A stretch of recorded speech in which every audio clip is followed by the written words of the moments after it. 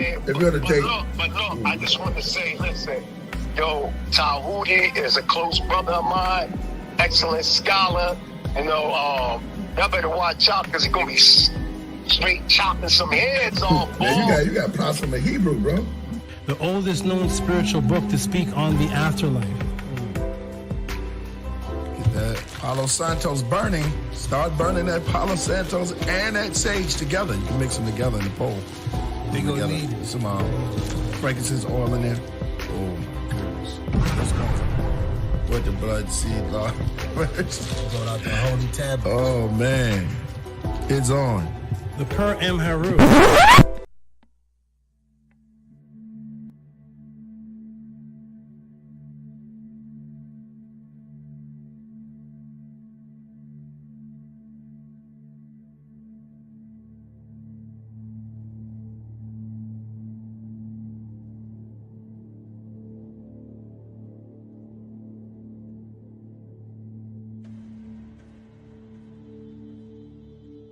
Coming to you live.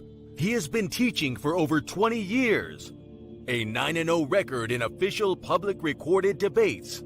You've heard many teachers out there before in the so-called conscious community, but none with the demeanor, calmness, and detail as Tehuti Amun-hotep Ra on such topics as breaking out of the matrix, truth on religious origins, underground conspiracies, secret societies, mental, physical, and spiritual health, the Anunnaki, the Neteru, Kemet and the origins of Mad, meanings and symbolisms of Meduneter, the only one who will stand in front of question of this wide range of subject matters, answer, question, and debate.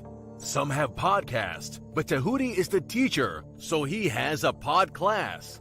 Subscribe to the channel for updates, classes, and much more. Join the chat, call in, participate live. Get your notepads ready. Welcome to the Tehuti Podclass. Open your mind.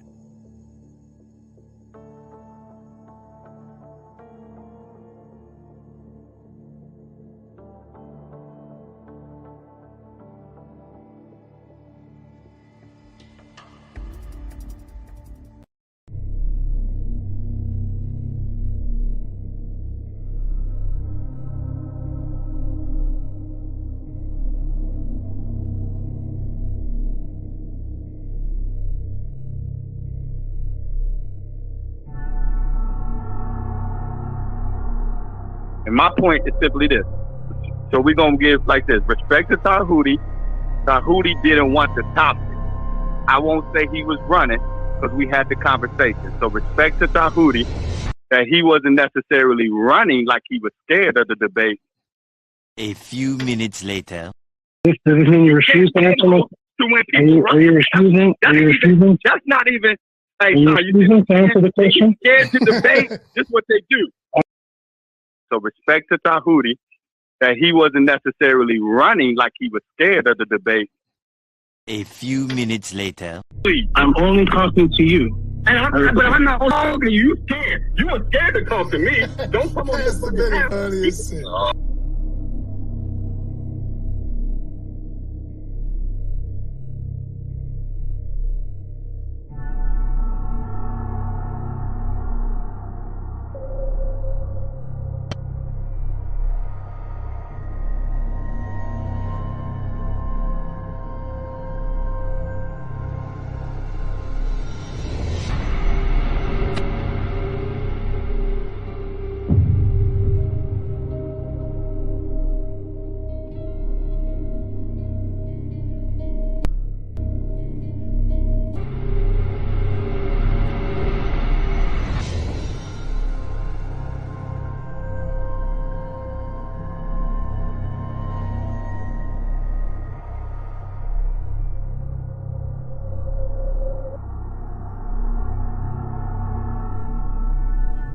So he is God, the most high God.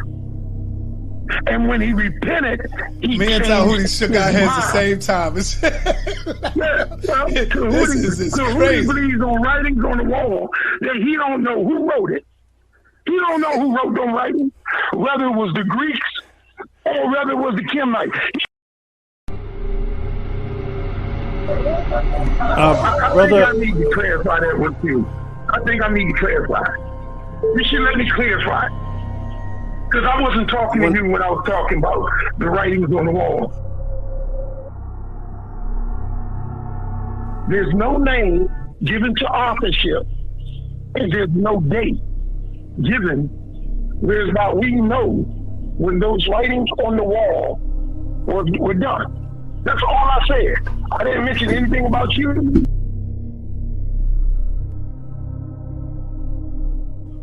So he is God, the most high God. And when he repented, he Me and Tehuti shook our heads the same time. Tehuti believes on writings on the wall that he don't know who wrote it. He don't know who wrote them writings, whether it was the Greeks or whether it was the Kemites.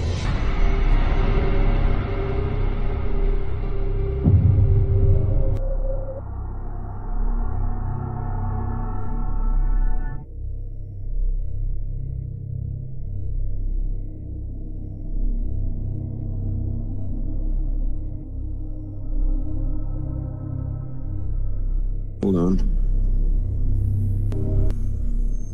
Okay.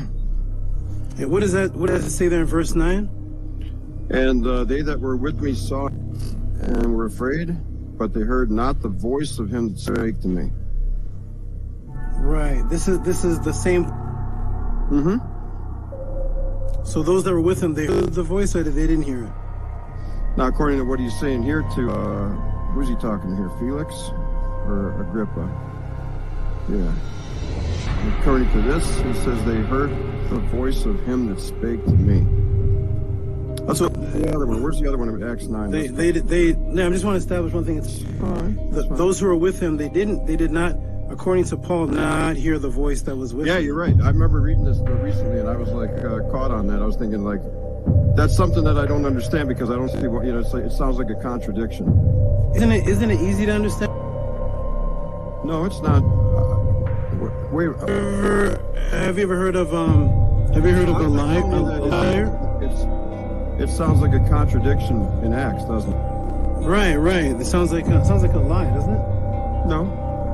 When something is said and something is said the opposite, both things be true at the same time? If something is said the opposite of something, can they both say at the same time? Yeah, can I be 6'4" and at the same time be 5'11" at the exact same time? You to pick which one is the truth. You can try to make me look like a dummy, and maybe I am. That attitude. I just wanted to know which one. I still honor God above man, and I don't put my trust in man. Okay, I just wanted to know which one was the truth. I want to tell my son which one is the truth. I mean, that's fine. I've been up against the wall before. I know what it feels like. It's all right. It feels strange, right? Swimming up, no, it just makes you stronger. Do you feel stronger right now?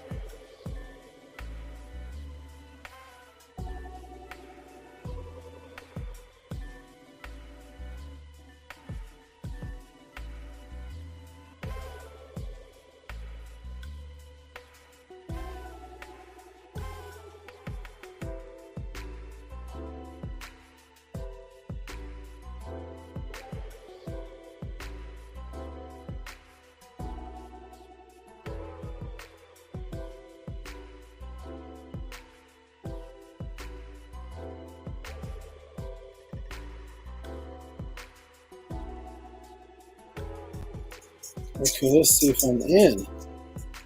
Greetings and peace, everyone. Let's see. Let's do a mic check to see if I'm in here. Amazing.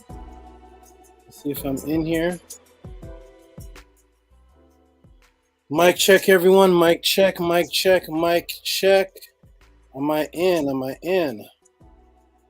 Let's do a mic check and make sure that I am in here.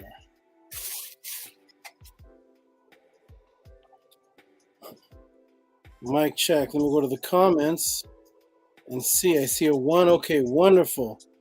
Mic check. Greetings, everyone. Greetings, peace, and blessings. Let's fix this here. Okay, we see everybody here. This is amazing. This is awesome.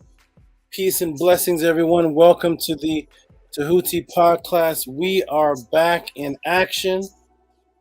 We are clear. We are good. My name is Tehuti Amenhotep Ra, here at your service. Let me introduce the team.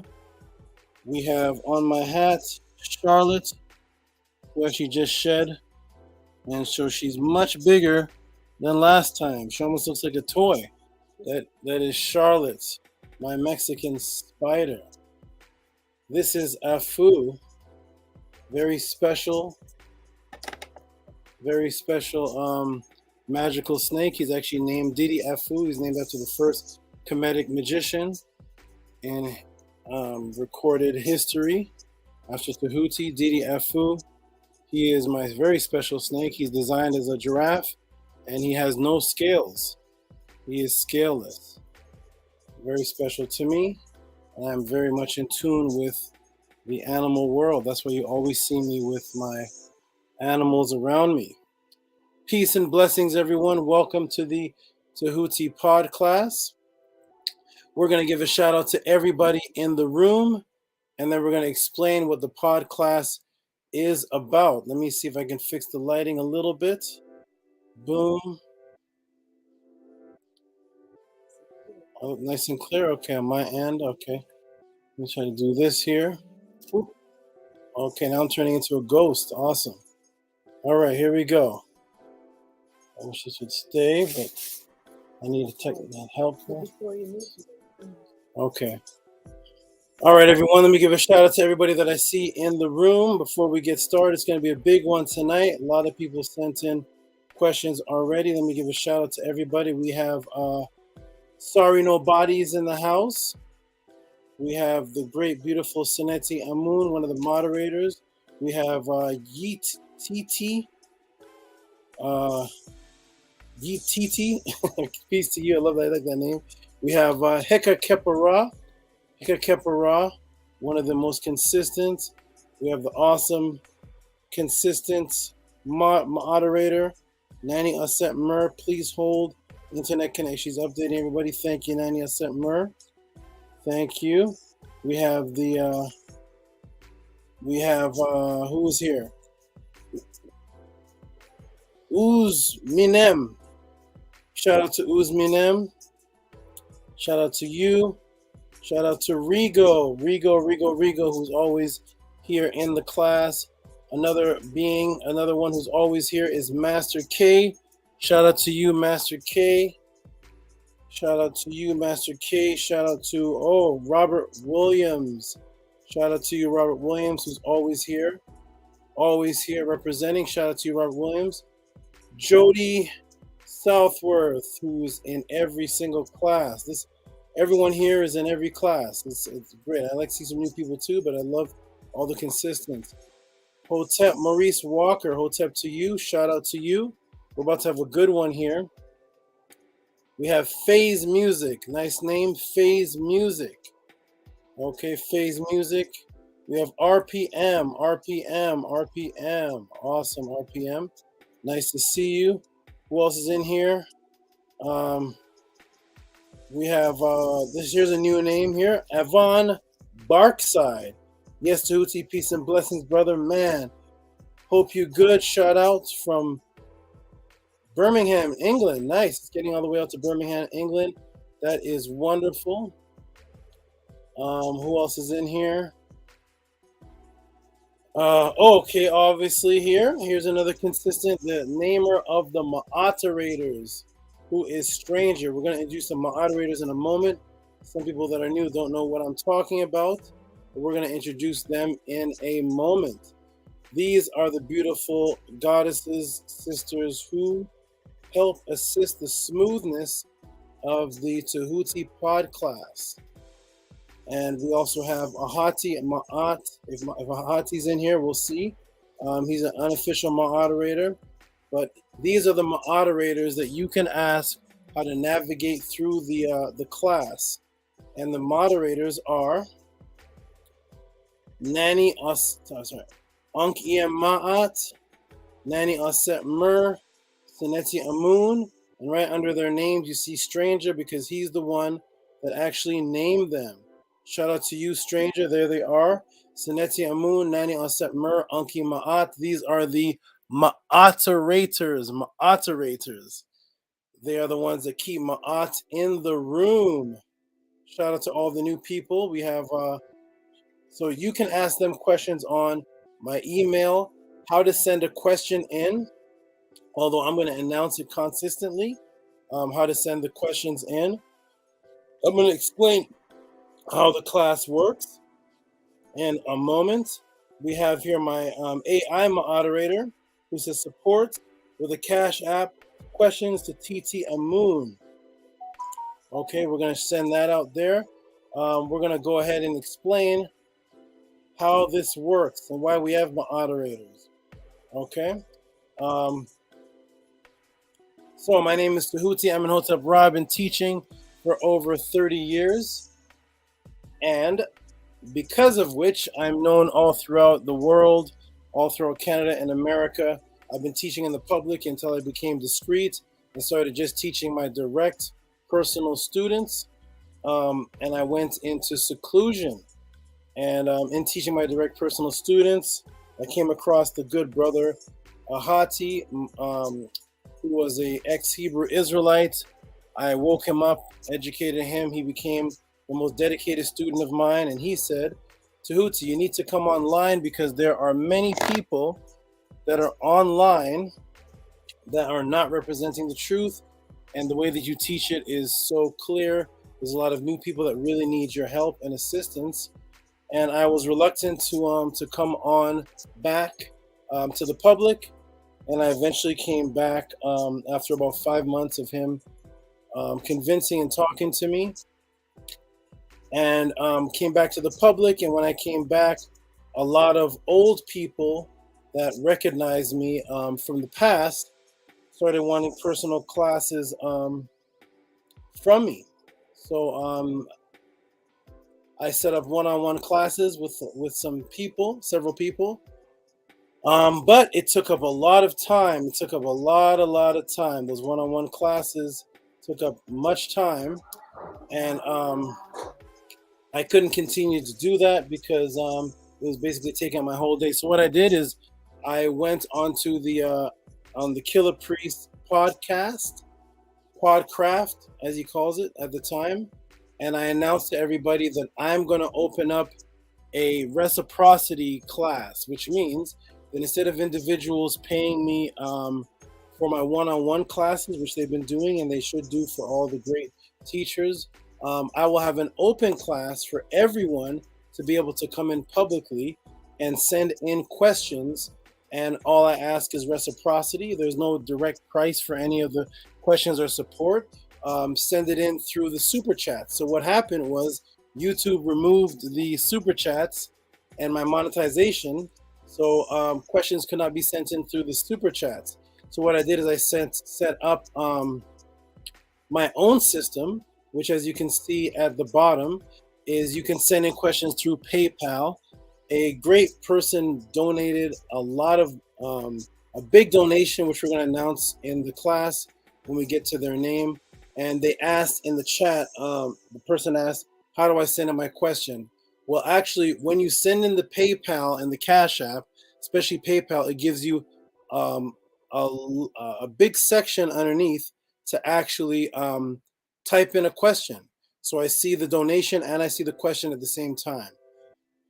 Some people put their question in the chat. Don't do that because I don't get to see it. I had one brother, Cash Pete, and some other people that I couldn't get to see their questions because it just goes. It's in the chat. I don't get to see that. I get to see the questions that are in the actual PayPal and in the Cash App. So send that in, and that's how you support the Tehuti Podclass. You can also just send in support and donations. And the way that it looks and the way that it will show up on the screen, I will actually show you. So, for example, here is this was Melvin Brown, who sent in $25 for my books. And over here is an example of Brian Wallace, who said, "What is the importance of philology?" So he sent in the Cash App. It shows on the screen the amount of the Cash App, and then also it shows the question. So therefore, it's smooth. I get to see the notification, the Cash App, and the question, and the PayPal all at the same time. So therefore, I can immediately go into answering the question live. Most of the questions that come in with this system that I set up, it's very challenging because the questions are live. They're live. You send them in as I'm talking. So that's where it becomes very challenging. Who's this one here? Here's okay. I'm trying to find a PayPal, how the PayPal one looks. Don't see a PayPal here right now, but what's this one? This one is Best Channel on YouTube Anonymous. Well, that's how it pops up. Whether you send it PayPal or Cash App, it pops up like that. I do not see questions that are in the chat room. I do not. Even if I do, I can't get to them because I can barely get to the questions that are in my notifications. So it's reciprocity, and I'm allowing everybody to come in. Of course, there will be people that will sit in the chat for free, and no problem for that. I didn't do a Patreon. But I set this up because I just expect reciprocity. Okay, so that is how you ask the questions, and then I get the questions, and then I answer them. Where's the spider going? She's on the top of the hat. So when you send them in, I get them, and then boom, it pops up on the screen like this. So for example, here is Arthur Richardson, who asked about alchemy, and he sent in $27, asked about alchemy, and boom, you guys saw how awesome that answer was. And that is how we do, that is how I do things here at the Tehuti Podclass. There is no disrespect taking place in the Tehuti Podclass. There is no name calling. There is no ad hominem. This is the first ever class on YouTube where people can come in from all over the world, ask questions of different faiths, different denominations, students of mine, non-students, people that are for me, against me, and you will never be insulted. Your questions will be answered. Everything will be calm, smooth. There'll be no yelling from me, no name calling. And it's hard to have a chat like that. It's hard to have a YouTube channel like that because it doesn't attract drama. So I know I don't get all the 40,000, 50,000 views like some of the other brothers on YouTube that are showing themselves in their house fighting with their women, or screaming at the other person about the wife did this and this person did this and who did that. And we don't do that over here. We follow Ma'at over here. So it's very difficult to maintain large viewership like that because it's strictly information. We follow Ma'at. Speaking of which, I'm going to open up with the affirmation that goes as such. Let me take this off the screen. And here is our affirmation. Anki em ma'at un ms nin tet aset em mayat min hepapet em mayat her en hu kiwi her ikut. I live for Ma'at. I exist within her. I do not speak in the place of Ma'at. Every day I advance towards Ma'at. My being is stronger than darkness. I come forth as conscious light. That is the affirmation that I do here with my family, that I'm sharing with the people in the Podclass, my students, and those who want to learn, because I am a follower and a teacher of Ma'at. I am a Saba, which just means a doorway. I'm a doorway to answer questions, to lead someone to the next realm or the next room or wherever you want to go through that door. So peace and love to everybody. We're about to start an awesome class. We got Information Age in here. Information Age says greetings, family. We got a lot of people in here. Some people that are new. I believe I know Information Age if it's the same sister that runs some of the debates, who asked me to be a judge. If that's her, shout out to you. Sister, peace and love. Kenneth Will says, let's get it in. Awesome, awesome. Daniel Setmer says, this is drama-free chat. Thank you for keeping it respectful. Awesome. And let us get started, everybody. Let's see how we're going to get. We got Chosen Power in the room. Shout out to Chosen Power. I like that name. That is awesome. And here's how we answer questions on the Tehuti Podclass. We are about to get started. We got, here's Corn Conjurer. Like that name, Corn Conjurer. What's the subject matter this evening? Corn Conjurer, if you've been in the room before, the subject matter is the hardest subject matter on the planet. The hardest subject matter on YouTube. The toughest subject matter that you will ever see. Guess what the subject matter is? It's whatever anybody in the room asks. Imagine going to any other YouTube channel and the subject matter is literally the questions that people send to the teacher, and he has to answer the questions right there. That is the subject matter. You all are my subject matter. I actually never get to choose. I never get to pre-prepare what I'm going to teach you all. You all send in the questions to the Cash App, to the PayPal. I go on my Gmail notification. I see the questions, and boom, I got to answer them. Some people send in a question right before the class, live in the class to help support, and boom, I have to answer it right there. The toughest subject matter in the world is I don't know the subject matter. Imagine that. I'm the teacher here. I have no idea what the subject matter is. I'm just standing live in front of you, and you're going to see me answer the questions as thoroughly as if I prepared for a debate for 3 weeks. That is how I'm teaching my students to be. So thank you for asking, what is the subject matter? The subject matter is whatever I see when I come out to click right now and see on the on my Gmail and see what's going on, what the subject matter is. So let's get to it, everybody. It's about to get Robert Reyes, the most dedicated person that I had in the Killer Priest podcast. He was in there and just always showing me respect and always for my art. Shout out to you, Robert Reyes. We have kinetic energy. I don't know if this is kinetic energy. This is the kinetic energy. Okay, kinetic energy. Shout out kinetic energy. Shout out in peace who says the element of surprise. That is right. I don't know what is gonna happen right here. Pen and pad ready. Is your pen and pad ready? Revolution Ka. And then we got this Yeet Yeet. I'm not sure if you're male or female, but whatever you may be, Yeet Yeet. Thank you. You says Tehuti has the most thorough answers I've ever seen. Let's see if that's true. Let's see if the new people believe that is true. That is kinetic energy. All this time, I did not know the name rhymes. The kinetic energy.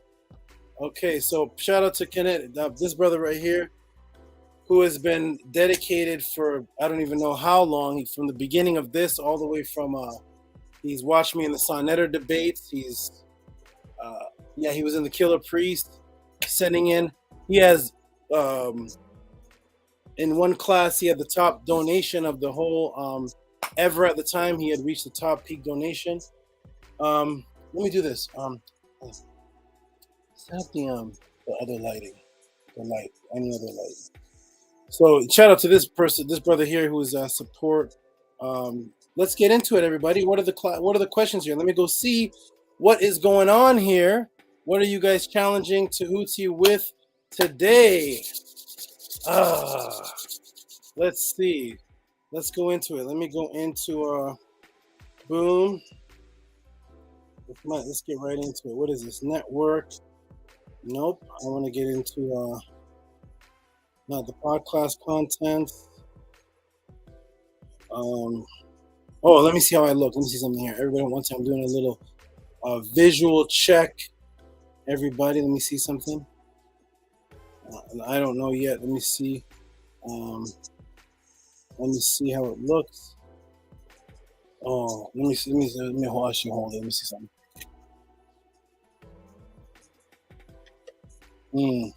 So interesting how it works because I don't want it.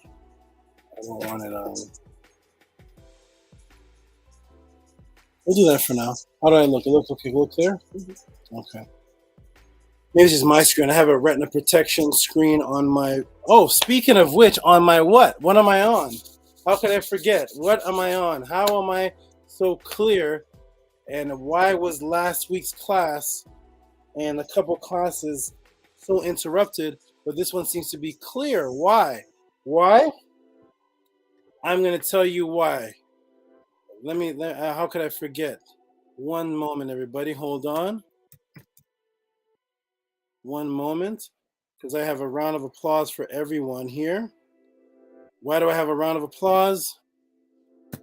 Because thanks to everybody in the Tehuti Podclass, I am now on my new MacBook. Thank you, everybody. Thank you all. I am on my new MacBook. Thank you for all those who donated, all those who supported. My computer was going wacko. I think it was overpowered with either a virus. I'm not sure what it had. But thank you, everybody who supported. I am on a fresh, nice MacBook, so I can come clear to everybody. It is a little strange, different from the Dell and the Windows and the HP. I'm getting used to it, but I want to thank everybody, especially people like Kamit, donate over $100. People like Boz, Black Alucard. I can't even name everybody. Everybody who supported AJ Mogul. People who are sending me donations outside of the podcast to help out. The anonymous ones, you know who you are. Beautiful sister, and the other people, you know who you are. You're sending me. You want to be anonymous for here, but behind the scenes, you do tell me who you are, and you have supported.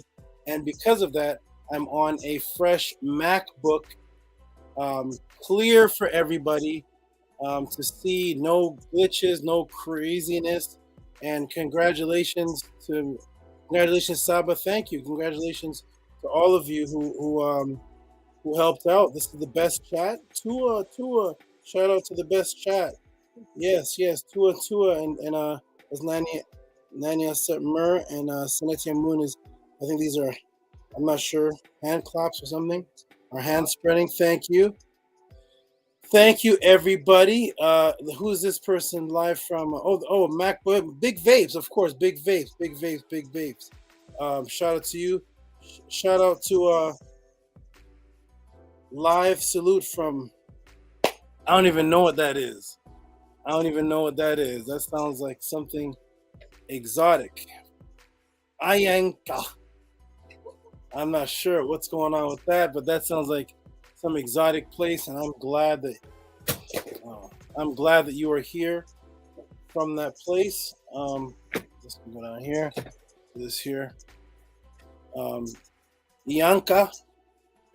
Shout out. Live from Ianka. Okay, shout out to you. Wow, everything. Grab that for me, please. The mouse. Shout out to you. You are awesome. The mouse. Shout out to you. You are awesome. Peace and love and blessings. All the way from Ianka. Okay, we're about to get started here, everybody. I think. Yeah, it's downstairs there. Thank you. Okay. All right, here we go. Let's go. Let's get it started. All the way from Trinidad, I believe, is Maribontos, Love and Light, Tehuti and family. Okay, let's get started, everybody. It's shout out to you guys for helping get the MacBook on deck. It's awesome. Appreciate it. Let me grab some 1 second, everybody. Hold on. Oh, let's get started. It's gonna be a good one.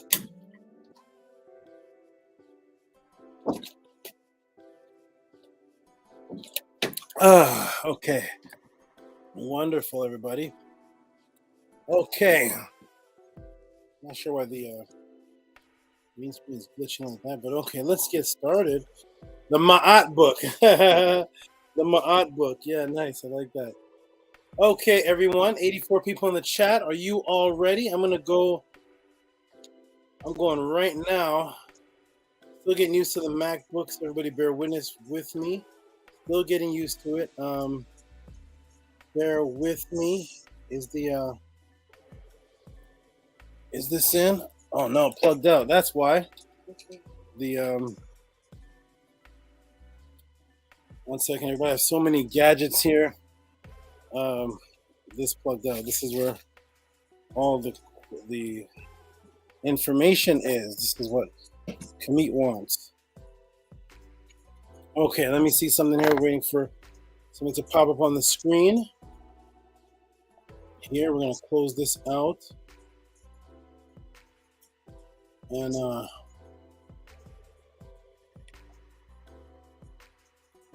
gonna close that out and let us see.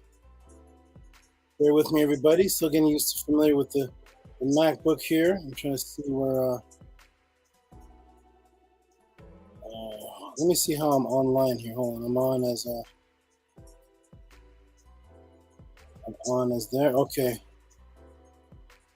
I'm using my phone here. Cancel. Okay, everybody, I'm just waiting for this to pop up on the screen here. That's the only thing about the MacBook that's a little strange is the length of time it takes for the hard drive to pop up. Bear with me, everybody. Move all that to trash. Where is the very interesting? Okay, we're just waiting. I got it. That's where I save everything, and the questions are there too. So for the ones that were just recently sent as the class began. Okay, so let me see. Is Ahati in the room? Ahati, are you in the room, my brother? Is Ahati in the room?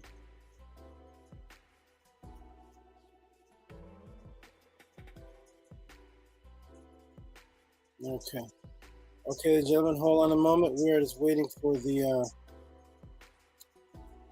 Let's see here. It's the only strange thing about the MacBook. Maybe it's this particular MacBook, but it seems to take a while for the hard drive to pop up. Let's see here.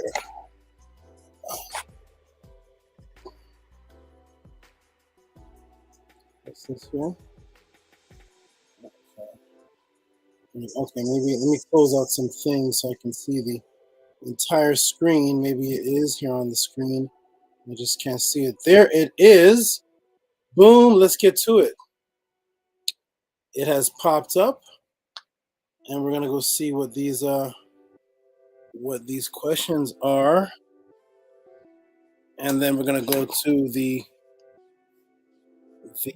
my Gmail to see what the most recent ones that were sent as I was actually just talking now are. So let me go ahead and do this. I'm gonna put in a pod.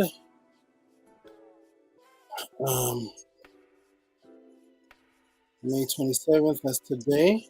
Okay, yes, because we have one from a week from that was ending. It was ending, and it was sent in, and I couldn't answer it because of the computer glitches. Let's see.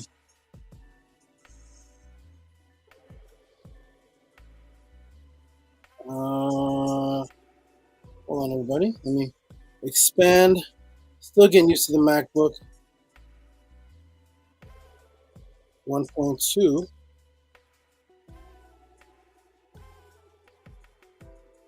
One.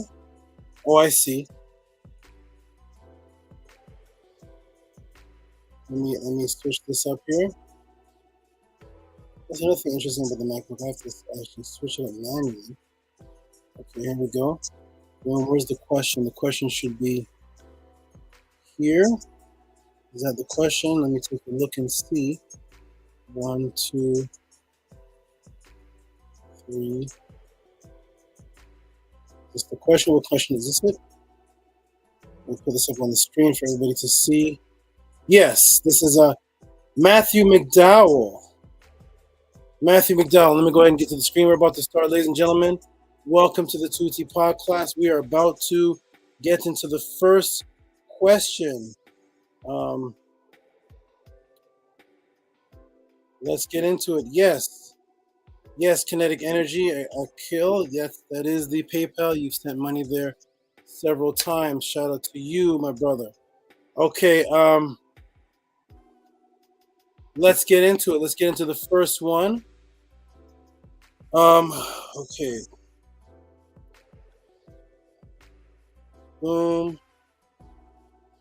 Let me get into it. So here's how it works, everybody. I'm gonna go ahead and go here. Interesting how this works. Let's see. Let me tap in May.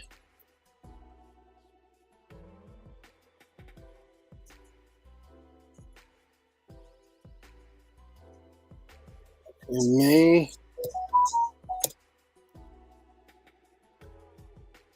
No, I'm just going to screen share it. I'm just going to screen share it because I don't have time to figure out this new MacBook that I just got. I'm just going to go ahead and screen share it. So I'm going to cancel that. And I'm going to go ahead and screen share it. One moment, everybody. Okay, let me go ahead and screen share the first question, which should be right here. Boom. Screen share. And boom. Would like to record. What is this? Let's see if it's entire screen. Chrome has permission to fix. Oh, what is this now? What is all this now? Strangeness. Chrome has lost permission to fix your screen. Unlock this screen by selecting lock the left corner. Oh boy, man. Sorry, buddy. Hold on. I don't know what's going on here. This is Chrome has lost permission to capture your screen. How did you lose permission to screen share? There's too many. Check Google Chrome if already checked. Uncheck, then recheck.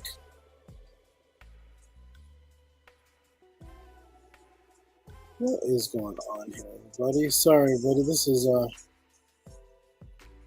telling me I've lost permission to share the screen. How do you lose permission?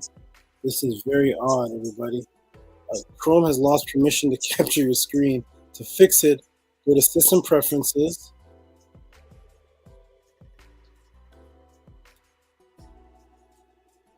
Unlock the screen by selecting the lock on the bottom left corner. Okay, hold on, everybody. Let me see this. Very, very strange. This is System Preferences, okay.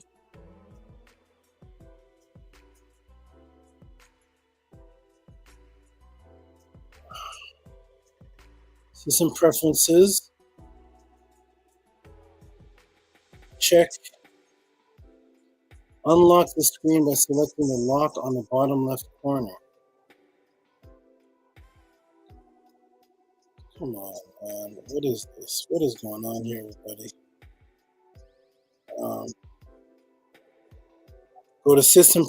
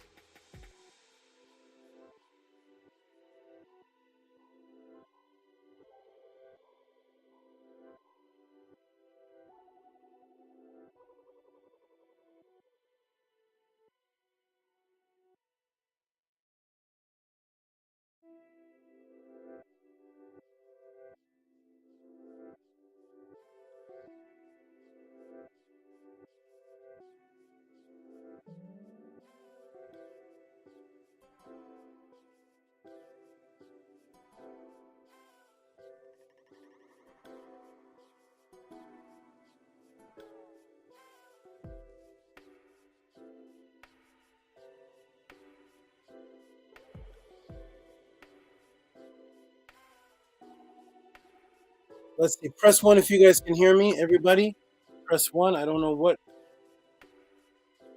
just happened there. Let me try to screen share. Press 1 if you can hear me first. Let me see. Press 1. If you can hear me, press 1. Mic check. You can hear me? Okay.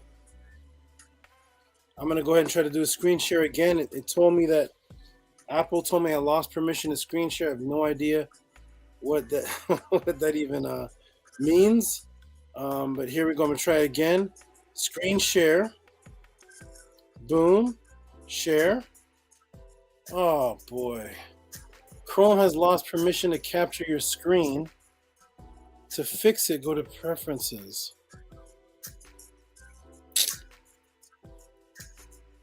Always something, right? Strange stuff going on. System Preferences. It says leave. Leave this site. Everybody home. Okay. Call AD. How do I lose permission to fix it? Go to System Preferences. Unlock this screen by selecting the lock on the bottom left corner. Check Google Chrome. If already checked, uncheck, then recheck. There is a known Chrome issue that requires this. Restart Chrome. Hold on, everybody. I don't know, man. Let me see. Okay. System Preferences. Here I am. Google Chrome. Okay, I want to check. Allow apps below to record contents of your screen. Yeah. I'm checking and nothing's happening. Oh, boy. This is very... Click to unlock. Okay, click. Here we go. I think I'm getting somewhere. Unlock. I heard something. Okay. Click. Google Chrome will not be able to record contents of your screen until it is quit. You can choose quit Google Chrome now or do it later. Hold on, everybody. I may come in and out. Quit and hold on.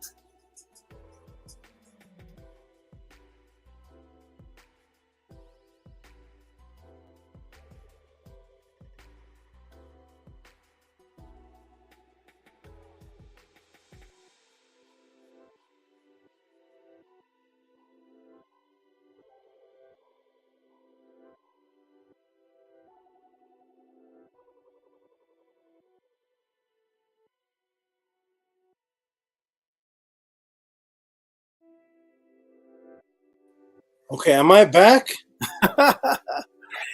Am I back? Press 1 if you can hear me and see me. Press 1 if you can hear me and see me.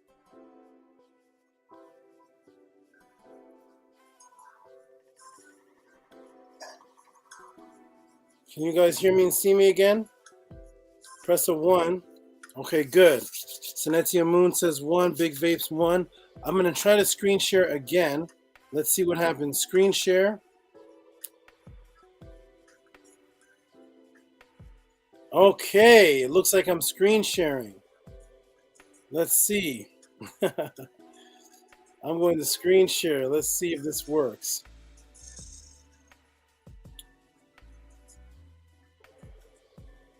Okay, here we go.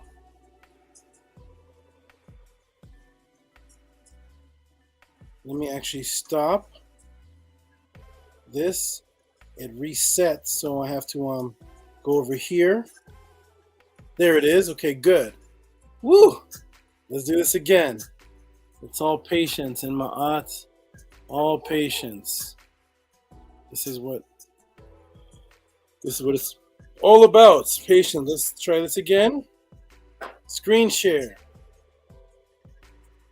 Screen share. Entire screen. Share. And let's see if I'm going to put a hide. Okay, I'm going to put here we go. Can you all see the screen? Can you all see the screen where it says Matthew McDowell? Matthew McDowell. I'm going to go ahead and check the room again to make sure you all see that before I continue.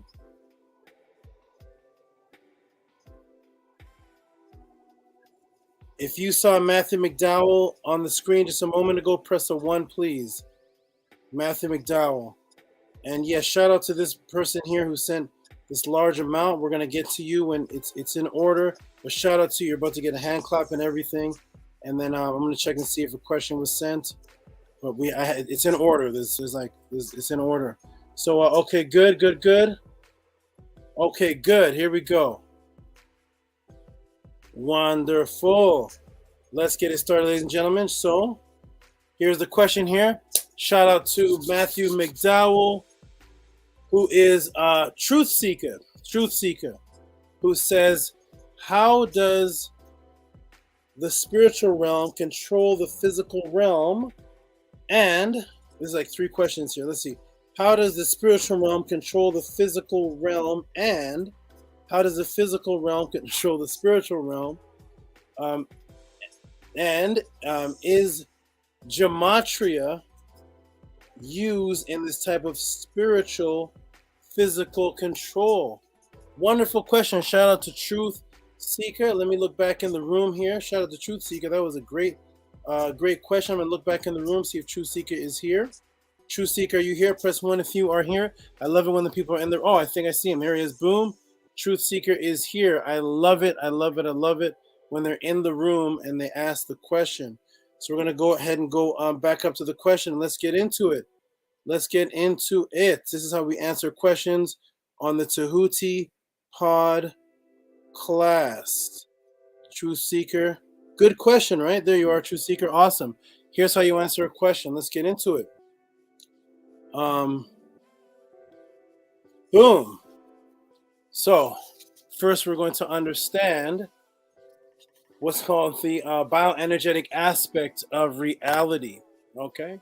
So the bioenergetic aspect of the human etheric body is the underlying supporting bioenergetic mechanism and active living template for the bodily intelligence and all biological life processes. It works in line with the biological function of the physical body and exists as an exact bioenergetic counterpart that is firmly enmeshed within the living physical body. Let's see that. Oh, it does expand. Nice. Okay, good. Let's see if it so it does expand and it does shrink. Okay, wonderful. Can I shrink though? Okay. Oh, okay. Let me go up here and shrink it down. Go up here. Okay. That's good.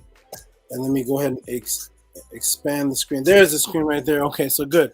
So let's understand the first people to ever discuss the connection between what they're calling the spiritual world, which we're going to get into, because that's actually the wrong terminology. But we're going to get into that. But here's the first writings of it. Here's the first people that acknowledge this.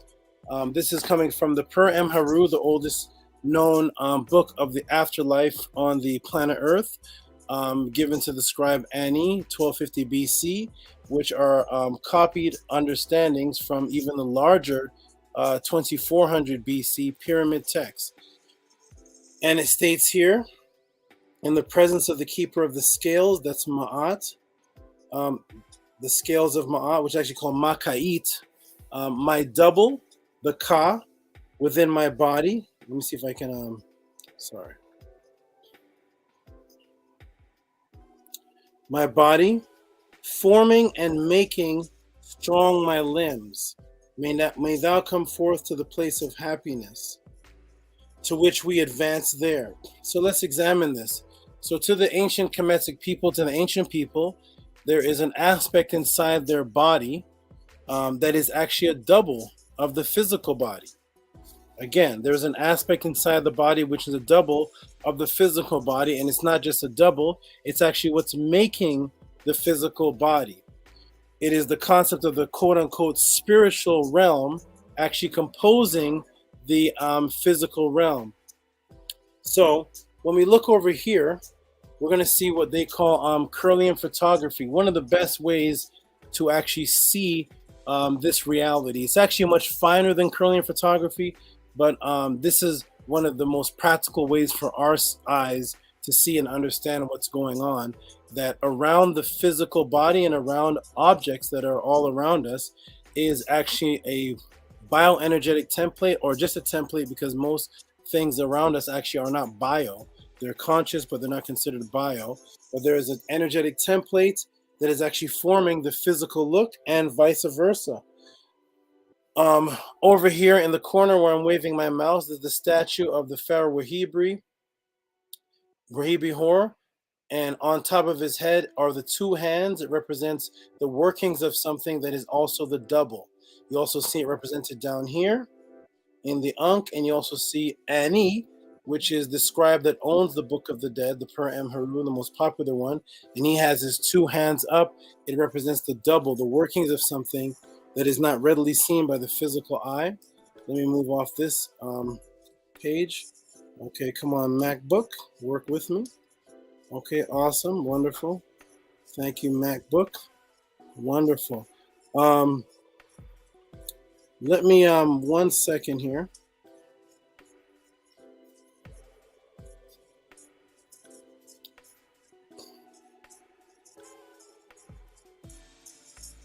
Oops, sorry everybody, hold on. One moment, let me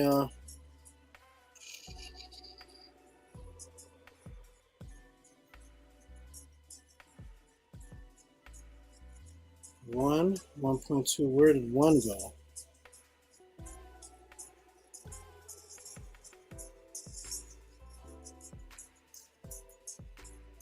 One moment, everybody, I'm actually looking for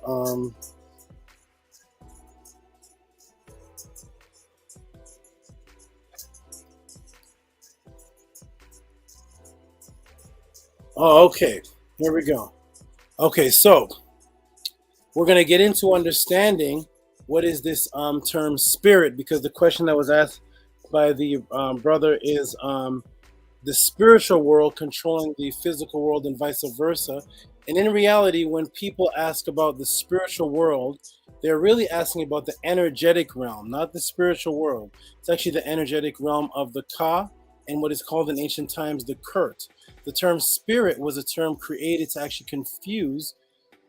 It's a word that is just describing breathing. Let's break this matrix and examine the truth. I'm going to expand this and see if I can actually move this over. That may be the challenge. 1 second.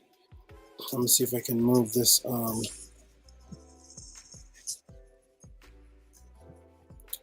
It's not allowing me to move it over. Very interesting. Nope, that's not what I want. Let me shrink it back down. Oh, I know. Here we go. I got it. It's actually manual. I'm used to the to the touch screen. It is manual. Here we go. I got it right here. So here we're gonna look at the word spirit. We can understand what spirit is. Spirit is just breathing. So spirit was a term. Nice.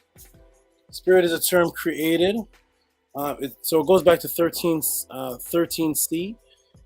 Time period, animating the vital principle man, animals, spirit, soul. So we have spirit and soul, the same thing here in the dictionary. From Latin spiritus, which is breathing, respiration, and wind, breath of God, hence inspiration, breath of life, disposition, character, high spirit, vigor, courage, pride, from sparer, to breathe or to blow. Okay, so we see that spirit in actuality was a concept that originally was just breathing, but then when Christianity came in and they stole the concept of the offset wings, they made it the breath of God or the breath of life, and then that became the energetic body, which is what people actually mean to say, not the spirit body, not spiritual. Spiritual literally is just breathing. That's all that it means. People came later and started adding new concepts to the word definition.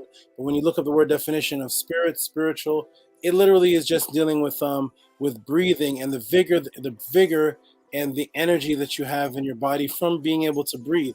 But when you go to energy now is something a little bit different. Energy is a force of expression. It's active working.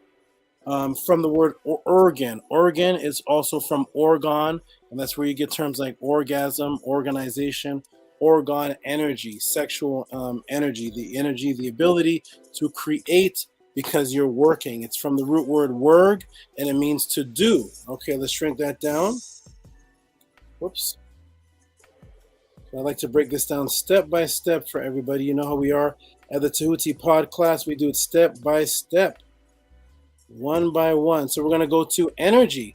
Energy, in physics, energy is the quantitative property that must be transferred to an object in order to perform work on or to heat the object. Energy is conserved quantity. The law of conservation of energy states that energy can be converted in form but not created or destroyed. SI unit of energy, Joule, which is energy transferred to an object by the work of moving it at a distance. So let's go back to the beginning. Energy is the quantitative property that must be transferred to an object in order to perform work on. So you're dealing with something that is transferred to a physical object, and then that physical object begins to work. That means that nothing is working without this invisible force called energy. But this is what we're talking about in ancient times. It was called the ka. Ka developed into the ancient Asian word chi and ki, which also when you look up chi and ki as in Tai Chi, you look it up, it is energy. So we're dealing with the energetic body and the energy, which is the unseen force that is moving the physical realm. Let's shrink this down, and we're going to expand over here.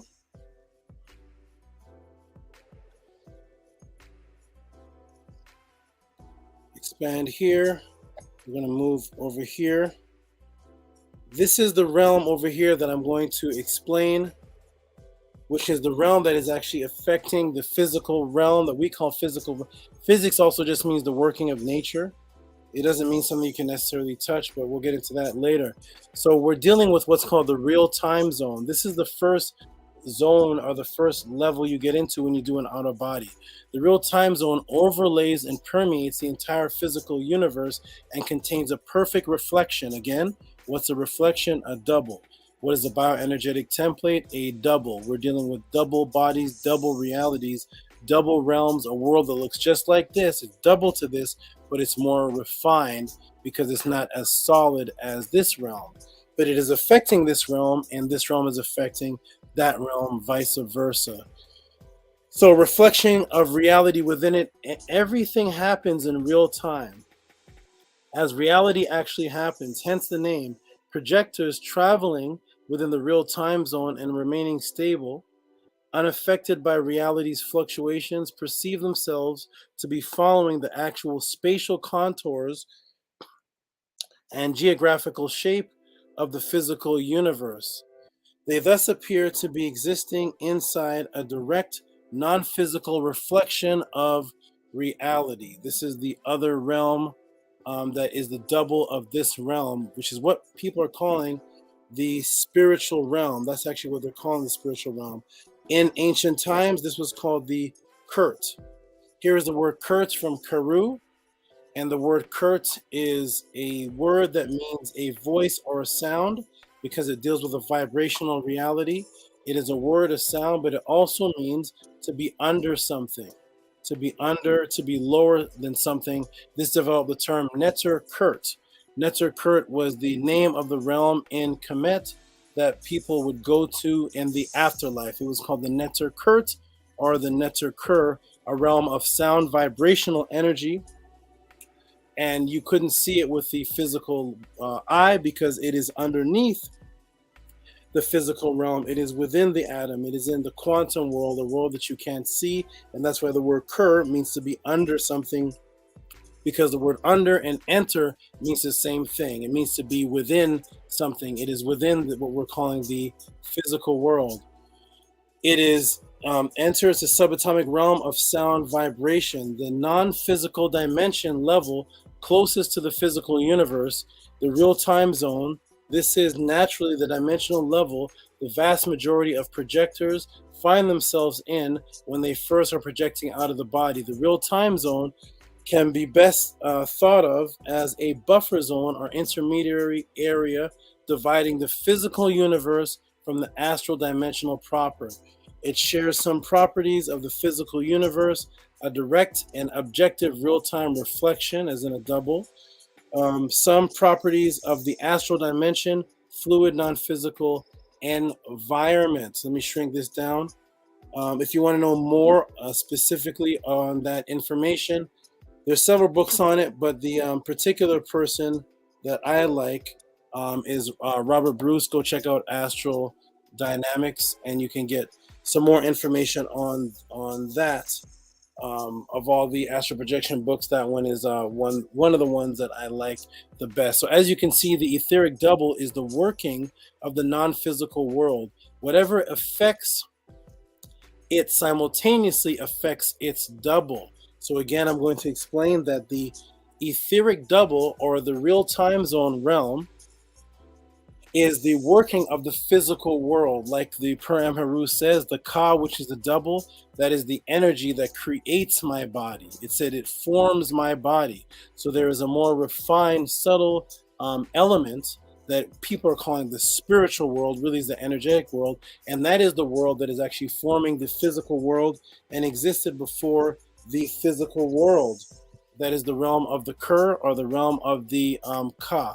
I'm going to shrink this down so you all can see everything at the same time. And there it is right there. Okay, so that is the etheric, energetic, vibrational realm that is actually creating and affecting this physical world here. Okay, let me continue on. Oh, I see what happened here. I see what happened. One moment. Let me see something here.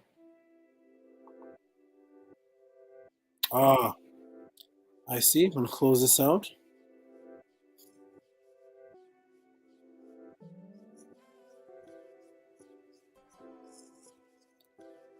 Okay. Let's see what happened here.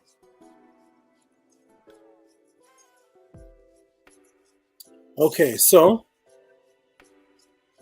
we're going to get into this, ladies and gentlemen. This is going to explain a lot. Let me go ahead and expand this. This is the magnetoencephalograph. The magnetoencephalograph is a function of neural imaging technique for mapping brain activity by recording brain fields produced by electrical currents occurring naturally in the brain. I'm sorry. naturally in the brain using very sensitive magnetometers, arrays, and squids. Squids are superconducting quantum unit interface devices, are currently the most common magnetometer, while the SURF spin exchange relaxation free magnetometer is being investigated for future machines. Applications for MEG include basic research into perceptual and cognitive brain processes, localizing regions affected by physical pathology before surgical removal, determining the function of the various parts of the brain, and neurofeedback. This can be applied in clinical setting to find locations of abnormality, as well as experimental setting to simply measure the brain activity, called the MEG. Let me go ahead and shrink that down. Okay, go ahead and shrink that down. Oops, sorry. Okay, so let me see here. Okay, so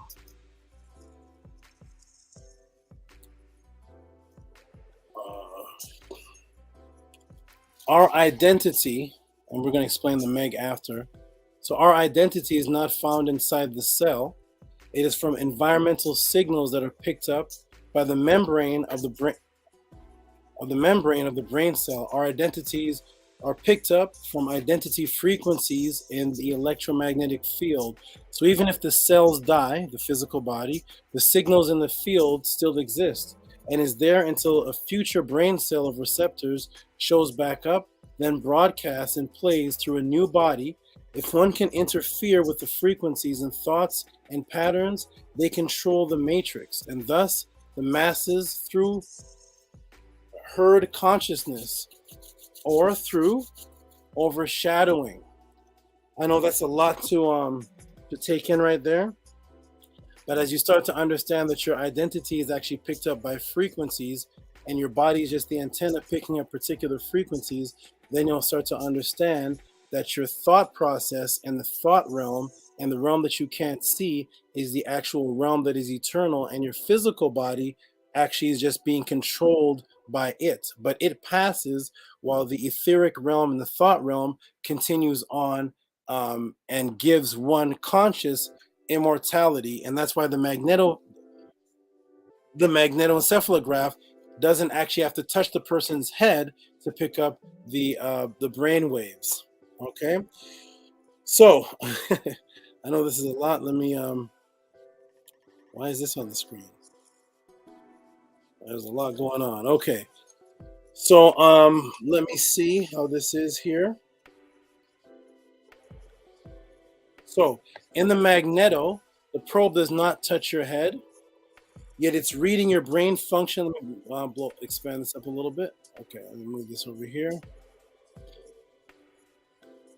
And I'll move this here. Boom. Move this here. And shrink it down a little bit. Okay, in the magneto, the probe does not touch your head, yet it's reading your brain functions. Thus, your thoughts are not contained. One second, everybody, hold on. One second, let me go back to the screen. It says that I'm off the screen. Let me go back. Can you all see me? Press a 3 if you can see me. Press a 3 if you can see me. I should be on the corner on the other side of the screen. Press a 3 if you can see me and hear me. Press a 3 if you can see me and hear me.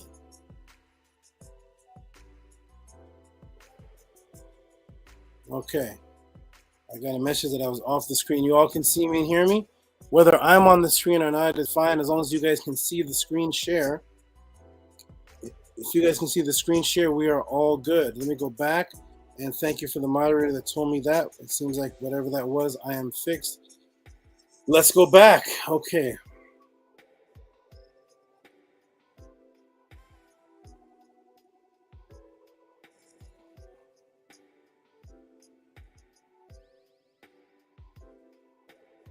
Okay. In the magneto, the probe does not touch your head. It is reading your brain function, thus your thoughts are not contained in your head. Your thoughts are broadcasted out into the field. Now, what is the Kemetic word for brain? So your thoughts are actually casted out into the field and they come back into the physical body, vice versa, which means each world is affecting each other, but it actually, the conscious world exists first before the physical realm. So that is what the magnetoencephalograph is showing you, that it's picking up brain vibrations without even having to touch the brain. Let's take a look at something over here.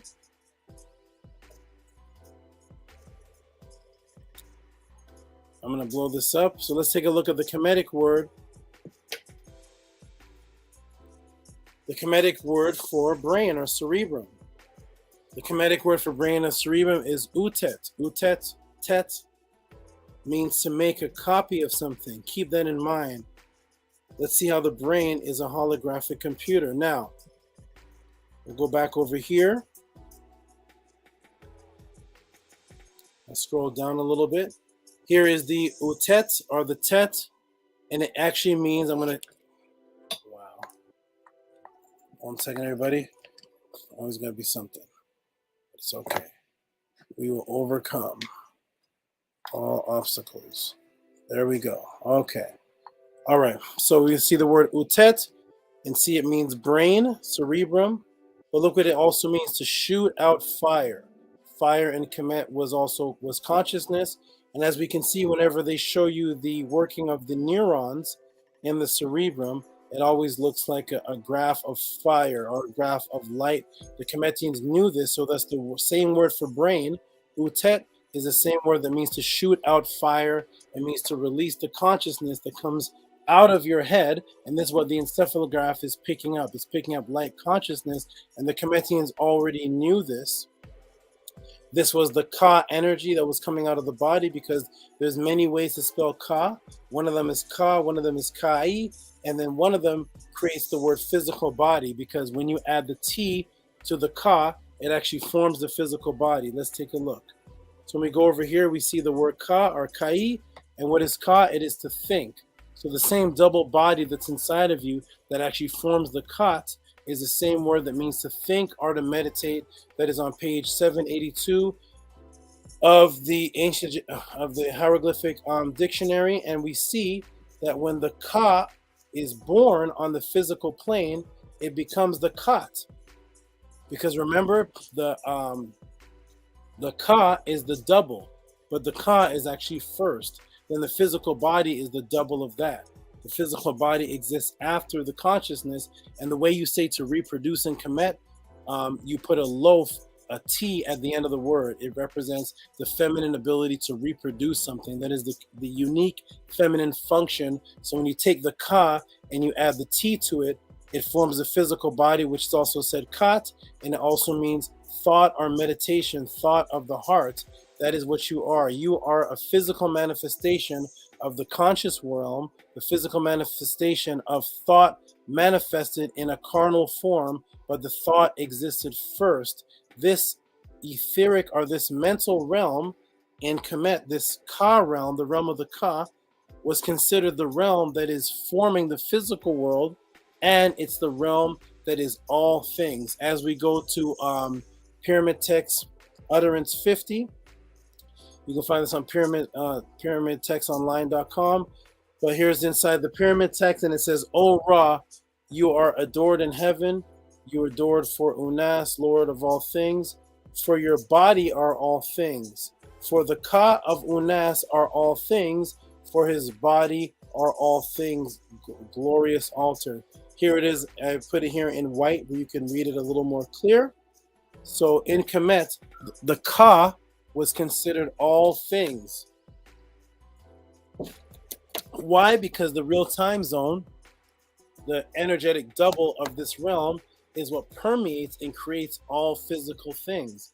All physical things are connected through the Ka or the Chi energy, which existed before things physically existed, which is why I showed the video earlier a couple weeks ago where they did a test with using Kirlian photography, and they were able to actually see through the Kirlian light your disease that you would get 6 months later would show up in the Ka world, in the realm of the Ka, realm of light, and then 6 months later the physical body would get the physical disease, which means that the conscious realm exists before the physical realm, and this is how people are able to predict or see future possibilities, because the Ka, or the Chi energy, permeates and affects the physical world or the physical realm.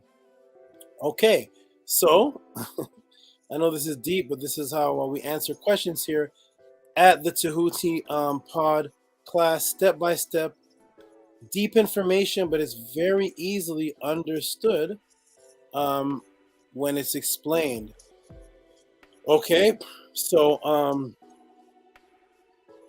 here is, let me see, the heart coming to being. Oh, sorry, we're going to go to, can this go down a little bit more? Let me see something here. Here it is. So here, I'm going to expand this. Plate 3, again, of the Purim Haru. I want to emphasize that the ancient people of Kemet, our ancient people, were talking about this thousands and thousands of years ago. See, the Ka, the double, the Ka, within my body, it kenemu, it forms. That's the kenemu. So the Ka, the etheric double within the body, is what's forming and strengthening the limbs. Do you all see that? This is what our ancient people were teaching. The Ka was first. This is why there's so much focus in the new Black conscious community for atheism. You see people out there pushing atheism. We don't believe in any spirituality. We don't believe in nothing. We don't teach anything, to get you away from this realm, from what our ancestors taught. That is the whole focus. I don't care if they're Black atheists now, white atheists. The whole focus of atheism and the non-belief system was to push you away from your immortality. Because the immortal realm, which is the realm of the Ka, which people are calling the spiritual realm, it's really the energetic double realm, is what's affecting the physical realm. So if they can get a bunch of Black people now to start pushing that the new Black consciousness is atheism, it makes you not want to study that realm, not want to study your ancestors, and thus you don't understand what's happening to you in the physical realm, while the powers that be control that world, affect that frequency world, and have a huge effect on you in the physical world, while you're running around talking about atheism, a word that can't be found in the Meta-Netter. What's the Meta-Netter word for atheist? But anyway, so your thought waves and consciousness is the transference of energy which forms all things, and is how the spiritual world affects the physical world, because it is actually what creates it. I'll read it again. Your thought waves and consciousness is the transference of energy which forms all things, and is how the spiritual world affects the physical world, because it actually, the so-called spiritual world, or the energetic world, that's creating the physical world. Okay. I love it. I love the information. So this now forms your new world through light frequency, which is why you're within a holographic universe. Right now, everything you see with your physical eyes are seen within red, yellow, blue, green, orange, purple, and violet. Just lights. Lights are what's creating everything that you think that you seek. So remember, energy is the quantitative property that must be transferred to an object in order to perform work on it. It has to have energy for something to move, for something to function. So when this world is created, when this new world is created that you're seeing in the physical world, your brain then interprets it, because your brain is a holographic computer. The brain is a holographic computer because the eyes serve as laser beams, electromagnetic energy serves as holographic laser lights, UV rays serve as sensory beams, optic nerves serve as sensory receptors, the visual light spectrum serves as an available colors to create the holographic canvas. And here is how you now create your reality. I'm going to scroll over here. So now what you're calling the physical reality that you think you're basing your life on, if you can't see it, you can't believe it. If you can't see it, you can't believe it. basing reality on that, understand that you don't see anything. You don't even see with your eyes. Your brain is a holographic computer. And the canvas and the visual cortex in the back of your head is how you actually see. You don't even see with your eyes, because on the back of your neck is your tool of vision called the visual cortex. That's one of my songs that I did like 10 years ago about the holographic computer in the brain. Okay, that's one of the rhymes I did. But I had tracks on this, or songs on this, years ago, breaking this down to people through rhyming. For those who didn't want to give the teaching, I said, well, you like hip hop, let's put it into in lyrics. And I would spit lyrics, breaking this down to get across to brothers on the streets. I use any means to get this energy across to people, but understand that your brain is a holographic computer. So what you think you're seeing in the physical world is your brain creating it on the canvas through sensory beam optic nerves and sensory beam receptors, visual light spectrum, red, yellow, blue, green, orange, purple, and violet, creates the picture in the back of your head. Here's where you see in the back of your head. You do have eyes in the back of your head. It's actually the visual cortex. And here are the signals that are sent in. And this is what creates what you think is your physical world. Signal travels along the optic nerves. Visual cortex sends signals to different areas of the brain. Signals travel back and forth to the person, back and forth, and the person perceives images of a bridge, for example. So what you think you're seeing, you're actually not seeing. Your eyes are actually your eyes are receiving it, and it's created. And that's why people sometimes see different realities, because this is a holographic reality. If you look through the eyes, watching National Geographic's video where they show you the eyes through a bee, the eyes of a snake, the eyes of a spider, the eyes of a fly, every creature is actually seeing this reality that we think is reality, completely different. When a bee looks at a flower, it does not see anything that you're seeing. Its reality is completely different, but that is its physical reality, because physical reality changes based on the vision of the species that looks at it, because all of it is being created from a world that is non-physical. The physical world that you think that you're seeing changes. How a monkey sees, how a cat sees, how a horse sees, how a fly sees, how a termite sees, how a cockroach sees, all completely different realities. So you cannot say what you see in your physical world is the absolute truth and reality, because a bumblebee will argue with you. A hummingbird will argue with you. It does not see it. So what you see is not reality. It's just a perception of your reality based on your genetic makeup as a so-called human being made on a canvas in the back of your mind, interpreting the spiritual world once it becomes more dense, because you can see through 7 colors of the visual light spectrum. Okay, let's go. I love it, ladies and gentlemen. We're going to keep going, though. This is how we do on the Tehuti Podclass. We're going to keep it going. Whoop, where'd it go? I'm getting used to this Apple computer here. Let's see where it went. Where'd you go? Where'd you go? Here we go. Boom. Let's go ahead and shrink this down. And let's see what else comes up here. Nope. Hold on, ladies and gentlemen. We are there's that screen again. And let's see where it went. I'm getting used to this, ladies and gentlemen. Here we go. It's not the Dell, so I'm getting used to this new thing here. Let's see. Oh, no, I don't want to rename it. Nope. Apple is incredibly technical. Let's see. Hold on, everybody, bear with me. I don't know where the screen went. Oh, I see what happened. Oh, wow, I see what happened. Hold on, ladies and gentlemen. I see what happened. My hard drive plugged out. My hard drive plugged out as we're here breaking it down. So let me see if I can get that back. One moment, everyone. How interesting it is. But that's okay. Here we go. Here's the hard drive. It plugged out. I don't know what moved it to plugged out, but plug it out. We're going to wait for it to come back in. That's why I couldn't see the screen. So until the hard drive comes back on, I'm going to come back to the screen. and see how everybody's taking this information. Take a couple second break while the hard drive pops back up on the screen. Okay, but we are breaking down the etheric world, the realm of the Ka, and how it actually affects what we call the physical world, ladies and gentlemen, the physical world. I hope you're getting it. Get your pens and pads out. This is how we answer questions here on the Tehuti Podclass. I say we because it's not just me. It's not just me. This information existed before I was born. Yes, I'm the one relaying the information to you, but it is a conglomeration of energy that is bringing this all together. Okay, thank you, everybody.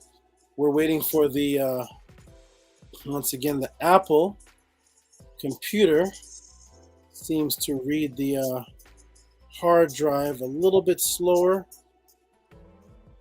And so we're waiting for it to pop up on the screen. And as soon as it does pop up on the screen, then we will continue back, because that is where I have the visual information.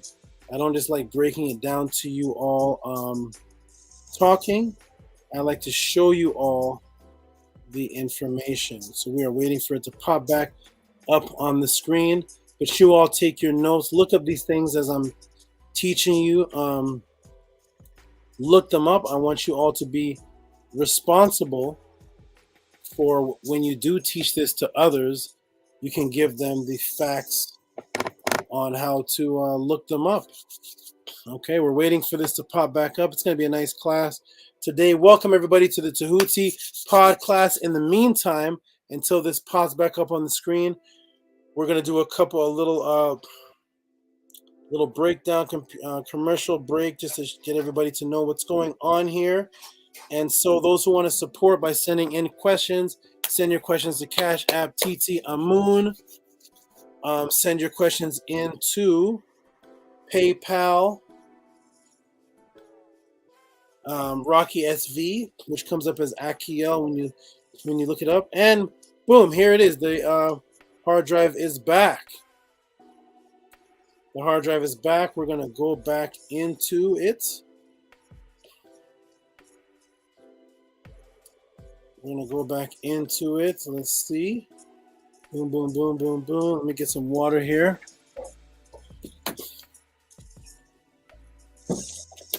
Truth Seeker, you are getting an overdose today. We're giving you a little overdose of information, but I love it. I love it. If you love it, I love it. Here we go.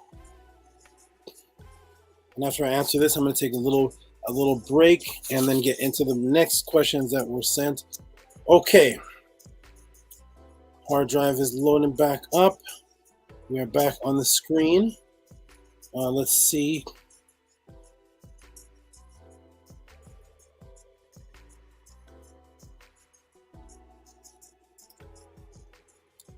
Let's pull up this. Okay, good. We're going to close that up.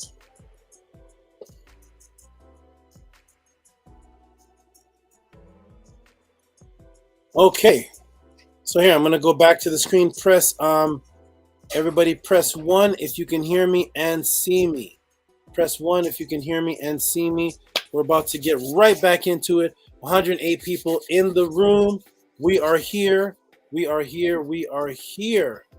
Press 1 if you can see me. Amun, Ma'at, Ra. That's an awesome name. Let me throw that name on the screen. That's a great name. Where'd it go? That name has disappeared. What just happened? I just saw a beautiful name on this. Oh, jumped up to the top. That's a great name. Awesome name right there. All right. Everybody can see me and hear me. True Seeker saying this is fire. But guess what, True Seeker? I'm not done with you yet. I'm not done with you yet. We are going to get, remember you asked, you sent in a nice chunk of money, and it was three questions that are going to intermingle and then get into the Gematria one, which everybody's going to go. Y'all are going to love it. Mic check, mic check. Mic sounds nice. Sent a Cash App a moment ago. Okay, True Seeker, so awesome. He's sending more money before I even answer the first question. That is awesome, wonderful, truth seeker. Okay. All right, let's get into it, truth seeker. I got more for you. We're gonna get into everybody, and this. I'm not sure if there's a brother or sister, but you're gonna get a round of applause. You are about to blow up the Podclass. I don't know what your question is, but I'm gonna tell you this. Let me tell you beforehand. Shout out to the Ask Ari. The Askari. I hope I'm saying that right.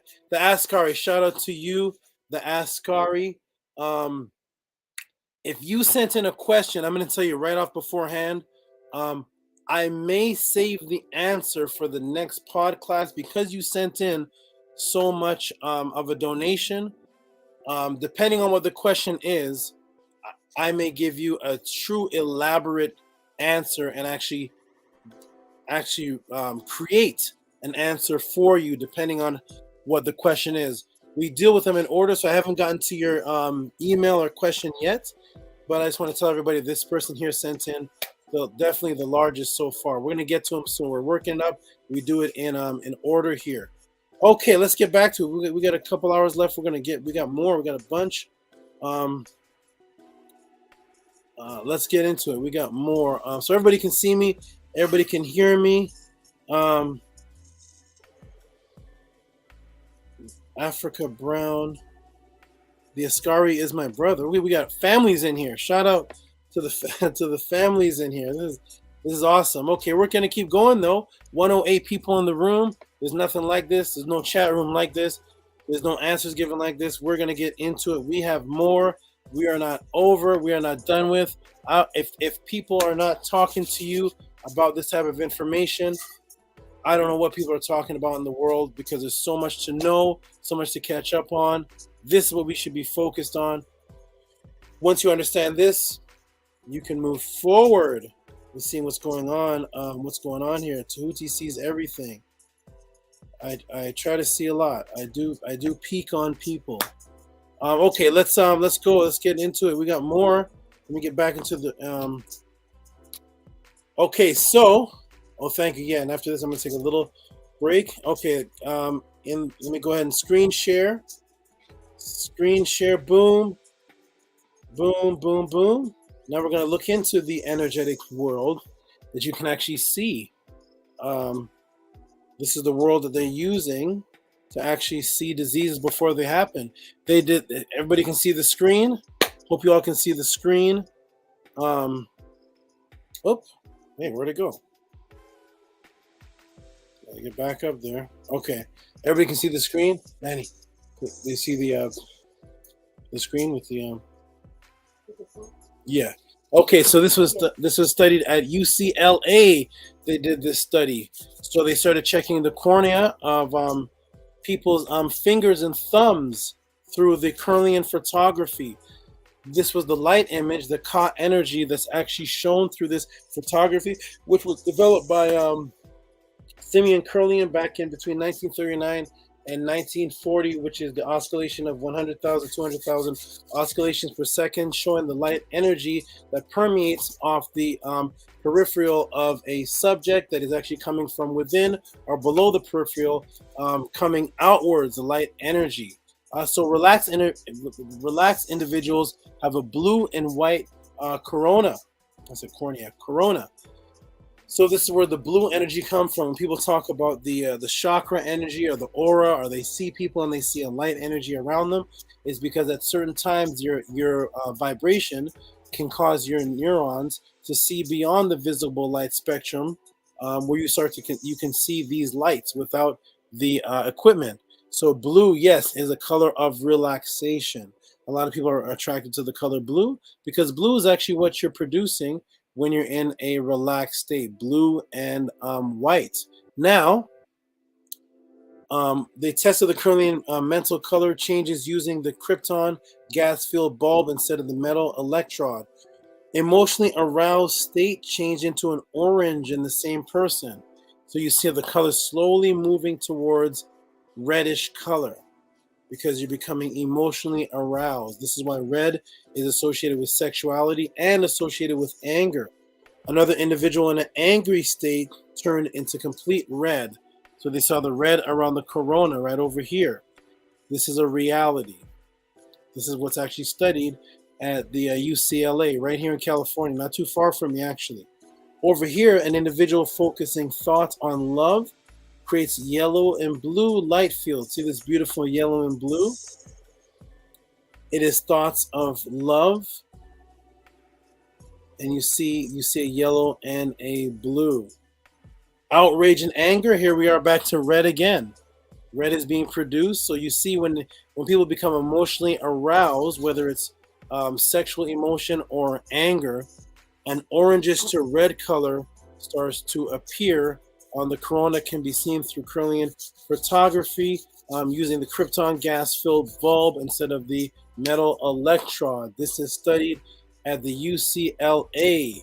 So while people are studying this, you have a bunch of other people saying we're atheists, we don't believe in nothing, and taking you away from this type of information when this is what the ancient people of the Nile Valley and all ancient cultures actually focused on. Okay, so now here is more over here, and we see two fingertips. Now here's how the spiritual world, to get back into the brother's question, the spiritual world is affecting the physical world, so-called spiritual. The energetic world is affecting the physical, and the physical is affecting back the energetic world. And here's how it's actually passed on to people now, where you start to get group consciousness. So now you put two fingertips side by side while thinking sexual thoughts about one another, produce an auric red field. That's over here. So the two fingertips now are now meshing into the same color, one affecting the other simply because of the thought world which existed before the physical world. So remember, the ku and the ka, the double, produce a light conscious field that directly reflects out sexuality. Sexuality and other thoughts are reflected. So here we have two individuals that are angry with each other. What do you see in the middle? Let me blow this up a little bit and move this over. What do you see in the middle there? See there, that's a bar. That's actually an energetic bar separating the two individuals. So not only do they form this aggressive kind of red, dark yellow field around them, but they actually form an energetic bar blocking them. That's why sometimes when you're angry with your spouse or your child or your friend, you argue with each other and none of you are getting through to each other. As you get angrier and angrier, this energetic ka bar develops and actually forms a bar where the two people are literally blocking and rejecting each other. They can't get through the bar, and that's why you notice that arguments get hotter and hotter and hotter, as they say, more temperate as they go on, because the more you disagree with somebody, the stronger the bar develops. This is an energetic bar seen through the University of California. This is the spiritual world directly affecting and being affected by the physical world, seen through tools that are being studied by scientists today. Now, this is beautiful. I love this. Now, we go to the other side, the positive side. Here we are with the beautiful color of blue again. And in the University of California, when they did this study, two individuals think warm thoughts about each other and a bridge develops. Look at this. Instead of over here, the bar, see the bar develops and blocks the individuals from connecting. When they have positive thoughts about each other, a bridge develops. Look at this right in the middle. You see the two lines? That's the two thumbs or the two body parts touching. And look in the middle. It's darker blue. Let me blow this up a little bit so you guys can actually see. It's darker blue, and it's connecting the two coronas. Do you see that? Here's the purplish, bluish color, and then in the middle, it goes blue here, and where it touches the other person, it goes blue. That's a bridge of connectivity. That's the ka, spiritual world, energetic world, affecting the physical world, seen by science today. They connect, as opposed to over here, there is a bar. Over here, the connects, over here, the bar. Scientific evidence verifying the spiritual world, ladies and gentlemen, as the ancient Kemetic people taught. Now I'm going to show a video of how frequency actually is affected and creates numbers and shapes in the physical world. These are called archetypes. Here we go. I'm going to show a video here. One of my favorite videos I'm going to put on the screen here. Let's see if it plays. Over here, I'm going to expand it. And we're going to see that as the vibration of this from Clemson University, where they levitated, they used sound energy, invisible sound energy, levitating the physical world. So here we are in the energetic world, people call it the spiritual world, an energy that you can't see. You can hear it though, but you can't see it. But yet, how is it something that you can hear but can't see, pushing up something that you can feel? Because it's the sound energy vibrational world that's actually creating the shapes that you see. That's actually what's moving things. Sound vibrational frequency, the realm of the Ka and the Neter Kurt, the Kurt realm, the under realm, which is also the sound realm, which is why they use the word Kurt for voice. It doesn't really mean voice, it means a sound. That's why in the Medunetter, the same word for Amakuru, that you see the word Kur, meaning voice, that word Kur is the same word used for thunder. When it talks about thunder and sounds in the skies, the same word Kur is used. So here it is. Here's the video, everybody. Check this out. And you'll see the interesting thing is that with each vibrational sound, it causes the shape to form a number going up from 1, 2, 3, 4. This is where we get numbers from, ladies and gentlemen. Numbers are sound vibrational energies, reflection of sound vibrational energies that we're trying to make out in the physical form. Here is the video.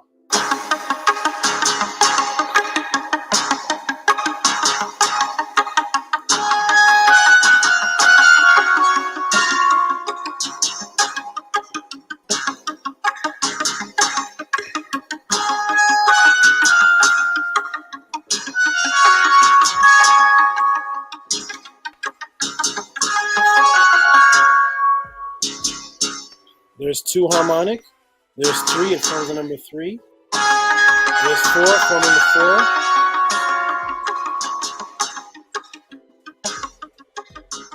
4. There's 6, there's 7. Here's where you get your spiritual shapes from. Increasing the frequency, it starts to disintegrate. Beautiful.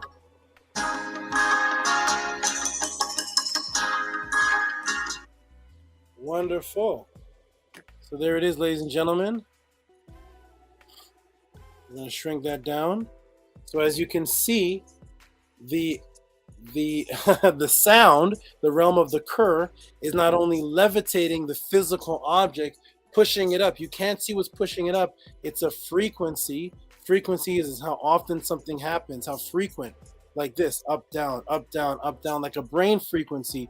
Consciousness, frequency, sound, pushing up the physical object, and as they go in harmonics 1, 2, 3, the actual water droplet forms 1, 2, 3. It forms your 4, your square, your 5-pointed star, your 6-pointed star. All of these so-called stars that they're calling stars in religion, they came from original sound frequencies that water droplets would form as the frequency would change. That's why they don't look like stars. They're not actually stars. They're actually frequency shapes. When you see a 6-pointed star, a 5-pointed star, it's actually a frequency being formed by the spiritual realm, the realm of the Kur, which develops numbers, which gets us into, I'm not done with you yet, truth seeker. See, it keeps going on. Gets us into the form of angles, which also create frequencies. Angles are what we call numbers today. They are measurements forming the word metri. Let me blow this up a little bit.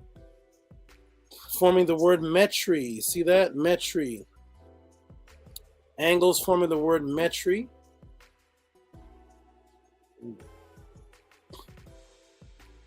And what do you think metry forms? Here's the word metry. It forms geometry. You see that? Geometry from Gaia, metry. Here is how your numbers are formed, ladies and gentlemen. Numbers are formed by architect shapes. These are shapes that are used to make things. So the number 1 has had 1 angle. 2 was actually the letter Z, which had 2 angles. 3 had 3 angles. Here's how you get the number 4. Here's 5. Here's 6, 7, 8, and back to the 0 because there is no number 10. It only goes up to the sacred number 9. The Paut, the Pesjed, the sacred 9, as in the 9 Natiru. That's all the numbers go up to. Then it changes because they're actually shapes. This leads into True Seeker's next question, because you'll see that the number is equivalent to the frequency of the word, hiding the tone. I want you to really think about this. Hiding the tone within the equivalent angles. The tone is hidden in the numbers, as you saw through the shape of the water droplet changing. You can't hear those frequencies, but the frequency is the tone creating the number form and creating the shape that you see. When you draw it, all you see is the image and the tone is hidden. But the ancient ones understood the tone, which actually makes the physical object, which is why if you understand the tone, you can destroy the physical object. That's why when they raised the frequency too high, the water droplet was not able to hold itself together anymore, and it dissipated. What is this form? Geometry, which is the exact same word as what the brother asked about, which is Gematria. Here we go. Gematria. Gematria, the Hebrew Gematria transliteration of Gematria, is the same as geometry. Gematria, geometry. Explanation of the sense of a word substituting another word so that the numerical value of the letters constituting either word is identical. So thus the number frequency of the word is hidden in the letter and vice versa, hidden in the word. So we have a word that makes a sound, it's a tone. There's no such thing as words, by the way. Words are just sounds that we're making. We interpret them as words. Every animal makes a sound and can understand what those sounds mean to each other. We make a bunch of sounds and we just call them words. They're just sounds, and then you draw them. Remember I broke down the sigil magic? You draw the word, or you get everybody else to say the sound, and then they vibrate on that frequency. Okay? Creating things. The letter G. Creating things through geometry. That's why the Freemasons carry this symbol right here, the letter G. With the geometry symbols, the architect symbols, they understand because they are the ones that formed the English language of and the Hebrew language of Gematria. That's why you can't find an ancient Hebrew language. We're going to get into that for the next question. But Gematria. There it is, ladies and gentlemen. There is the Gematria. Now to go into Truth Seeker. I may not even be able to get into all of it, but Gematria, which I broke this down in many different classes. Wait a minute. Hold on, everybody. Wait. Oh, I see. Okay, so. Oh, I see what happened. Okay, here we go. So I broke this down many times, that the 83 is actually 11 and 11 is 83, which represents duality. This is how they're controlling the world off the duality symbolism, which was shown in Gematria and represented by the letter K in magic, the checkerboard, white and black, up and down, as above, so below, the 2 pyramids. The Tamahus use it for the death code number, and that's why you see what they call Star of David, but it's actually not a star, it's actually a Magan. And what is it? It is 2 shapes, one pointing up, one pointing down, forming the 6th symbol. But it's really represented by 83, which is 11, which is K, because K, of course, is A, B, C, D, E, F, G, H, I, J, K. That's the 11th letter representing that Gematria, which is silent. It was originally a G. Understand that. The K was originally a G. That's why you have the word ganos, as in gnostic, and then the G, which is the G, the gematria symbol, or the geometry symbol, or the God symbol, the seventh letter in the alphabet representing the A, B, C, D, E, F, G, the God letter in the alphabet representing that which controls things, that which is the Gaia, the controller of the planet Earth, the God of the Earth. That was the Gnome that formed the Gnostics, and they turned the letter G into the invisible letter K, which is why you can't hear K, because it represents the unseen world, and that's where you get the word know from. KNOW was originally GNO, and that's why when you look at the word gnostic comes from the word, it means the knower of something, agnostic and gnostic. So originally understand the letter G and the letter K is the same. The G represents the 7, which is the God number in the Freemasonry, or the G that you see in the compass in the square, and the K represents the 11, which is the invisible realm, the duality realm, because 11 is 2, 1, 1, which represents the 2 arms of the Ka, the duality realm. The 83 realm are the as above, so below, and that's why you can't hear the letter K in English words. Boom, let's go. We're not done. We're just beginning, though. We're just beginning. Welcome to the Tehuti Podclass. We are beginning. If there's anything that I say that you disagree with, you can send that in as a question. But okay, so that is that, and then that formed this movie right here, which came out by Sandra Bullock, with Sandra Bullock as the star, Murder by Numbers, where they kill things by numbers, and that's why you see the murder by numbers.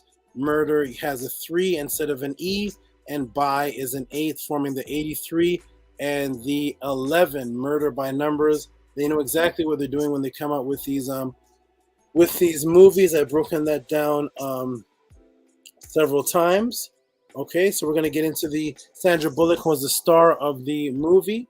And of course, when you type in Sandra Bullock into the Gematria code, what do you get? Full reverse reduction, 83. So the star of the movie, Murder by Numbers, which had the 8 and the 3 inside the title, Murder by Numbers, her name itself, SANDRABULLOCK, is 83 in the Gematria. Is that a coincidence? I think not. Murder by Numbers, right? Murder by Numbers was actually a song. Murder by Numbers was actually a song that came out by a group, of course, called the Police, right? Murder by Numbers came out. Here it is, right here. The Police, and of course the number 11. What's the number 11? Let me get back to the title here. Here it is. Murder by Numbers by the Police, right?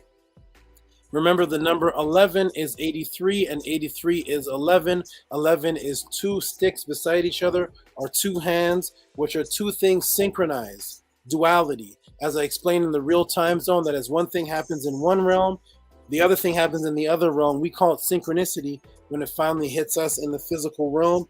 It is represented by the number 2. So, of course, the group that came out, Murder by Numbers, that understood this, what was the album called? The album by the Police was called, Synchronicity. You see that right there? Synchronicity, Murder by Numbers, which was 83. What year did this album come out? Oh, of course, 1983. Wonderful, man. So you see how they're controlling. We see how they're doing things. None of these things are coincidences. So they have the murder by numbers. And how do you kill by numbers? By a lot of diseases, by a lot of plagues. Here's an interesting one. The lambda, one of the latest plagues that are out. It is a killer by numbers, and it is the lambda. But why is it lambda, though? Why is it lambda? Lambda, uppercase. Remember, this is the variant called the lambda variant, one of the most dangerous ones that just came out. And I'm seeing here, lambda is 11. Do you see that, ladies and gentlemen? Lambda, the killer virus, or we have here, is the 11th letter. It's actually named 11. This is, anyways, man. All right, so it's actually named. It's actually named 11. Okay, the 11 represents the duality, and the killing, and the checkerboard. the white and the black. I'm going to blow this up over here. So as you can see, Truth Seeker, how is the spiritual world affecting the physical world? Literally, it's affecting it. Literally, we're dying by the number codes of the system of the vibrations of the Gematria that they're getting from the spiritual world, using it in code to actually kill people. Symbolized by the checkerboard, as we can see in the CIA, dealing with consciousness, right? That's why it's called the Central Agency of Intelligence, consciousness, right? So here we see the checkerboard, and here we see Meghan Markle and this guy right here getting married on the checkerboard, the black and white, and of course they call her a black woman and him the white man. Black and white symbolized in your Freemasonic mosque as the checkerboard, representing the number 11, the duality. Okay, we're still going. We're still going though, right? Right, because of course, if you take the 11 and do it by 3, what do we get here? We get how they're controlling people with the number 33. Understand that in Freemasonry, they understand the number 33 is the number of Osiris, because rigor mortis, when rigor mortis sets in the body, it represents somebody that is dead, right? Frozen or stiff, that is the frozen at 32 degrees, right? But when you come back to life, or you unfreeze something, you just have to make it 1 degree up, and that becomes a 33 degree, which becomes a 33 degree Mason when you are born again, or when Osiris comes back to life, which is why they say Jesus was killed at 33. But as soon as he was killed, he was brought back to life. You see that? That is the 33, but that is a line on the planet Earth called the 33 parallel line north. And the line is right here. You see it going through here. The 33 parallel line north. So as the Freemasons, or as the people are creating this symbolism and these sacrifices, which we're about to see, you see they are going to base it on this number. These are the 33 degree Masons. Over here, here's their symbol. Here's the duality. You see the two birds, one facing one way, one facing the other way. One wing over here, one wing over here, a 3 here, a 3 here, the red here on the crown, the red. I don't have to go on. There is your duality, the 33rd degree, which leads us into where this man was killed. John F. Kennedy, basing it on the Gematria and the 33, because of course he was killed November 22nd, 11 and 22, 1963, because 11 and 22 is of course 33, and you have the 3 and the 6 here. Understand why this man was I won't even continue. You all can understand certain things I can't even say openly, but anyways, so we're going to continue on. You all figure it out for yourselves, because we have the assassination of Robert Kennedy. So was killed, right? Here it is. Robert Kennedy killed right here, right? Killed right here. Where was he killed? Along the same, there's the parallel line, the 33 parallel, killed along the same line. The map of the United States demonstrating the 33 parallel red line, which was used to separate the states into warm, south of the 33 parallel, and cold. You see the separation? Warm and cold, from frozen to unfrozen, warm and cold, the death of Osiris to the rebirth. You see that? And they made a line separating them, and that's where the man, his brother, and that's where he was killed right there on the 33 parallel. This is how Gematria and number systems are controlling. Let me go ahead and close that out. Okay, so we have the lambda, right? We have the lambda. So you can go to a website called Gematrinator, and you can actually type in lambda. Lambda, because remember, lambda is 11, right? Lambda is 11 in numbers, right? But what is lambda in Gematria? Oh, look at this, ladies and gentlemen. Here we go. What is lambda? Of course, lambda is English ordinal 33. You see that? So lambda is 11, but lambda is also 33 in English ordinal Gematria. For the brother truth seeker who's asking, how are they using the Gematria? They're using it very well, very cleared, very well. Okay. But in order to get rid of the lambda, you have to get, the jab. You got to get the jab, of course, starting with the letter J. You have to get the jab, right? So most people suggest, getting the jab from the J&J. Right? Get it from the J&J. Get it from the J&J. All right? Because, of course, when you type in J&J, Of course, when you type in J&J in Gematria, what do you get? J&J, boom, 33, nice. Very nice. So get the J&J, and it is, of course, a reverse ordinal, 33. And so is the lambda. You understand? So none of this is a coincidence. You can make it out as you wish. But as you investigate and research more, you're going to find out how deep this gets, because the actual, let me blow this up here, the actual K, which is the hidden one, which is why you see Napoleon Bonaparte in this position hiding his hand, is the Amen. Amen in Metanetter means the hidden one, secret, mysterious. Of course, the Freemasons know this because they study ancient Kemet. So the Amen becomes the hidden one. You see that? Amen. And that's why you see over here, this is called the Master of the Second Veil. The Master of the Second Veil. You see that right there?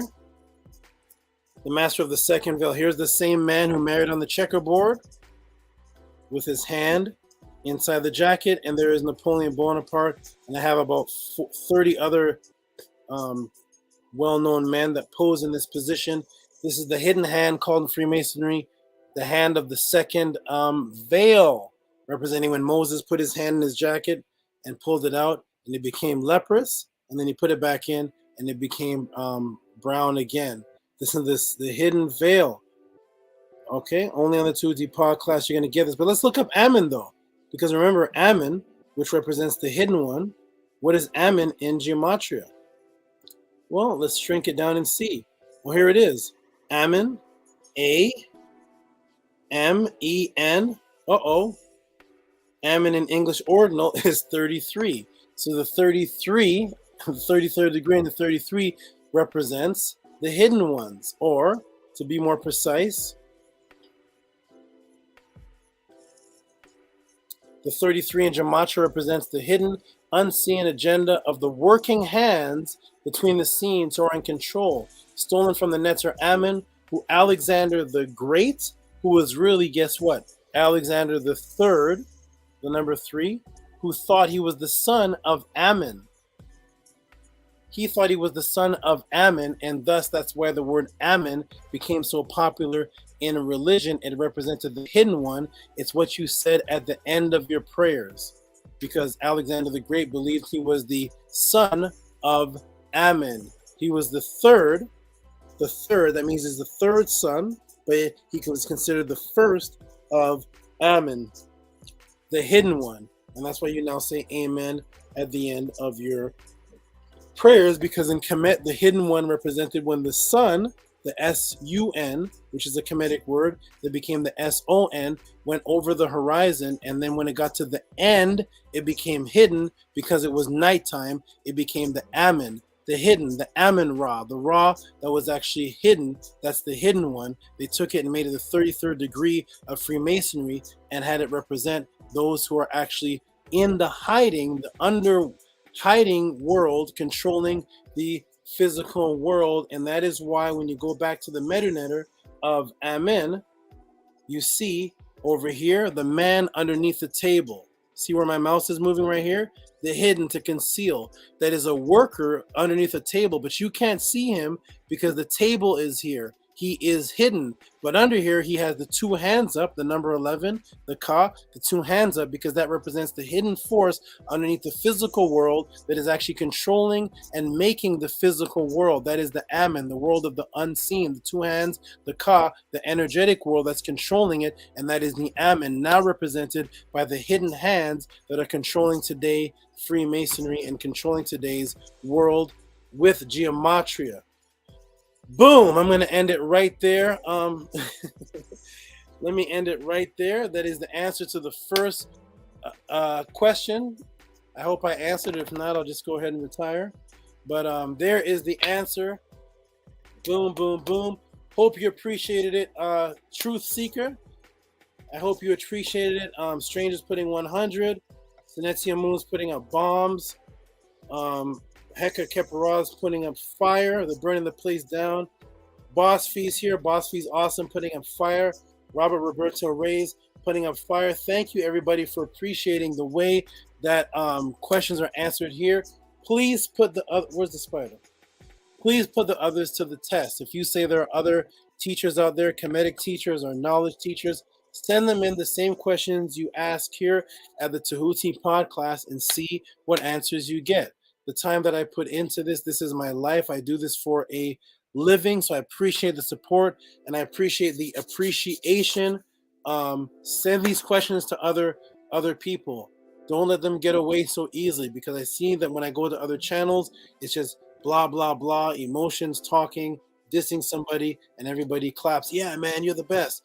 No, set them to these specific answers that you're getting here, and let's see how hard it is for them to answer. I want everybody to know that I want each and every person in here to be just as thorough as a teacher as this, because I'm not going to be around here forever. And when I go, it gets passed on. And when you all go, it gets passed on. And you all want to be thorough teachers. That means there's no time for idle time, idle chit chatter and name calling and what's going on. The football game's happening. I think the Denver Rams are beating the Chicago Bulls. I don't even know the teams, but all this, I think this going on some reality show is happening. Yo, man, you got the weed, smoke the weed. Yo, you got a drink. Let's go out on Friday night. All of that stuff is distracting you from advancing and becoming your own spiritual master, because that's the world that's controlling this. And if you don't pay attention to it, the others that have the hidden hands, they're paying attention to it and controlling your every thought. When you think your life is just about going to work, coming home, smoking weed, having sex, waking up, going to work, coming home, watching TV, and then you die in a casket. That is not what life is about. Okay, so we have somebody here that says, oh, we have a Freemason here vouching, says, I'm a 32-degree Mason. Tehuti knows his work. Thank you. Wonderful. Yes, Tehuti's a treasure. Appreciate it, man. You will never go. No, I'll never go, because remember, I'm just a frequency. That when I go, the frequency gets into someone else, and so on and so forth. This body is just what I look like here today, and this consciousness has existed forever. We're just in this form today. In a blink of an eye, we will be gone, and there'll be others in another form, hopefully teaching the same. And as long as we teach it, our ancestors will live forever and ever and ever and ever and ever. Okay, you're gonna watch this later and regret you didn't support this person. Thank you, stranger. Appreciate that. Oh, Vinny Black, is that Vinny Black Lodge? Vinny Black Lodge is here from the Killer Priest show, who says, puts Maximilian or throne, Mexican Empire, boom, in 1863. Thank you. Okay, we're going on. We have more. That's just the first question. But I need to know, I need to take a little break. I need to eat for about 2 minutes, and come back to the next question. And I'm gonna give you guys a little. I'm gonna read the next question, and then so you guys have something to think about while I step away. What is the next question here? What is the next question? Let's see. I do have to eat. Boom. I'm gonna close that down. One thing about this Mac is that the screens don't stay up. Let's see. What's this here? Okay. That is the end of that. So let's go back. Okay, here we go. The next question that was asked was incest. All right, you all know. I'm reading it right now. What is this? This is please explain incest. Okay. I'm gonna take a break right now. Until then, I know you all are on the edge of your seats because you're like, what is Tehuti gonna say about incest? What a interesting random questions. You all can send any question in. I love it. It keeps me sharp. I don't know what the questions are. This one was asked right before I ended last class, but yes, incest. What is that? We're going to talk about that. Incest. Okay, so I'm going to go ahead and no, come on. I got to take a little bit of break. Is Ahati Ma'at in the room? Ahati Ma'at, are you in the room?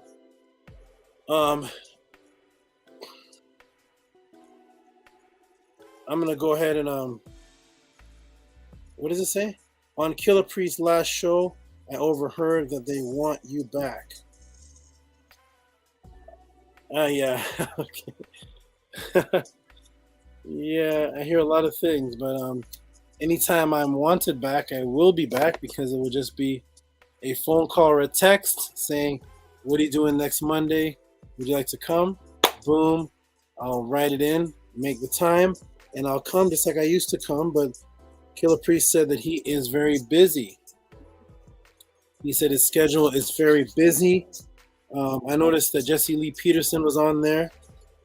Very interesting, but that is up to Killer Priest. The brother will... He actually texted me when Jesse Lee Peterson was on there.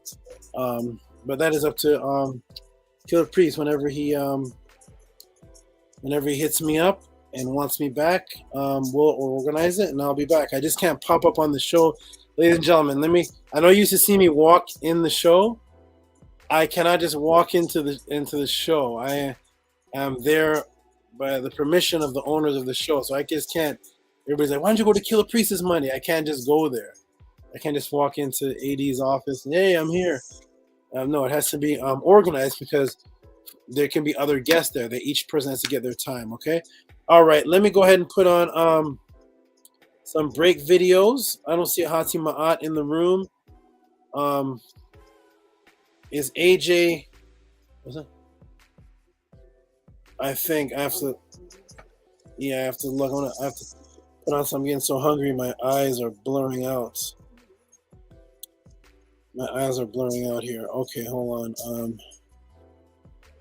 Unless anybody would like to come up to... Last week, we had people come up to the front room and give like testimonies or talk about how much they enjoyed the podcast, or just talk about how their life changed. If anybody wants to come in and do that, while I take a 2-minute break or 3-minute break, you all can come on. I love you all. It's good. I want to see some faces. Come on and talk about the class, what you're learning. Just however you think things are benefiting you. Let me go ahead and, if not, I'm going to put on, let's see, Podclass.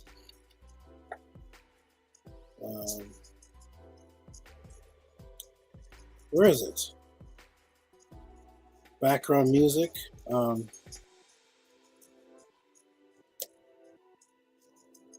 Intro. Oh, it's under break. Let me see something here.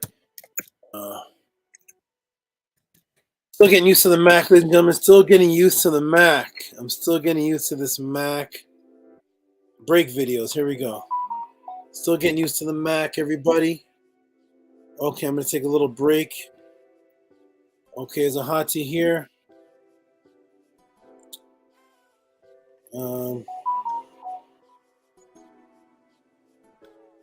1 second, everybody.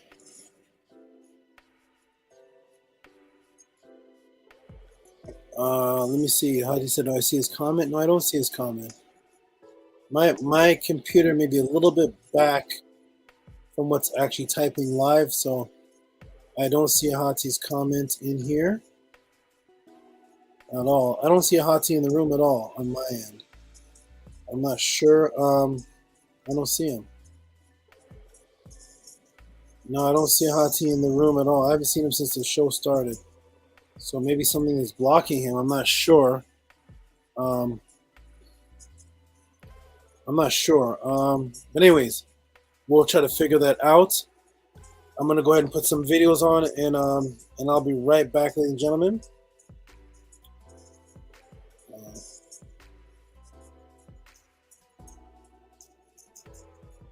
I don't see a Hati. No problem. Let me go ahead and share the screen. I'll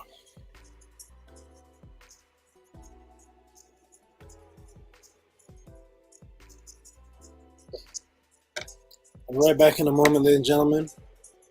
I'm going to put on this until...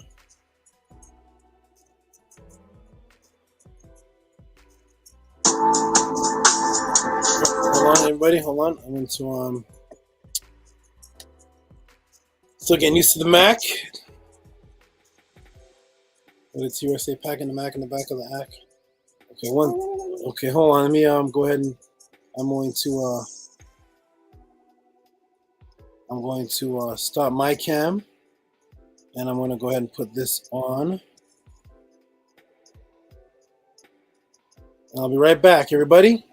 Right back in a moment. The Holy Bible, the King James Version. The second book of Moses, called Exodus, chapter 21. Now these are the judgments which thou shalt set before them. If thou buy an Hebrew servant, 6 years he shall serve, and in the 7th he shall go out free for nothing. If he came in by himself, he shall go out by himself. If he were married, then his wife shall go out with him. If his master have given him a wife, and she have borne him sons or daughters, the wife and her children shall be her master's, and he shall go out by himself. And if the servant shall plainly say, I love my master, my wife, and my children, I will not go out free, then his master shall bring him unto the judges.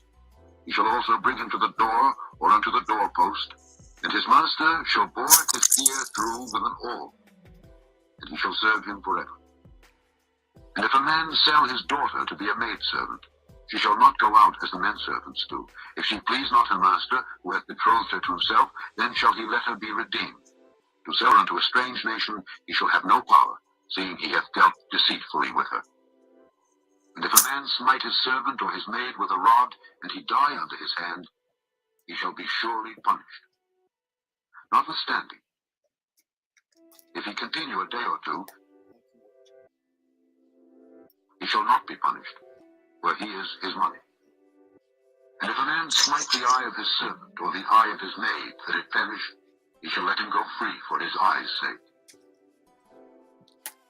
And if he smite out his manservant's tooth or his maidservant's tooth, he shall let him go free for his tooth's sake.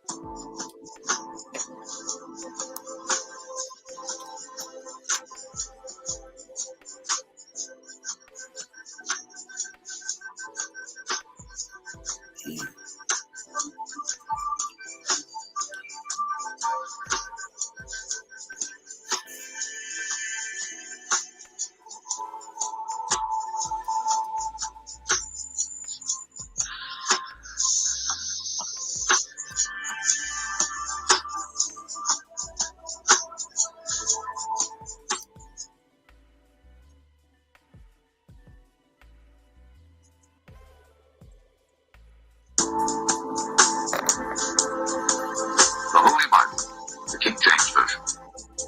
The second book of Moses, called Exodus, chapter 21. Now these are the judgments which thou shalt set before them.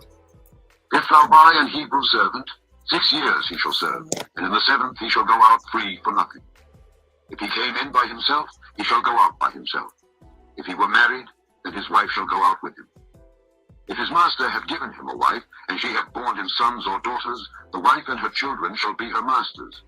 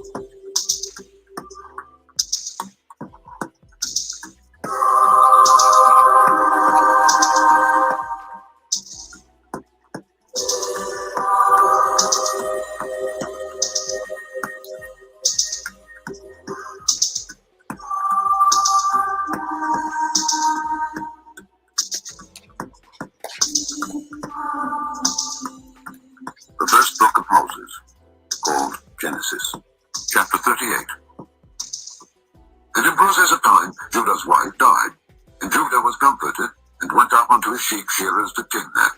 And it was told Tamar, saying, Behold, thy father-in-law goeth up to Timnath to shear his sheep.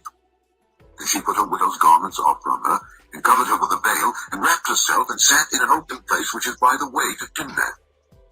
When Judah saw her, he thought her to be an harlot, because she had covered her face. And he turned unto her by the way, and said, Go to, I pray thee, let me come in unto thee. For he knew not that she was his daughter-in-law. And she said, What wilt thou give me, that thou mayest come in unto me?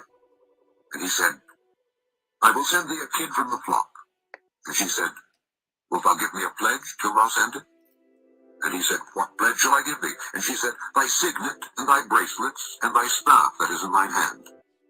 And he gave it her, and came in unto her, and she conceived by him. And she arose, and went away, and laid by her veil from her, and put on the garments of her widowhood.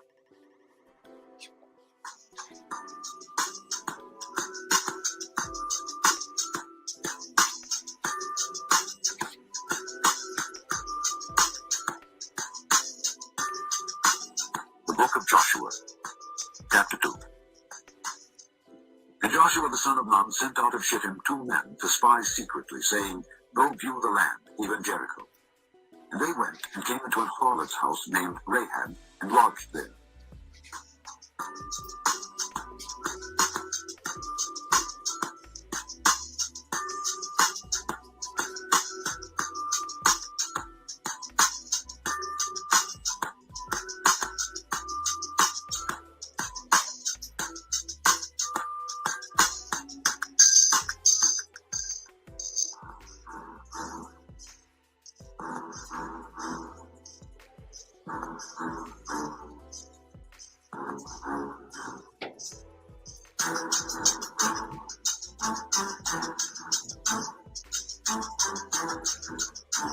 The book of Ruth, chapter 3. Then Naomi, her mother-in-law, said unto her, Get thee down to the floor, but make not thyself known unto the man until he shall have done eating and drinking. And when Boaz had eaten and drunk, and his heart was merry, he went to lie down at the end of the heap of corn. And she came softly, and uncovered his feet, and laid her down. And he said, Who art thou? And she answered, I am Ruth, thine handmaid. Spread therefore thy skirt over thine handmaid, for thou art a near kinsman. And he said, And now, my daughter, fear not. I will do to thee all that thou requirest. For all the city of my people doth know that thou art a virtuous woman.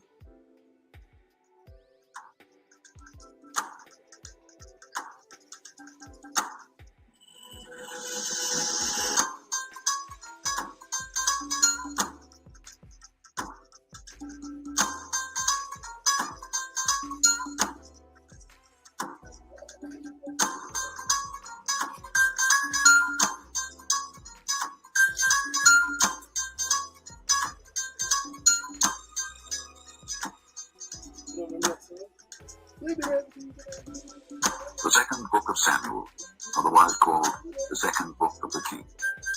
Chapter 11.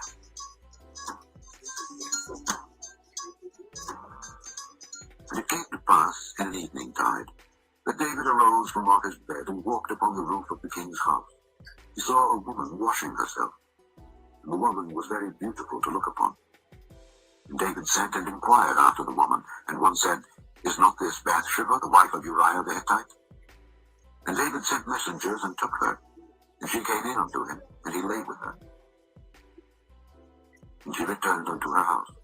And the woman conceived, and sent and told David, and said, I am with child.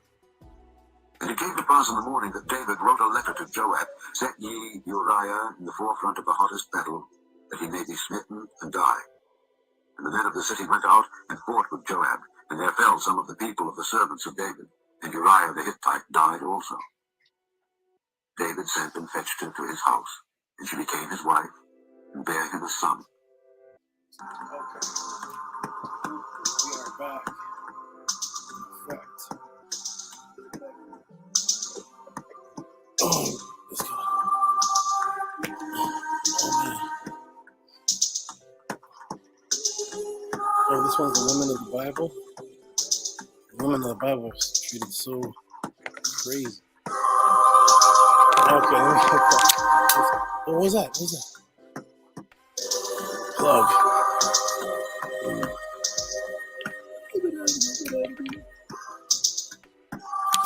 Okay. Okay, let's stop this for now. Boom, we are back. My break is over.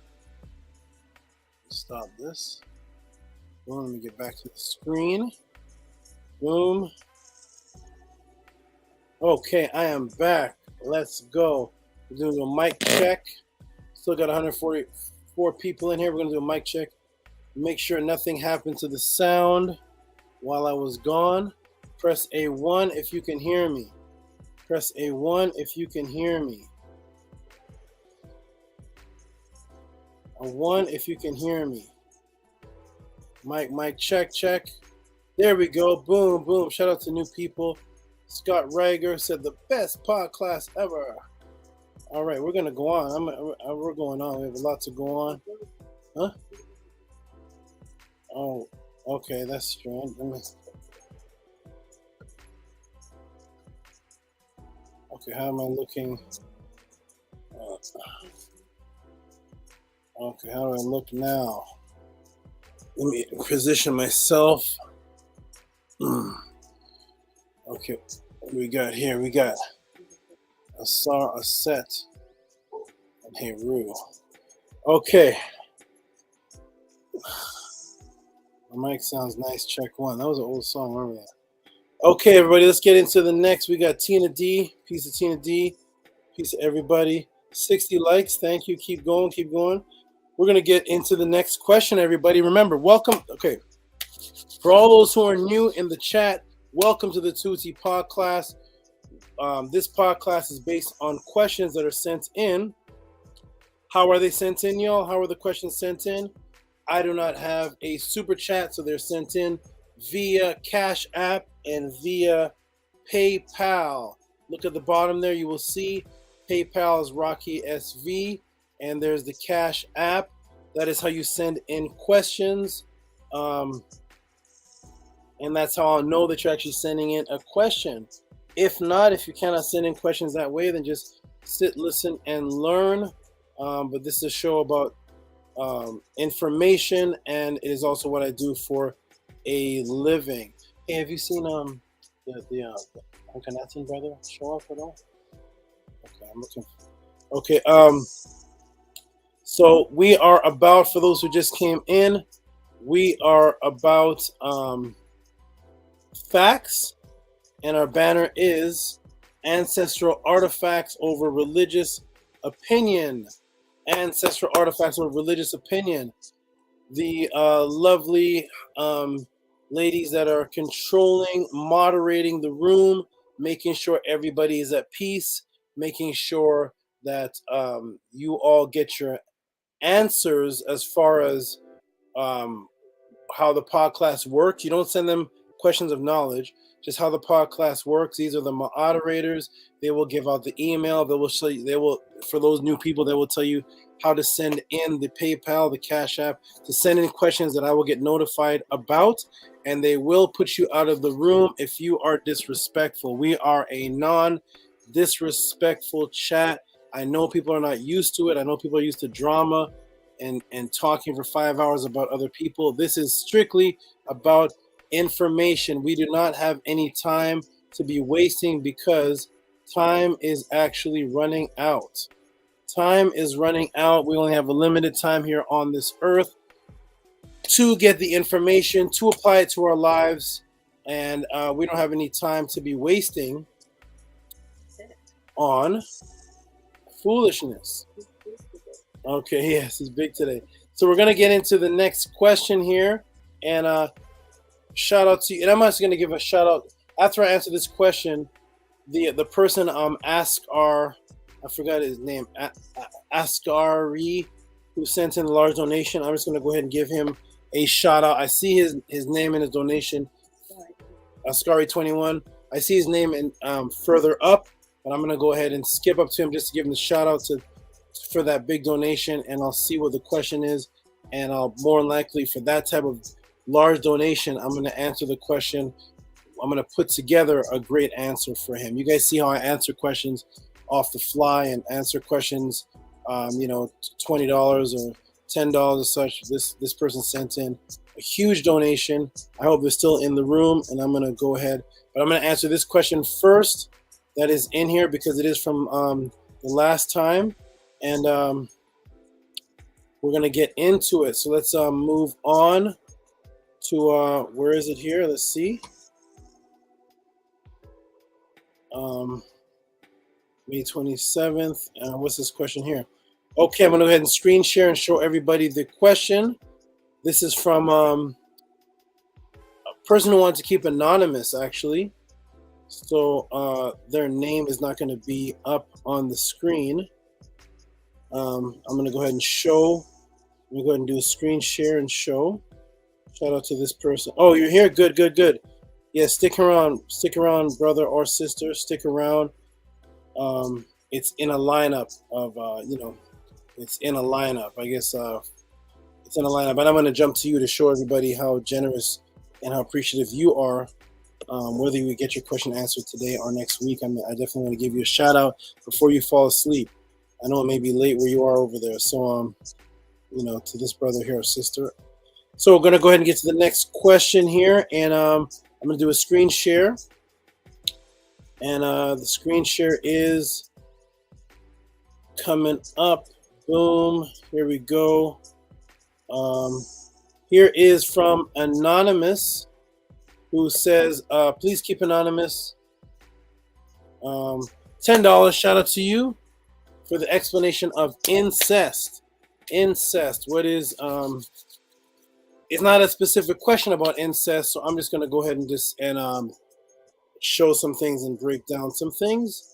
And we're gonna talk about it. Okay, so there is the question there. It's from Anonymous, who asked a question about incest. Okay. Let's go ahead and break it down. First, we're going to look at the word. Let's look at the word, because a lot of people don't even know what the word means. Look at the word. So incest. Remember, this is English. This is English definitions, because this is an English language. They're the ones that are creating these words. They're creating sounds that have concepts. So incest is a crime of sexual intercourse between near kindred. Crime. Old French, inceste, incest, lechery, fornication. I want you to understand the words that are in the definition. Crime, fornication. Understand where the concept of how this is viewed, where it's coming from. So fornication, directly from the Latin ancestrum, which means unchaste, impious. Also specifically sexual intercourse between close relatives. Okay, unchaste, it means impure. So the word incest actually means impure, which is from in, which is not, and castus, like as in chastity belt, or castus, chastity, which is pure. Incest, literally kinlaying. Okay, let's analyze this incest word and how did it get into our brain? Because I cannot seem to find a meta word for incest. But let's examine. Let's examine it. So the person that asked the question. Let's take a look at how this is broken down on the Tehuti Podclass. Here we go. Let's break it down. Boom. Okay, so here we are. I'll blow this up a little bit. All right, so incest. Can this hide? Okay. Incest is a biblical concept. And blow it up one more time. What am I doing that? Okay. All right, here we go. Now we can see it, and I'll scroll through. So here we go. Incest is a biblical concept. There is no ancient word for it. It is one of those words like polygamy, monogamy, words that Europeans created to destroy our concept of culture and sexual relations. Incest means not pure.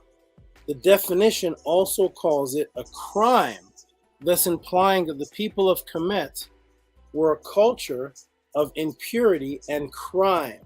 Also, once the concept of second to 10th cousin becomes a part of the definition, combined with the silly concept that we all came from Adam and Eve, making us all cousins, the concept becomes even more illogical. So understand that in this definition of incest, the definition is this is a religious word. I'm going to repeat this again. Incest only exists as a religious word. That means it was invented by people of a particular religion that believed that some law was being broken, because the first definition was a crime. That means that whoever taught this believed that there was a crime being committed. And what was that crime? Fornication. But what is fornication? What is fornication? What is adultery? Where are these words found? They are from the Bible. Fornication and adultery, having sex outside of marriage, illegal sex, as they have it, which makes it a crime, but only a crime in Christianity. I want to emphasize it again. Incest is only a word and a crime that exists in Christianity. Let us analyze more. Let's see what's going on here even more. I want to... Okay, so we're going to take a look at the so-called criminals. Here are the criminals. So when we go to Kemet, here's what we find. These, and it doesn't even end here, but here's a list. Kare and his full sister, Mary Aten. Okay? That was a man and his sister, a woman and her brother. They were mates. They were sexual partners, or as what the Europeans call husband and wife. The Jed and his full sister, Mary Neith. Myrna Ptah, who's Myrna Ptah, ladies and gentlemen? That is the second Ramesses. Ramesses and his full sister, Aset Nefret. The beautiful Aset Nefret.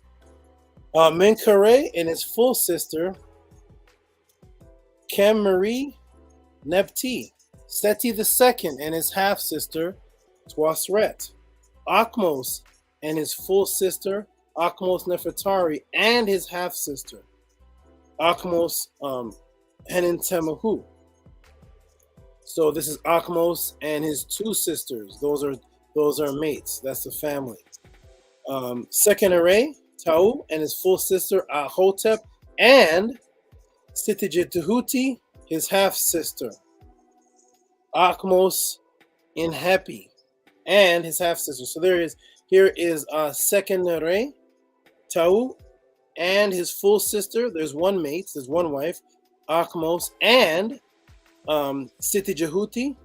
There's the other one, his other sister, and his other sister, Akmos in Happy. So there is a man and his three sisters. Understand this is going on for thousands of years, and we still don't have a word for incest yet. We don't have any word for incest anywhere in the Medu Neter, which means that none of these people acknowledge this terminology. Amenhotep and his full sister Akmos, Meriet Amun. Tehutimos, Thutmos, or Tehutimos and his half-sister Akmos. Tehutimos and his half-sister Hepshetset. Whenever sisters or people run around bragging about Hepshetset, she was a female pharaoh, she was this.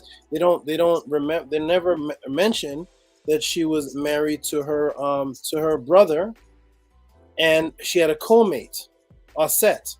So Tehutimos had two mates, which was Hepshetset and Aset. But whenever people talk about Hepshetset, they always say she was a mighty warrior, she was a pharaoh, women's pride, women's freedom. But they never talk about, those same women never talk about that she was in a polygamous relationship with her brother. I don't know why they don't brag about that. But Ankhenaten and an unnamed sister, Tut Ankh Amen and Ankh Senamun. This list goes on and on and on. Dejoser, right? And Habit Heminebti, Pepi and his half-sisters, both of his sisters, Iput and Ankh Senapepi the third, Mentuhota, and it goes on. It goes on. and on and on. Understand that the dates that this is happening are thousands of years apart. Thousands, hundreds and thousands of years apart, by people that created the spiritual system that all religions, all Western religions are based on today. These are the creators of it. This is where it comes from. They're the ones that brought math, astronomy, the geography. They're the ones that brought calculus and all of this. As they created language, as language comes about, they are the father of the Hebrew language, the Phoenician language, the Canaanite language. And still nowhere for thousands of years is a word called incest. But we find this incest word in 1200 AD, created by Christians, and also in, of course, their Bible. Remove the Bible from existence, remove the English from existence, and we don't find any of these ancient cultures having this word called incest. So this was normal for thousands and thousands of years until a group of Christians said no. A group of European Christians says no, this is abnormal. This is we're gonna call this incest. So let's take a look at this is Asar. So when the Europeans came in and started studying Kemet, the first story that they came about, the very first love story that the Europeans found was Asar and his two sisters, Aset and Nebtet, and these were the gods. These were the gods. You see his two sisters standing there behind him, and these were wives. They didn't like this. They didn't like this in Christianity, although the kings and queens of Europe all had multiple women. Multiple women. But to control the masses, they have to create an incest concept. Now, here is Ramesses Merneptah and his sister, Aset Nefret, and their son, Kemwesi. They're completely healthy before Canaan.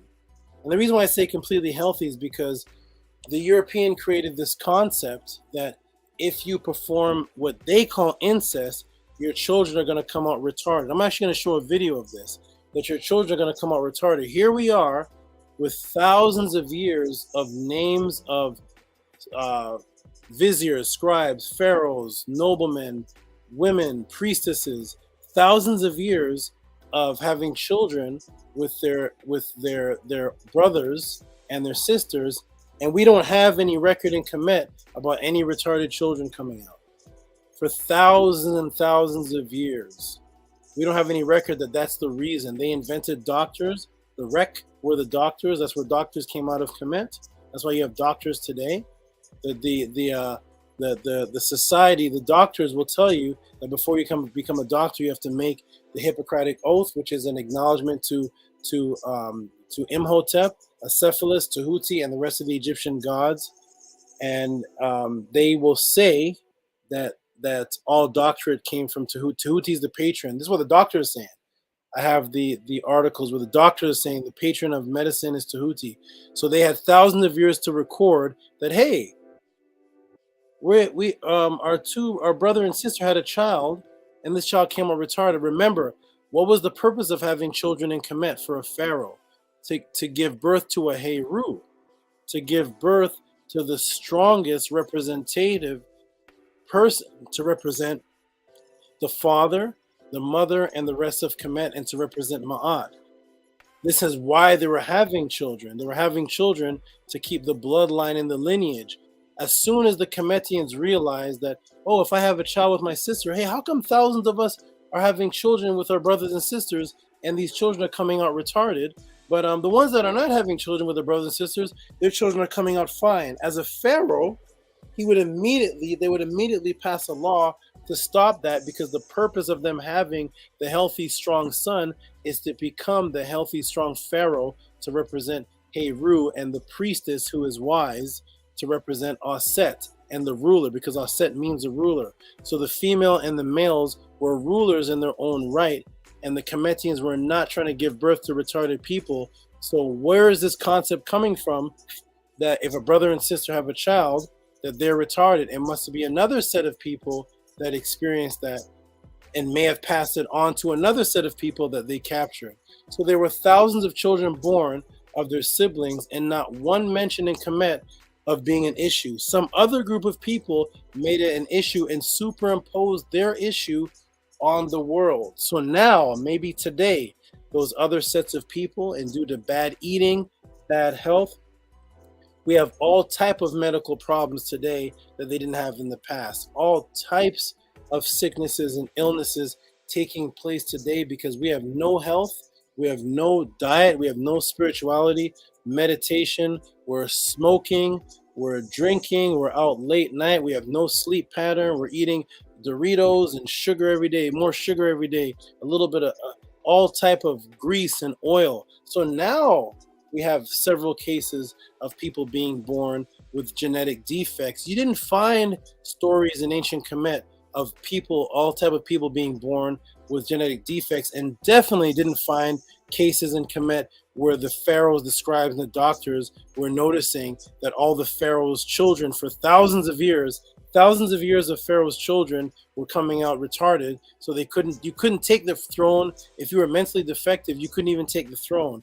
So it would actually be against the custom to continue something that would give birth to somebody who is mentally defective to take the throne, when that's the exact opposite of what you're trying to pass on. And that's why you don't see Kemwesi, which is the son of Merneptah and Aset Nefret. You don't see him or have any stories of him being mentally defective. A very strong man, and actually the records of Kemwesi are one of the records that became the laws of Ma'at that people are following today, that were copied to become the biblical laws or the biblical stories. It actually was Kemwesi. So let me shrink this back down to answer the question of that. Incest is once again, this is why we see the word incest here in 1200 AD. Coming from, let's go back to it, a crime of sexual intercourse. 1200 from French. So yes, the French, maybe the French people had some type of issue. There was no ancient culture of the French. You'll never see a National Geographic's video where they go into some ancient French tribe and find some type of ancient French spiritual culture. So the French in 1200 AD created this word incest. And from that point, the French and the English people spread that concept across the world, and people started believing that it was wrong because of French and British, not because of your ancient culture. That's a concept that I saw a guy on Sonnetter a couple of days ago said, the reason why Abraham lied and told the Pharaoh that that it wasn't his wife, it was his sister, because he would be embarrassed. He said, what type of man would be proud about telling somebody he's sleeping with his sister? And the sister Nepal was on there and said that was something normal. That was not who in ancient time was embarrassed of that. That was something completely normal. But I'm going to show you a video, and I'm going to only play a clip of it, of where this concept comes from when other people that may not be genetically as strong as some other people, when they do it, there's an issue. There's an issue and a problem that comes up. And if that's the case, if there's an issue and a problem with their genetics, then yes, there's no problem with them having laws and considering it a crime to do what they call incest. If it affects them, then yes, they should be against it. But here, let me show you a video of a family that has children with their families, which has nothing to do with Kemet, but I'll show you a quick video of this. The Whitaker family. The Whitaker family, 2004. Okay, so they went and visited the Whitaker family. They were in the Appalachians. And here's what it looks like. I'm going to go ahead and fast forward a little bit. And here we go. They're called the inbred family.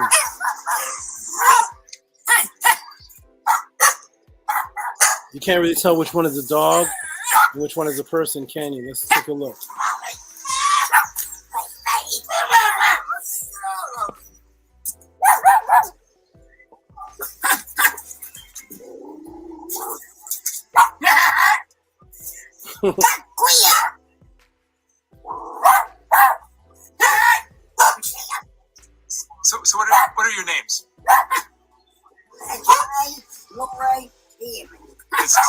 I'm sorry. Who's this?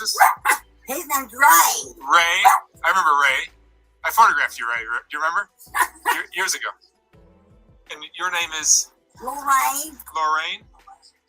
And Timmy. You know. Now, you guys grew up here in Odd, West Virginia. How many years have you lived here? All her life. All my life. You guys, I mean, did you go to school? You did? Some of your brothers and sisters probably didn't go to school, or how much schooling did they get? They didn't went to school long. He graduated. You graduated from what? Well, I was from high school. You went to high school, Timmy? Yeah, he went to high school on back. And how about you, Lorraine? No, she didn't went to school. She didn't? And, no, they didn't went to school. Come on up.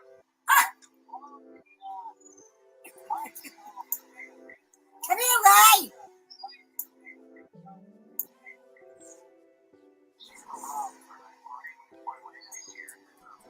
Ray, tell me about your family.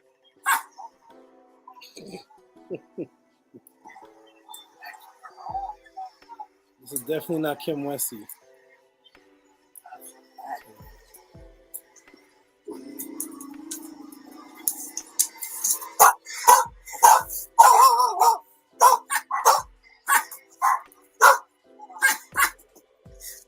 So, Ray.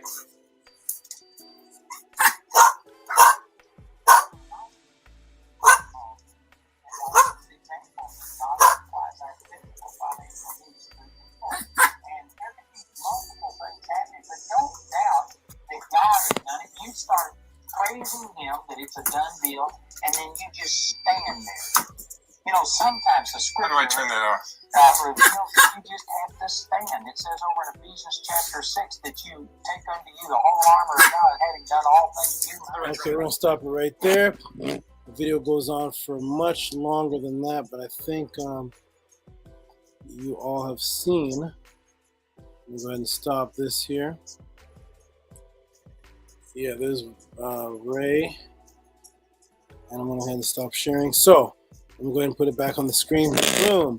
Okay, so to conclude, to the brother who asked, or I'm not sure, it's anonymous. So, to conclude for the person who sent in that question, thank you for that question. The concept of incest being wrong is a European concept. It does not trace back to any ancient African culture. It is something that was seen as a crime and fornication. In order to have words like fornication and crime, you have to have some type of laws developed, and fornication, adultery, and those type of words always come with biblical perpetuators of religion and Bible. You're usually European. So of course, if you have the genetics where you're going to come out like that gentleman Ray or those people in Virginia, then I would definitely advise that if you have those genetics and if that's what's going to happen to you, then yes, it should be something.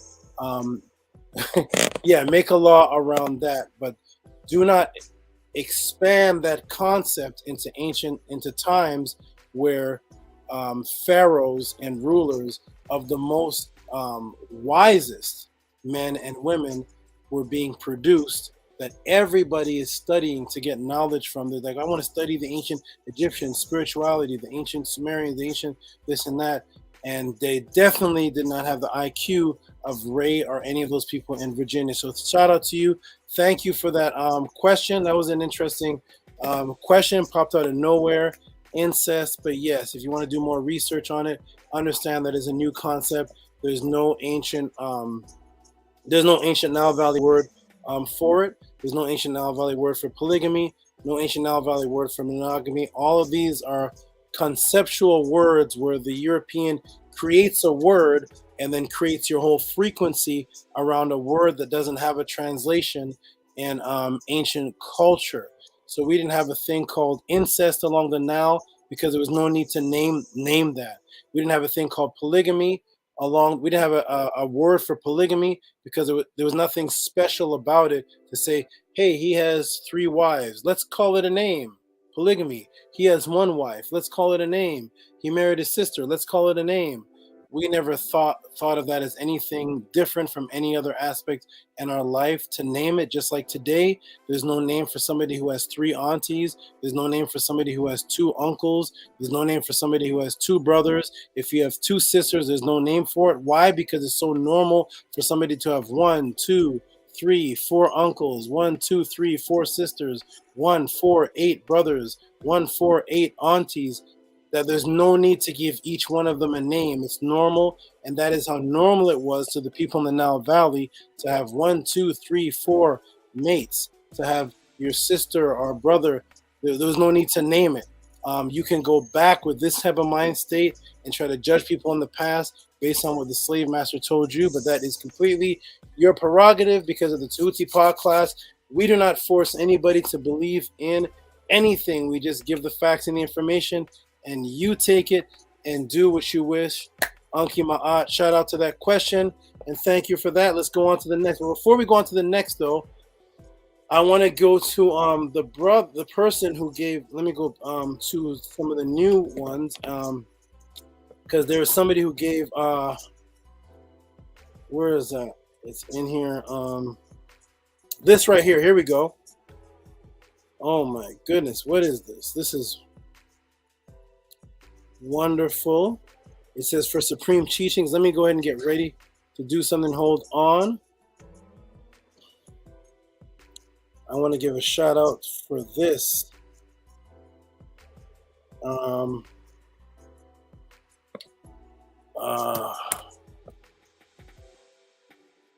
This is let me try something here, ladies and gentlemen. Hold on, I want to try to actually brand it on the screen. Bear with me a little bit. I'm actually jumping past a couple of people because this person actually sent this in right before the podcast actually started, so they're actually ahead of many people. But there's I'm just gonna go ahead and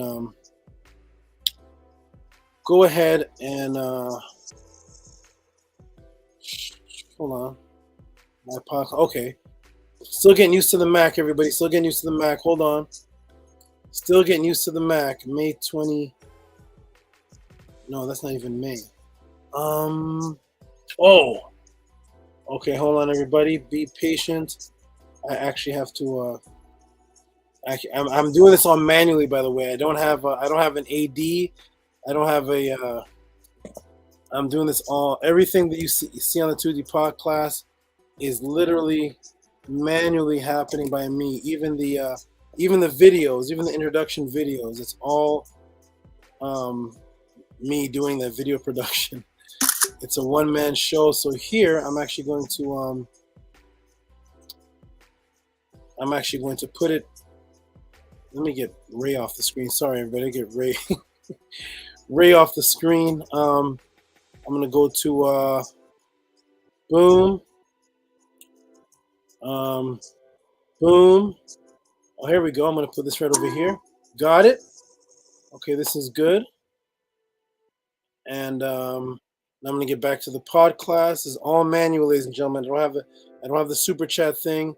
This is all literally manual. I'm doing this as we're talking manually. So I'm going back to up here to Podclass. I'm going to May 27th. That's today. And I'm going to, here it is. Boom.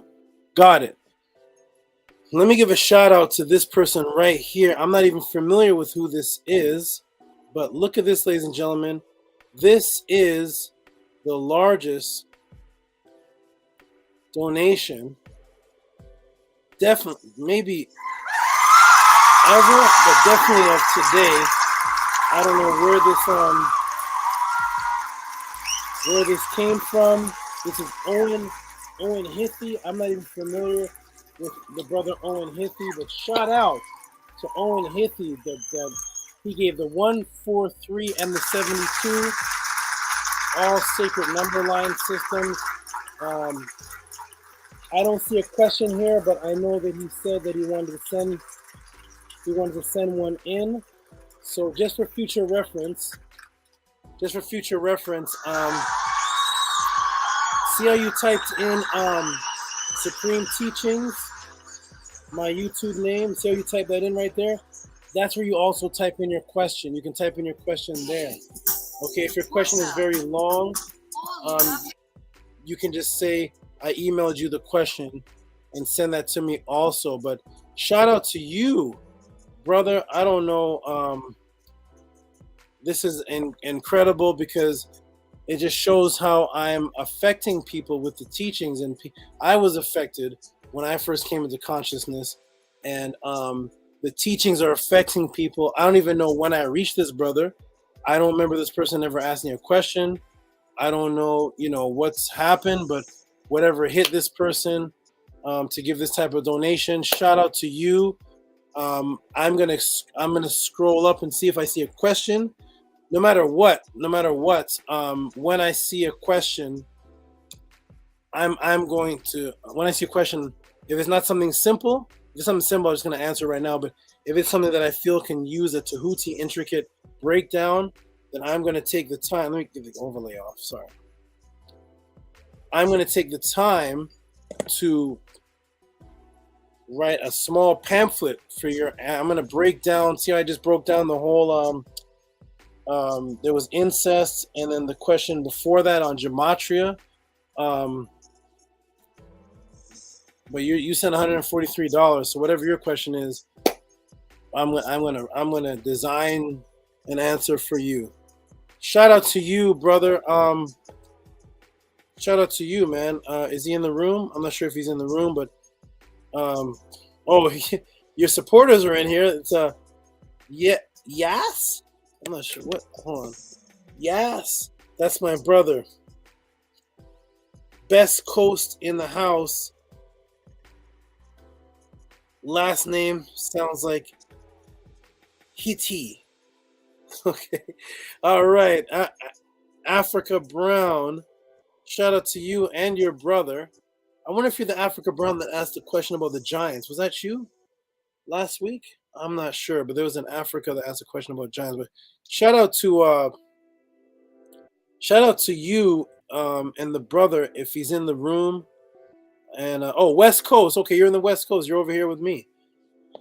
Shout out to you. Oh, yes. Shout out to you, sister. You're great. You guys are great. Definitely contact me. Both of you can contact me through Facebook, Tehuti Brown, if you want to send me a direct message or talk to me. A lot of people in the Podclass here talk to me offline when I have the time. If I don't answer, because really, man, there's about 200 people trying to talk to me and ask me questions when the Podclass is over, and I just can't see everybody. But where is the spider? I don't know. Oh, there it is. There you are, Charlotte.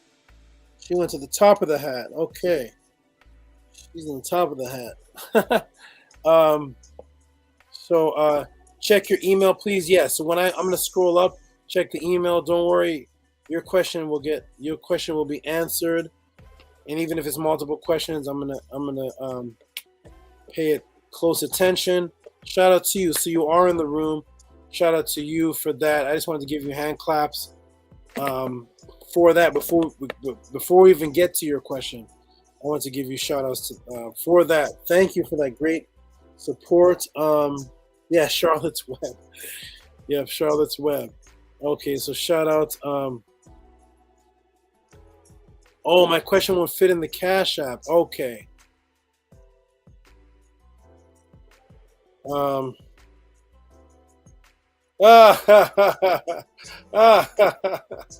Cash Pete is hilarious. That comment is the funniest comment since the Podclass has started.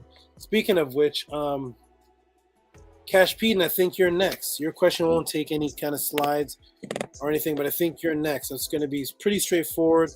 I think your question is actually next. Shout out to Cash Pete. And let me go look at the questions, okay? Let me go look at the question. But shout out to you for that. Shout out to you for that.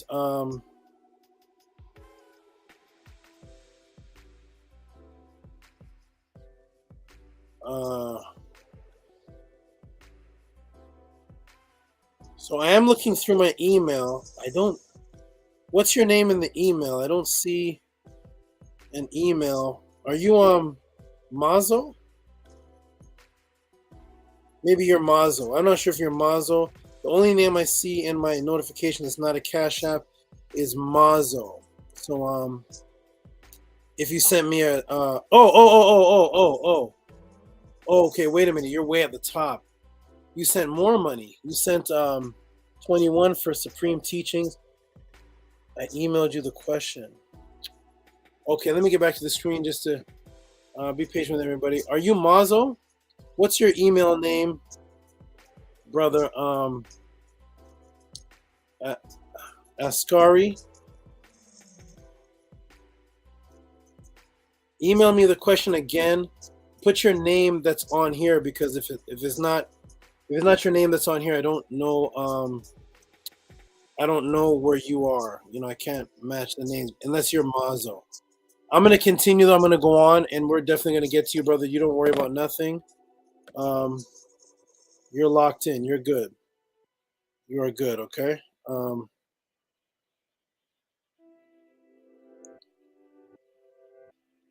You're good. Okay, I get you. Okay, let me continue. Let's continue on, guys. It's getting kind of late. Let's continue on. Welcome to Tehuti Podclass. Everybody who is new, everybody who is old. Welcome to the Tehuti Podclass. We're gonna get into the next question that was sent in Cash App. Send your support, everybody. Send your support. Send your questions in. This is how you send your questions in. You send them in through the Cash App or the PayPal, which is right there at the bottom there. PayPal is Rocky SV. Cash App is TT Amoon. That is how you send your questions in. I don't really see questions in the chat. That is my AI moderator right there. And these are my real moderators right here. In the flesh, Anki and Ma'at, Nania Setmer, Saneti Amoon. If you're having any issues with anything that's going on and want to figure out what's happening for the chat or for the future, you can send them a question. If you want to know email or where I had a debate or different things like that, how to navigate through the room. You may be wondering, why are you typing in a question in the chat and Tehuti's not answering? It's because I have a whole list of paid for questions. I cannot break that to go into the chat and answer a question. It's not fair to the people that are supporting.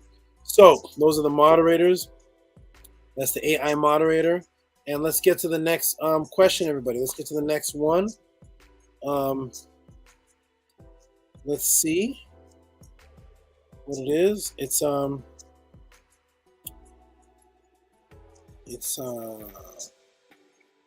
this is one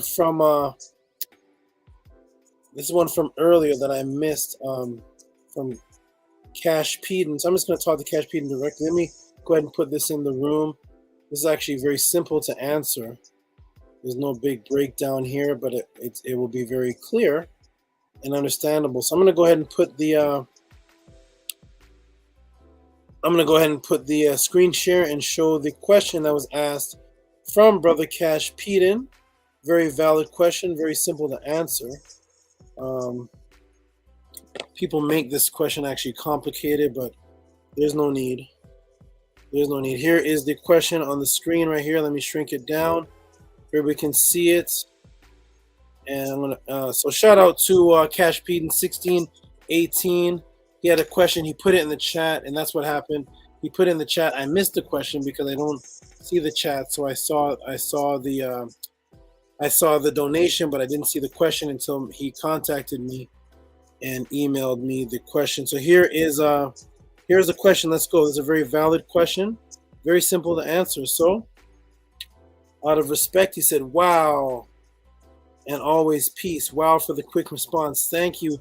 It means a lot. The question in the chat was, how do I, as a Choctaw, Haitian, relate to Kemet people? I know that some voodoo practitioners must be tapping into the original netters, so I just wanted to tie it together if there was any connection. The references pictures are from, oh, that's from something else he said. Okay. So he wants to know how, as a Native American Choctaw, and he's Haitian, relate to the Kemet people. So let me go ahead and answer. This isn't going to take any slides or anything like that. I'm just going to go ahead and talk. Let me go ahead and close this out. Boom. Let me get back to the room. Let me take it off this stop screen share. Okay, Cash Peden, are you in the room right now, my brother? Cash Peden, are you in the room? I want to just talk to you directly, real brief. It's actually nothing that complicated. I just want to know that you're in the room so you can hear. Shout out to everybody in the room. We got a bunch of people. Let me get some water. I'm getting parched. Hold on. Water time.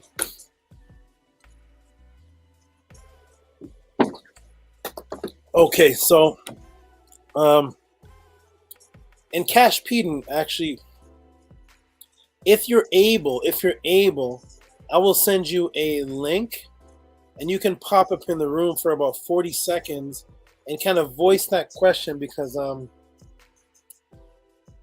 voice that question if you'd like to come in the room and just say it verbally. I have an idea what you're asking, but if you even voice it, that would be clearer, because it is a personal question about how can you relate as from your personal bloodline. Are you able to pop into the room a moment? You can be a 45-minute guest and just ask the question, and I will send the link in the room to you if you're able. Shout out to the moderators. I got people in the room shouting out the moderators. Polarity Trap. I've not even heard of this name before, but shout out to you. Thank you for coming. And we have Sinetia Moon thanking you. Okay, good. So I'm going to go ahead and put that in the room and go ahead and come in real quick. And we'll have a little conversation real quick and get on to the next, because it's actually kind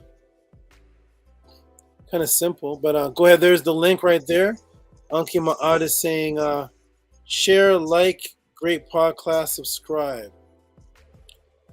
And Sinetia Moon put in the link to the Stepping Up. That's a class I did, and the brother that asked about Gematria, that's a Sonnetter link for a class I did on Gematria, right there. Okay, so go ahead and Cash Pete and just hit the link, jump in, and I'm just gonna talk to you really, really quick. We're gonna get on to the next, because just want to answer really quick so you can actually move on with your spiritual path.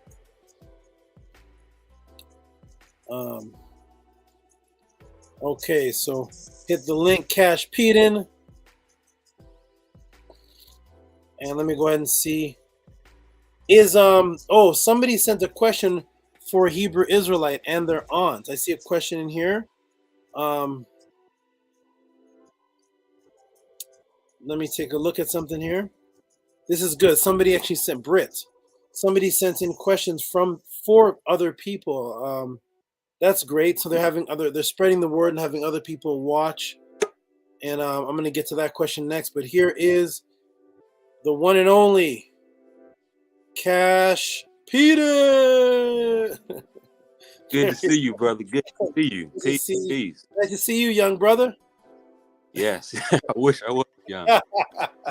Okay, so tell me you're born in Haiti, and are you practicing voodoo or something, or tell me a little bit about that.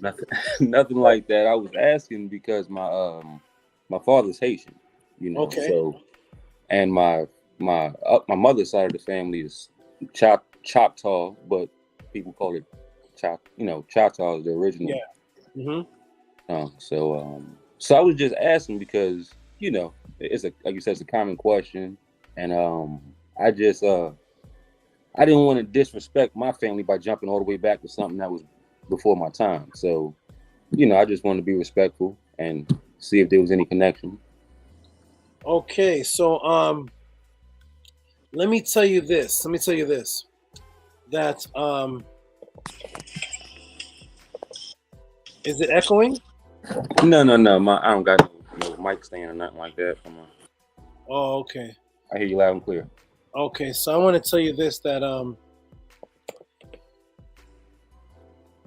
it is no disrespect at all to any part of your family to practice the principles that actually created these other cultures that you're talking about. Meaning that the reason why we're even talking about Choctaw and Haitian is because we're talking about our ancestors. We're talking about our bloodline. We're trying to go back to our bloodline to find out what were we actually doing before slavery. It definitely wasn't Christianity. So some people are going back to the Native American side. Some are going back to the Voodoo side. People are going back. But we must understand that the principles of Ma'at don't interfere with any other teachings unless the teachings are outright evil. So you can actually practice the principles of Ma'at and show, if you have somebody who is, are your family into Ifa? Or is it just, or do you know? Is it Ifa? No. I'm not exactly sure about none of that stuff. Oh, okay. I was going to say, if you show them the principles of Ma'at and show them the principles of Ifa, you'll see that they actually align perfectly. I want everybody to know that your bloodline, your direct bloodline is not relevant to Ma'at. I want people to really understand this. We, as a people, we created Ma'at, and then we traveled to different areas before we ever went to Haiti, before we ever went to the Native Americas, before we ever went to China, before we ever went anywhere. We created the Ma'at, and then we traveled, and we took those principles with us to other places. The place that you're from is not relevant to the principle of what is right and wrong. What's right and wrong and what's truth, like when you see that I read the principles of Ma'at, it doesn't change regardless of what your family is. As a matter of fact, your family will respect you more if you pick up the ancient Egyptian literature anthology book and you read the laws of Ma'at to them and they see that you're practicing something. That will motivate them more to be even more interested in what they're in, because in most cases, our family members don't even practice anything strictly, do they? They're not at all. Right. So it's like if you didn't take Ma'at and just live the regular street life or live the regular American life, that would actually be disrespecting the Choctaw and the Haitian ancestors, which is what most of our people are doing. Most of us are from these places, but we're not actually living any kind of life. We're going out. We're doing with the regular. So if you practice the principles of Ma'at, it may remind your family lineage of where they came from. Say, hey, Cash Peden is actually practicing something. Here I am as this side is Haitian, this side is Choctaw, but none of us are practicing any of it. But this man found something, and he's actually practicing something. So let's ask him what that is, and that may motivate them to get back to their Choctaw ways or their Haitian ways. And then you say, I'm actually just practicing discipline from what existed before there was even anybody called Choctaw. These are just recent tribes, and the recent tribes don't change what was written in the Nile Valley thousands of years ago before these tribes ever existed. I want people to not get so attached to your tribes and your bloodline, because your tribe and your bloodline does not govern your way of life. It just doesn't. Especially coming from a culture that has been mixed, raped, through all type of slavery, and we are so many bloodlines now. Unless you're from a pure Choctaw and you traced it and it's untouched, none of the Portuguese, nobody touched those women, and you're just pure Choctaw. But other than that, we're mixed with so many different bloodlines, and the people in Kemet were from multiple bloodlines, and they never, no matter where they were from or what their bloodline was, all of them agreed to follow Ma'at. Nobody in Kemet, because of their bloodline, didn't follow Ma'at. So you can still be of those bloodlines and look up those people and be proud of what they did and follow Ma'at the same way, and it doesn't interfere whatsoever. There's no interference. So I'm going to put something on the screen. Now I don't know, Cash Peden, do you have ancient Egyptian literature by Miriam Lithium or anthology book or any of those? I think you recommended it to me. I have them on, not the hard copy, but on PDF. Okay, good. So it's so if you, however you want to read them, it's fine. Sometimes staring at the computer can be, if you don't have retina protection, be a little damaging to the eyes. So you may want to get the real book to read at night, or to read away from the LED, the screen lights. But look up the principles of Ptah-hotep in that book and Amenem-Opi, and as you read them, you'll see that it's going to make your life better, and you'll be able to pass on real principles. Another thing too about the Choctaw and a lot of people that claim Native American ways that look like us, and that's a whole other conversation, whether blacks were natives, but people that look people that look like are this dark with woolly beards and woolly hair, they focus on the tribe and not any written proof of a way of life. So they're more focused on, I'm Choctaw, we're the Native Americans, and I say, oh, where is your way of life written? How do you be, what do you pass on to your children as far as principles? And they say it's all oral tradition. Oral tradition cannot pass 5 people without changing. I did a test on with Mighty Hebrew on the Killer Priest podcast. Look up on pre-debate between me and Mighty Hebrew. I wrote something on a piece of paper. I verbally said it to one person. They said it to another. By the time I got to the 5th person, it was a completely different sentence from what was on the paper. So the only thing really trustable as far as a culture is something that's written, or something that is on stone that doesn't get changed. It can only be translated, but it doesn't get changed by the memory of a person. So I find that the black people that are into Native American or even voodoo, they can't really tell me where to find the ways of life written down that they can open up and page by page show it. But the beautiful thing about Ma'at is that it's been written down, and over the thousands of years, it stayed the same. And it's in stone. You can't erase it. So that's what I would say to you, my brother, that Ma'at doesn't impede anything. It doesn't interfere. If you find an ancient Choctaw that or anybody in your culture, your great-great-grandfather who did great acts because he was a Choctaw and had a certain culture, respect that man, respect that woman, respect their way. They have every right to live their way, and I can guarantee that their primitive way of what they believe in doesn't even go against Ma'at at all. They would never find Ma'at disrespectful.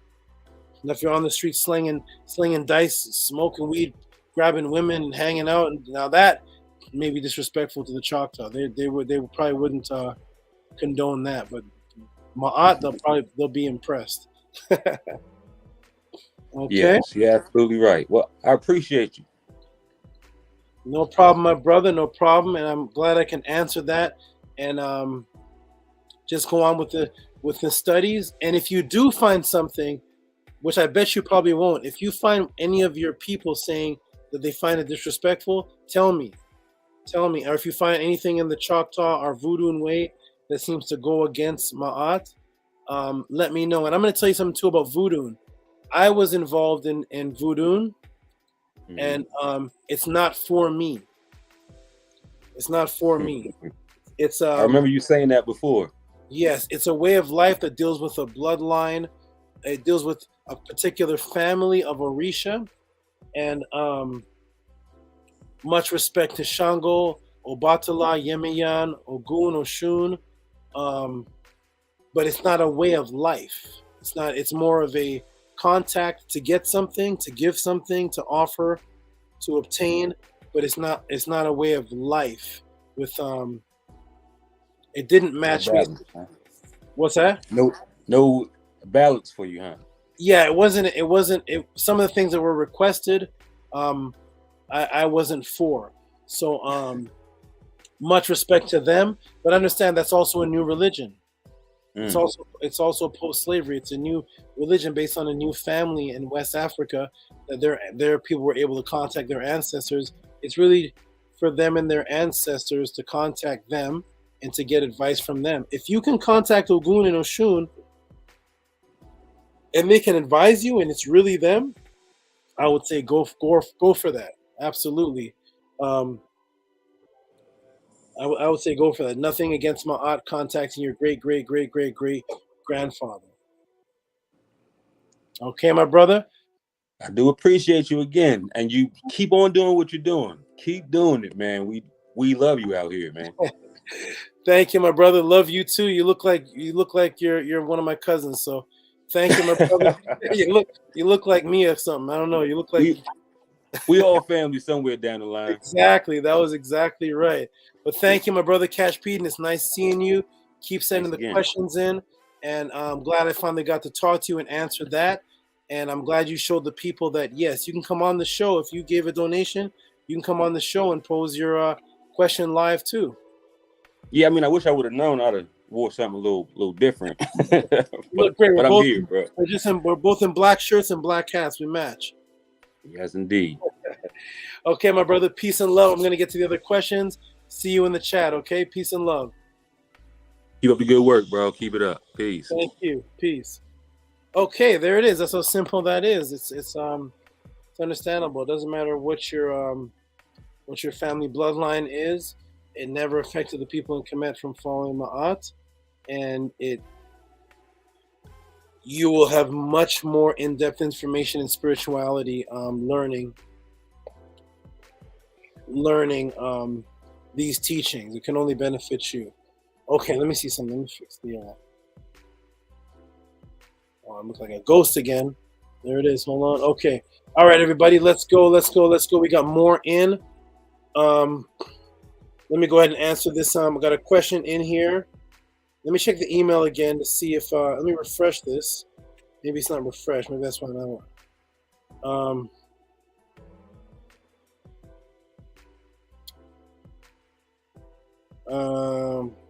I still don't see that, brothers.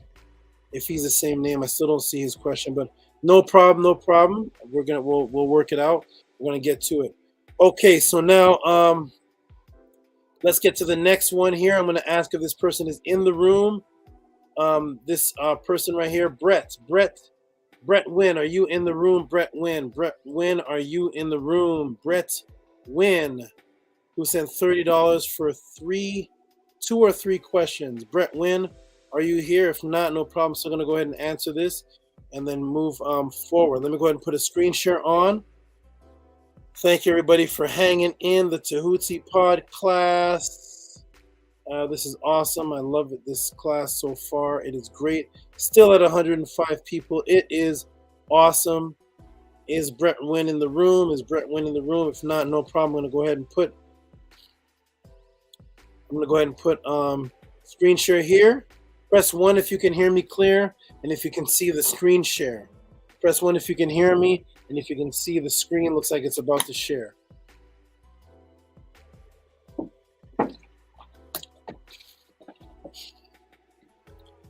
Press 1 if you can hear me.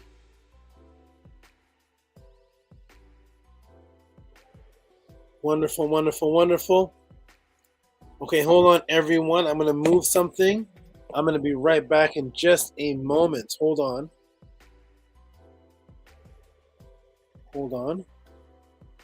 I'll be right back.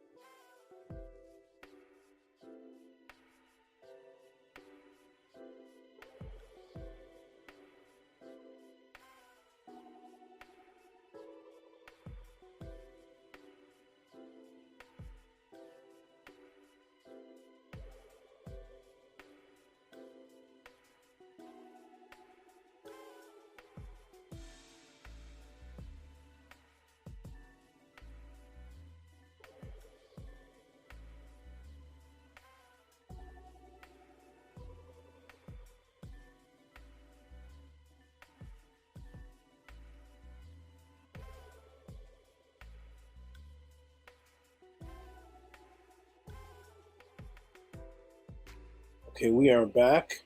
Let me get back in front of the screen here. One moment, everybody. We are back. We are back. We are back. Let me get back in the screen. Boom. Everybody can see me. Everybody can hear me. Wonderful. Excellent. Peace, Africa. Peace, Soul Tribe. That's a good name. Soul Tribe. Peace to you. Peace, Africa. I see you. Peace. Cash Peden says Tehuti's the realist. Something about Night Court. Okay, peace, everybody. And this is good. Everybody's hanging out because I know it's late where everybody is. But you know what? When we weren't doing this on a Friday night, we were going to the club till 5 a.m. Remember those days? Brothers and sisters, people had no problem hanging out at the nightclub till 3 a.m., getting a hotel afterwards, waking up Saturday, going back to the club again, going to the barbecue in the day, and then you're back to the club till 4 a.m. So if we can do that for the club life, we can definitely do that for the life of knowledge. Let's get to the next one. Here we go, everybody. The next question is, here it is. Brett Wynn. Shout out to Brett Wynn, who sent $30. Shout out to you, who sent a question in from his aunt and uncle. Aunt and uncle ended up having a question. The question is question 1 from Monique France in Indiana. Shout out to Monique France all the way in Indiana, and shout out you, Brett Wynn, for getting questions out, spreading the world all the way out in Indiana. And it says Ham is the son of Noah. Okay. Mizraim is the grandson who was the originator of Egypt. Do you believe this to be true? And what is the root meaning of Mizraim? Okay, so the questions are, a couple questions. Do I believe this to be true? So do I believe that Mizraim is the originator of Egypt? Great question. And do you believe, do I believe that to be true? And what is the root meaning of the name Mizraim? Great questions. These questions can actually break people out of religion. And apologies, no, we're going to ignore that because it was a conversation. He said, the other question is from Reed, a Hebrew Israelite, asks, what are the 3 prophecy out of your book or teaching that shows the end times according to the prophecy that has happened in the Torah? That is from Reed from Chicago. Shout out to Reed from Chicago. And then Britt says, okay, thank you. I will inform them to tune in Friday. Let's get to the first one here, which is Ham is the son of Noah. Mizraim is the grandson who is the originator of Egypt. Do you believe that to be true? And what is the root meaning of Mizraim? Of course, let me get this off the screen here. Get back to the room here. Okay, so shout out to those questions. And of course, I'm looking a little blurry. Hold on a second. Boom, boom, boom, boom, boom. Let me fix something here. I'm flying. Okay, here we go. Okay, boom. I'm disappearing. Okay, I'm back. I am back. Oh, nice and bright. That's nice. I like that. That's perfect lighting right there. All right. So shout out to the brother Britt. I don't know. Here it is. Exactly. This is my nightlife. Exactly. Thank you, sister, for staying home and being safe. And there's a lot of sisters out here that has a very dangerous nightlife, and they're out risking it all and putting themselves in situations and end up getting hurt living that other kind of nightlife. This is the safest. You're in the comfort of your own home. You're receiving knowledge. You can take a break anytime you want, go to bed when you want. You're safe. This should be sisters' night lives and brothers' nightlife. Okay, so shout out to that statement there. We're going to get this off the screen here and get into that question. So of course I can answer that question within 2 seconds, right? Of course I can say Do I believe Mizraim is the originator of Egypt? And what does Mizraim mean? Of course, I can answer that in 2 seconds. But no, I refuse. In the Tehuti Podclass, you don't get 2-second answers unless it's really warranted. I'm going to break it down. I wish the brother was in the room. And so we're going to get into it. Everybody, please send in your questions to, again, I have to keep stating this. Your questions go to Rocky SV at PayPal and Cash Tap TT Amun, and then I get to see them on my screen. I get to see what the donation is. I get notification, and then boom, I answer them in order. So for all those people just typing questions in the chat room, it can be chaotic like that. Please just follow the directions. If you need to contact the moderators for more direction, feel free to contact the moderators for more guidance. And the moderators are the beautiful Ankia Ma'at, Nania Set Mur, and Saneti Amun. But it's all about support and it's all about order here in Ma'at. I can't just answer a bunch of random questions in the chat and ignore the people that are sending the support. If you send the support, I will get to you because I'm moving up and up in there. So right now we're at this one right here. Let's get to it. So I'm going to do a screen share and go ahead and get to this awesome question. There's a couple questions, but we're going to get to this one here. There's 2 questions in that one question. And I'm going to go ahead and share again. And I'm going to go ahead and put it back on the screen. Do I believe Mizraim is the originator of Egypt? And the biblical Mizraim. And what does Mizraim mean? Let's take a look. Welcome to the Tehuti Podclass. You know how we do things here. We are about to break it down thoroughly. Let's break it down thoroughly, ladies and gentlemen. You can see the screen there. And now, for the person who asked the question, which was Monique France, shout out to you. And it said uncle and aunt. And I don't see the uncle, but okay, shout out to Monique France. I don't see a male's name, but shout out to Monique France from Indiana. Now I want to go ahead and say, these are the oldest sources. Let's get into sources, okay? These, let me move the screen up a little bit. Right there, boom. These are the oldest sources of a book of Genesis, which are 3rd century BC and 9th century AD, that have a story of a Mizraim. This is thousands of years after Kemet had already been in existence. The secret and giveaway is in the word Mizraim itself. Let's analyze it and let's take a look at the word Mizraim itself. Let's take a look at the history of the source of the story of Mizraim, because of course they don't do this in church. They will not give you the histories, because if they do, you'll end up leaving the church. So here we go. Here is the oldest reference. So we cannot find any ancient story of Mizraim in any kind of antiquity, any kind of ancient stories. It all comes from right here. This is called the Septuagint, being a composite work transition process.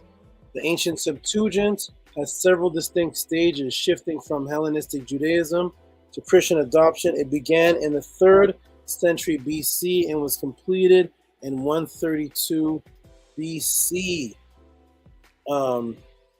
But in time elsewhere as well, the Septuagint derives its name from the translation of 70 interpreters, Greek, and this is the Greek word right here. Can't really pronounce that word, but it is it's translation of the 70. The title refers to a legendary account in the pseudepigraphatic letter. Everybody check out, and the moderators can put this in the room, check out Tehuti versus JJ 7000. It was a full debate on this topic right here, and JJ 7000 lost 84 to 16% on the voting poll. Check out that debate right there. So this is from the pseudepigrapha, which means false writings, letter of Aristides, and it's how to his brother Philocrates of how 72 Jewish scholars were asked by the Greek king in Egypt, Ptolemy II of Philadelphia in the 3rd century BC, to translate the Torah. The Torah. Remember, the Torah, biblical Hebrew into Greek, for the inclusion of the Library of Alexandria. That is what the story says. I remember JJ got all mad because he said Library of Alexandria didn't exist. This didn't exist and that didn't exist at that time. And I'm just quoting to him what the letter says. I don't believe in the letter, but the letter says this was translated into Greek for the inclusion of the Library of Alexandria for the Ptolemy Philadelphia. This is Greek history. Do I fully believe that this actually happened? No, I believe the Greeks actually totally created this and plagiarized this from ancient stories. But here it is, 3rd century BC. So 3rd century BC, we're talking about around 284 BC. 284 to 287 BC, which is way after Egypt was already established. But here's where the Mizraim story comes from. Now, we get into what's called the Tanakh. Here's what Hebrews like to speak about. It's called the Tanakh.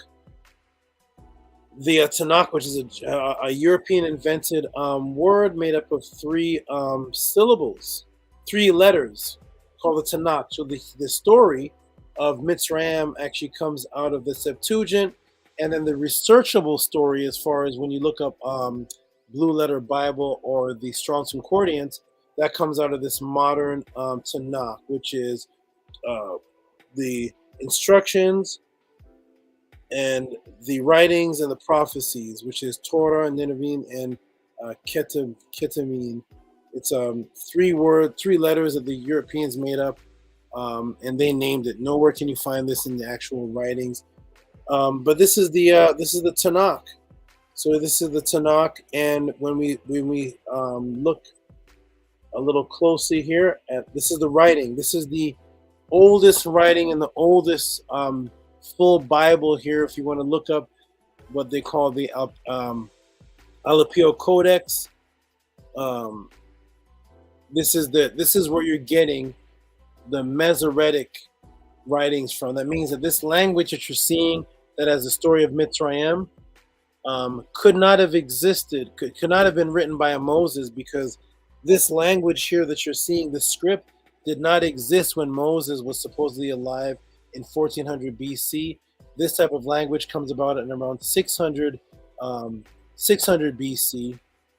This is nowhere found, and this actual writing here just came about in the 80s. This specific type with the dots, it came out in the 80s. In the BCs, it was what Europeans call Paleo-Hebrew, which is no such language, which is actually a Canaanite script. But the Alapio Codex is a medieval manuscript of the Hebrew Bible, Tanakh, associated with Rabbi Aaron ben Asher, the Masoretic scholars who wrote it in early 10th century CE. You know what 10th century CE is? 10th century CE is just 1,000 years ago. 1,000 years ago. That's in the CE. That's in the Christian era.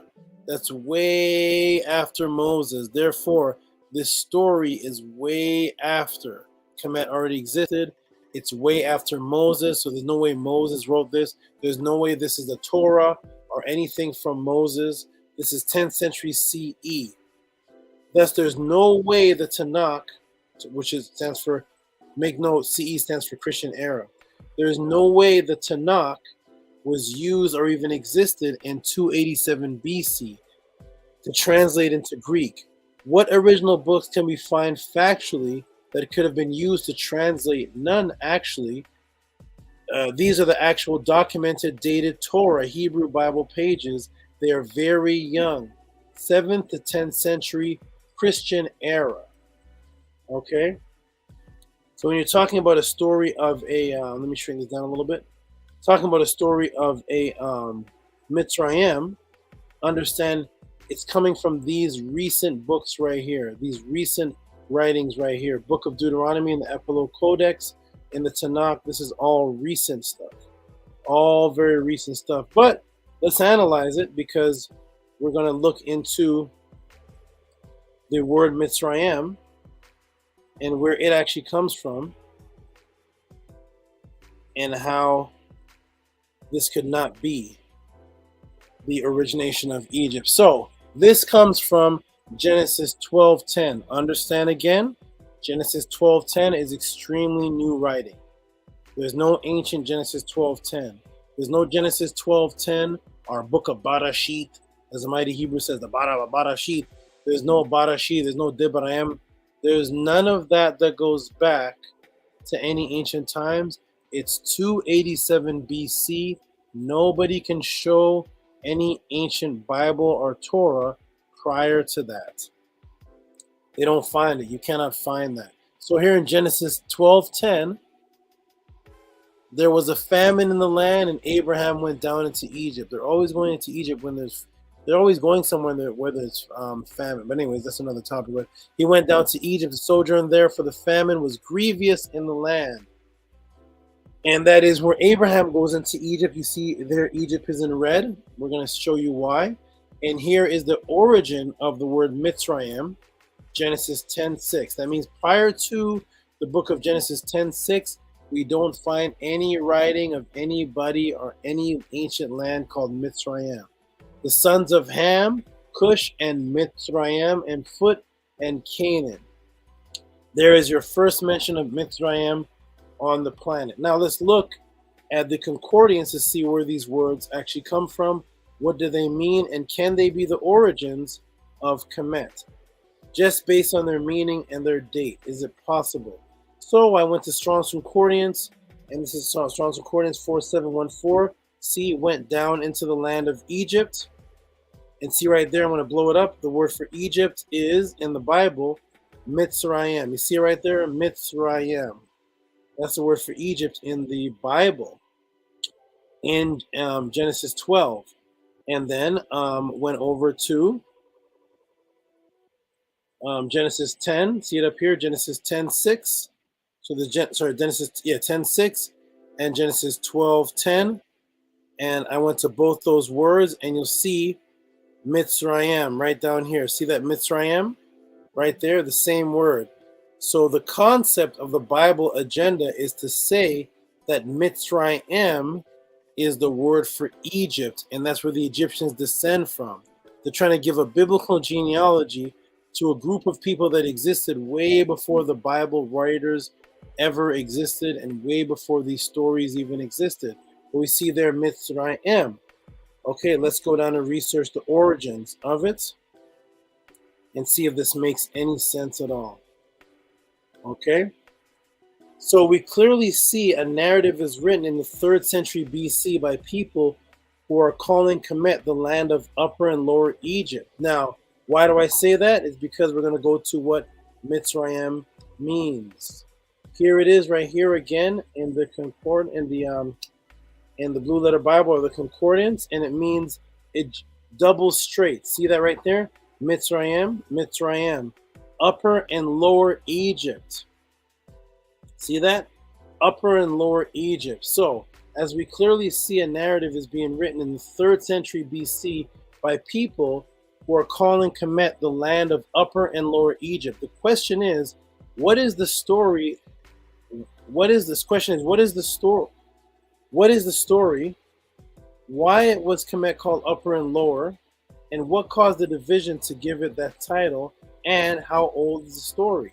So that means that if Egypt in the Bible was called Mizraim, which they say are the two straits because it represents Upper and Lower Egypt, there has to be a history of why that area is called Upper and Lower Egypt. Who was calling it that, and why was it called that? And why would a man be born with that name? You see that?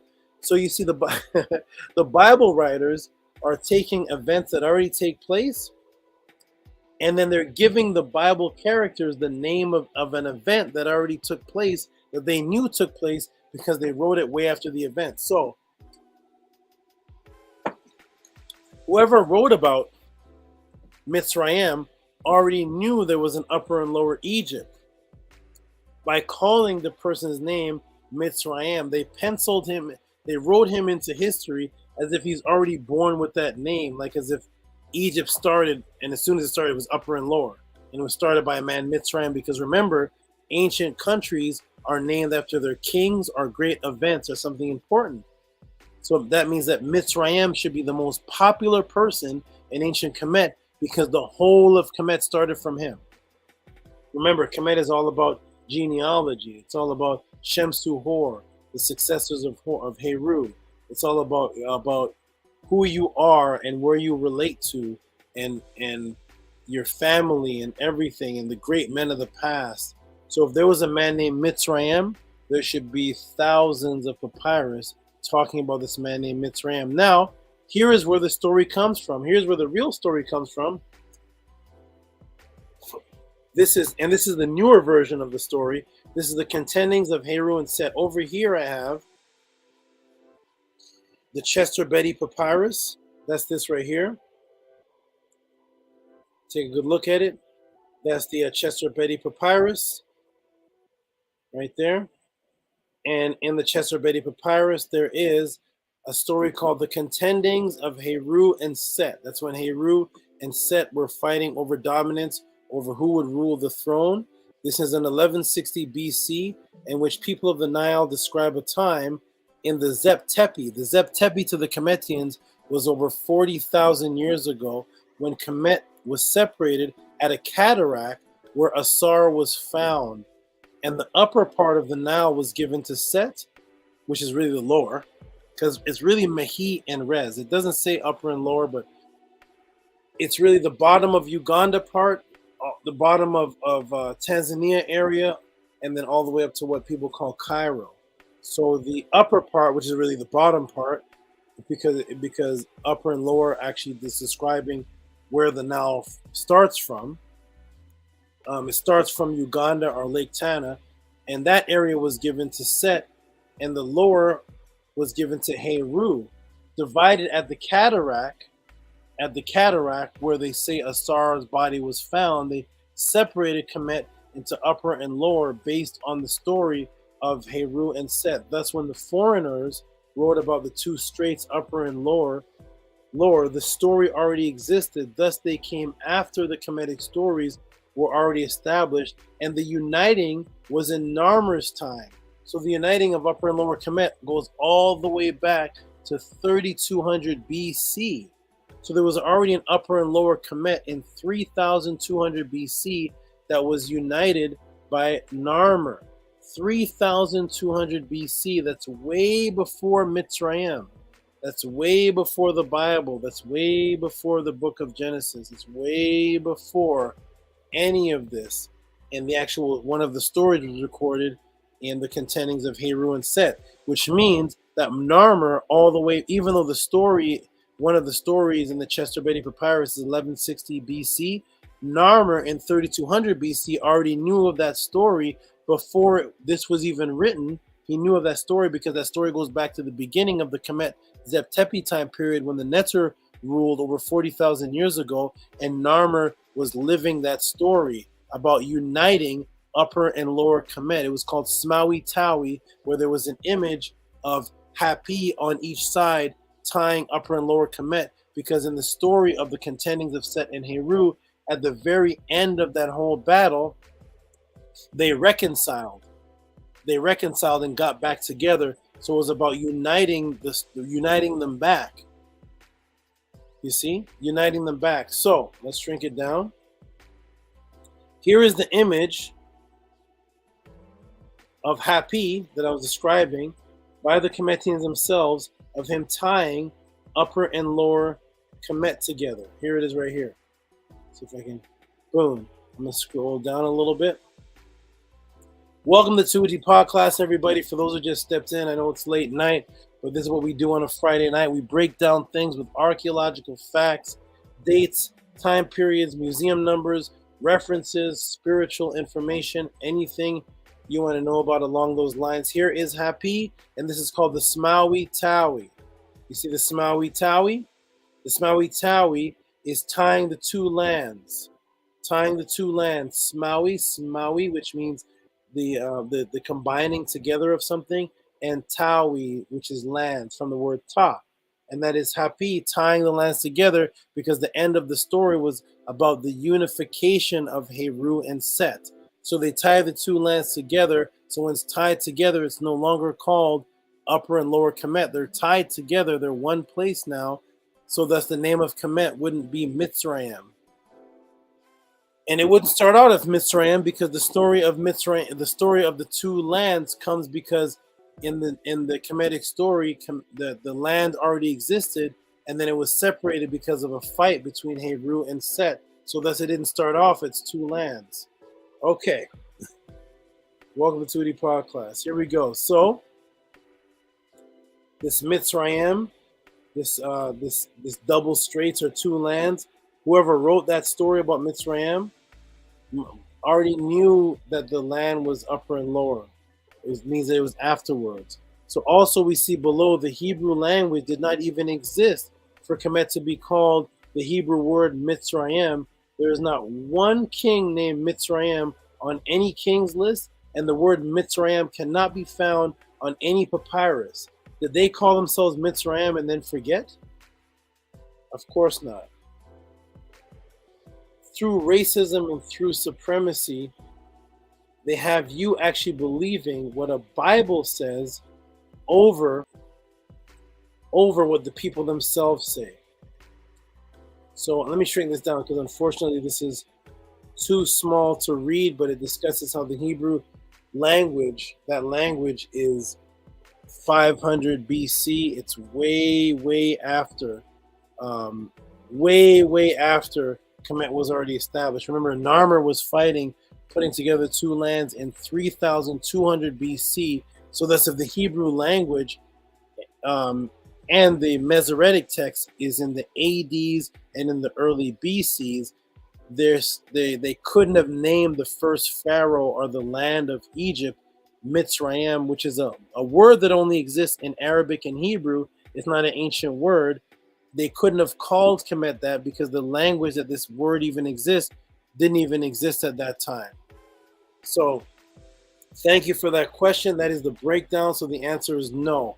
I definitely do not believe or accept that Mizraim. It's physically, historically, archaeologically, and impossible, first-hand reference, primary source, impossible for Mitzrayim to be the father of Egypt, when that word Mitzrayim couldn't even exist until the Hebrew language existed, and there's no one record in Kemet of any pharaoh, anybody acknowledging that their land was Mitzrayim. It became Upper and Lower Kemet because of a fight and a separation in a land that was offered to Set to try to appease him, and a land that was offered to Heru, and that was in the Zep-Tepi times.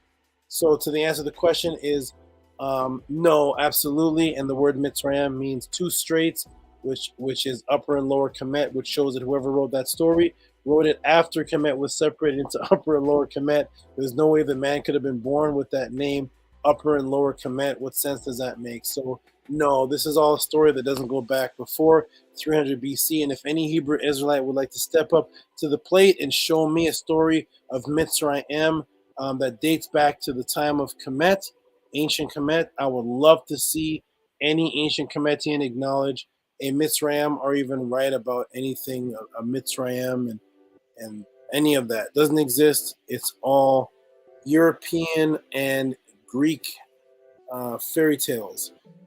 Okay, so the next question is, and the other question is from Rita Hebrew, who asks, so first of all, thank you for that question, Britt. I don't know if you're in the room, but boom, I hope you guys enjoyed the first part. I'm going to take out a screenshot for just a moment, do a little check. It's going to be a late podcast today. Those who didn't, those who hear me and got the answer, press 1. I'm just doing a check, making sure everybody is still in the room and can hear and heard the answer. Press a 1 if you can hear. Rigo throws a bomb again. Cash Peden says absolutely. Heka says great breakdown. Okay. Six Finger says Narmer. Jody says 1. Okay, good. All you can hear me. So for the next question that was asked, great breakdown. Thank you. For the next question that was asked, I'll go ahead and show it again. Because this one actually lines up with the one that was just asked, which is, he says, what are the 3 prophecies out of your book teachings that show the end times according to prophecy that have happened in the Torah? Read from Chicago. Wonderful question. The answer is there is none, because there is no end time. So let's what end times? What's ending? So this is so some of these questions are coming from people. Let me go ahead and take it off the screen share and talk a bit, and then I'm going to get into the Torah itself. Okay, so a lot of questions that are asked by people that are religious, they're asking it based on their belief actually being the premise of reality, and then everyone's answer actually rotates around their particular belief. When actuality, that's not how life works. So first of all, we have to prove that there's an end times. End times is a Christian coined word. There is no word end times in the Torah. Nope. Nobody can talk to me about this term. This is Christian propagation coming from the New Testament, the book of Revelations, about and the end time. There's so many end times. I remember one end time was in the year 2000. The world, what has ended? We're still here. We're still striving. We're still fighting for the truth. Our ancient cultures have all ended hundreds and thousands of years ago, as far as a group effort of people in Kemet observing the laws of Ma'at and building pyramids and building temples. When that ended, that was the end times for that. So as the Ptolemies came in and as Kemet was reaching its end, to the people that were alive at that day and time, that would be the end times. That was the end of Kemet as they knew it. It wouldn't be 2022. These are not end times. That already ended. As far as the ancient Hebrews having synagogues and temples of Solomon and the great works of David, and people walking around with the Torah and sacrificing, and the Ark of the Covenant, walking around with that ended also. So as that was ended, that was their end. Their end times already existed. It already happened. There's no such thing as the end times. There's no such thing as that. There's nothing. That is a Christian propagation. And on top of that, there is no prophecy, not even one in the Torah, about these days and times. Not even one. There's not even one. And the reason being is because people are quoting books that are not the Torah. So when they say what 3 prophecies are in your books that match the prophecies of the end times of the Torah, what is the Torah? What is the Torah, ladies and gentlemen? Let's take a quick look at, I'll just type in Exodus 34. Exodus 34, King James Bible. I'm going to read it, and I may put it on the screen. And the Lord said unto Moses, hew these 2 tablets of stone onto the first, and write upon them words which are the first tablets, and be ready in the morning to come up to the morning of Sinai, and present thyself there me in the top of the mount. No man shall come up unto thee, neither any man be seen through the mount, neither any flocks. And he hewed, here it is right here, and he hewed 2 tablets of stone like the first. And Moses rolled up early morning and went up to Mount Sinai, and the Lord, as the Lord had commanded him, and he took into his hand 2 tablets of stone, and the Lord descended on the cloud and stood with him there, and proclaimed the name of the Lord, and the Lord passed before him, and pertained the Lord, merciful, gracious, long-suffering, abundant, goodness of truth, keeping mercy for thousands. And it goes on, and he took haste, and he said, now you be found grace in the Lord, and pray thee amongst us. And it goes on, make a covenant before thee, and the marvels. And then it goes on to say he received the law. The word for law is the Torah. The Torah is just the laws that Moses received at this time. The word for law is Torah. So it's only the laws. That's it. There's nowhere in the laws that is prophecy of 2022. The laws of the Torah were about how to animal sacrifice. It was about how to wear your clothes. It was about what cloth matched with what cloth. It was about how to eat. It was about the tassels, the colors, the Ark of the Covenant, what to do on the Sabbath day.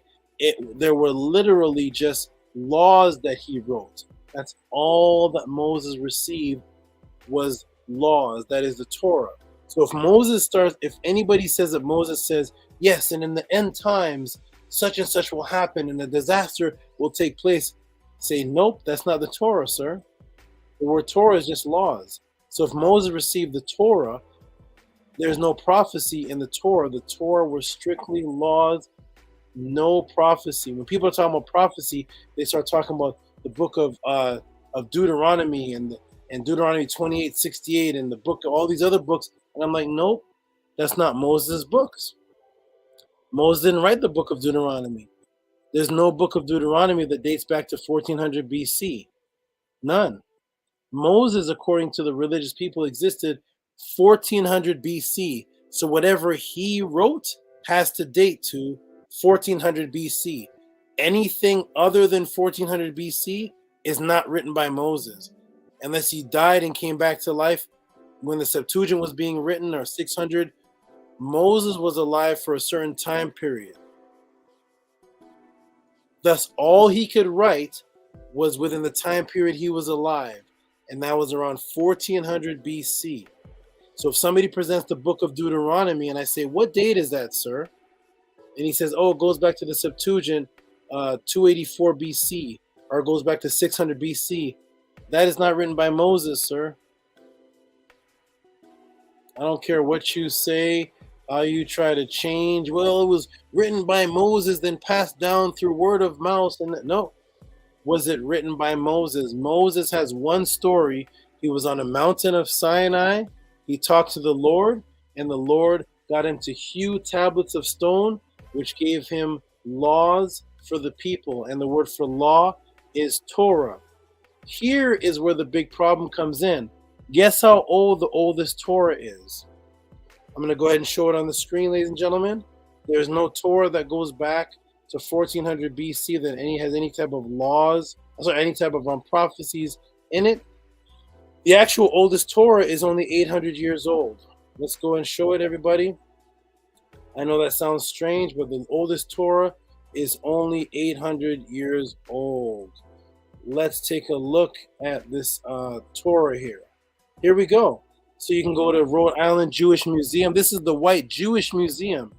800 years Sephardic Sefer Torah from Spain and the island of Rhodes goes to be displayed in Los Angeles, September 2003. Torah's unveiling by Aaron Hassan, Stella Levi. There they are. Groundbreaking history of the 800-year Sefer Torah from Rhode Island. In September 1943, German military commanders took control of Rhodes, and several months later, recognizing the escalation of insecurity, the Jewish community leaders gave their Torahs to the Turkish community leaders for safekeeping. Sadly, in July 1944, the Jews of Rhodes were deported to Auschwitz, where most of them were murdered. After the war, the Torahs were returned to a few people of the Jewish community that survived.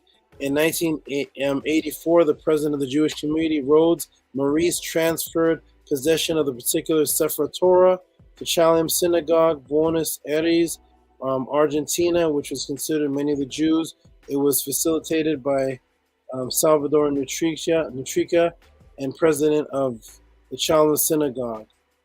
This is the Torah. The Torah is just laws, 800 years commanded, institute. It goes on. So the Torah is just supposed to be laws, and here they are proudly unveiling the oldest of them. So the Torah is not 5 books, ladies and gentlemen. I repeat, the Torah is not 5 books. Here is the Torah. This looks like a papyrus that is unrolled. It's not in the form of 5 books. So when they say the Torah is Genesis, Exodus, Leviticus, Deuteronomy, and Numbers, ask them, where can we find that? Where can we find anywhere in history that Moses wrote 5 books? Not it's supposed to be a scroll with laws on it, not 5 books. So Deuteronomy and Exodus, the story of Exodus, is not the Torah. Let me go ahead and take it off of screen share. I repeat again, Deuteronomy and all these other books that people are quoting for so-called prophecy, that is not the Torah. So to answer the question to the brother that asked the question, what are 3 prophecies in my book that talk about end time? There are no prophecies that I know of in the books, in the ancient books that talk about end times, because even if there were, the end times would be what they would consider the end times, which would mean if they foresaw, Nietzsche supposedly foresaw the end of Kemet and worked sex magic on Alexander the Great's mother to bring Alexander the Great in to give Darius out. But that's the Kemetians' end times would be the end of Kemet. It wouldn't be today whatsoever. So there's no record of any ancient people talking about end times of today. All the prophecies of the Bible are interpretations. Every 50 years, it's a new interpretation. They talk about the book of Revelations have had so many interpretations. Once it gets to the end of that time period, someone said, well, no, it wasn't. It's not 1940. I remember the Jehovah's Witness, the Mormons, the Jehovah's Witness said, 1914, the end times are 1914. Remember that? It was 1914. Then it was 1966. Then it was the year 2000. Each of them interpreted their Bible as it was talking about those dates as end times. And guess what? We're in 2022, 1914 passed, 1966 passed, 2000 passed, all the so-called end times, because you can't have anything after an end, right? Once times have ended, that's it. So all the prophecies of end times, notice that all the years have passed, and now in 2022, they're going to open up the Bible and say, hey, the book the end times is 2040. It's right now. It's talking about COVID. It's talking about this. And then in 2080, when there's no COVID and nothing of that to talk about, the people in 2080 are going to open up the same book and say, yes, in the year 3000, that's when the end times, it's going to be the end. In 2800, it's going to be the end times. And then in 2800, when nothing happens, the people are going to open up the Bible again and say, in the year 3200, the end times are here. We're in them right now. These are the end times.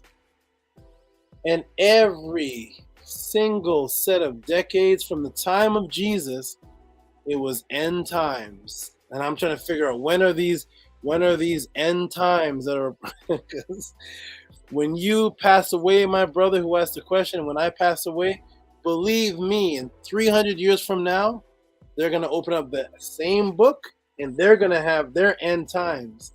There's a new virus called the Kachina virus, and it's eating our eyes. And seeing the Bible, it says, thou shalt not have eyes.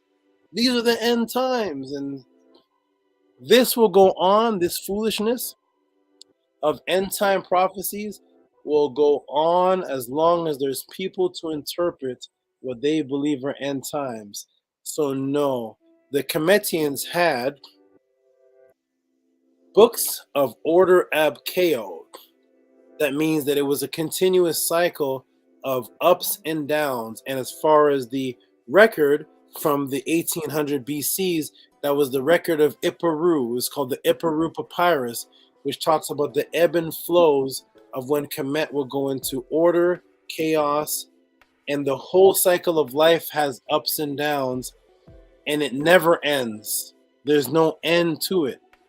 1,000 years from now, 50 years from now, when there's no Tehuti Podclass, people will be in some desolate times, and there'll be other people on the island living beautifully, and the people in the desolate times say, we are in the end times. And the people on the beautiful island will say, we're in the greatest time of our life. This is beautiful. We're on a yacht. We're fishing. We're reading our books. We're having the greatest time of our life. And the people in the projects 50 years from now was, this is it. I know it's over now. We can no longer struggle. And this will continue. This chaos will continue. Okay? You create your own destiny. You create that. You make your future. Yes, we're surrounded by a lot of chaos that's happening. You find the best situation or get out of the situation and make a better situation for you, your family. It can be spiritual, financial, whatever it may be. And you take your family to the greatest heights of wherever you're going. And there's no end times for you. There's no end times. It's a continuation, and hopefully your son and your daughter take it past where you take it and make it a greater life, and there's no end times. It doesn't end. This earth has been around. We've been around for 4.5 billion years.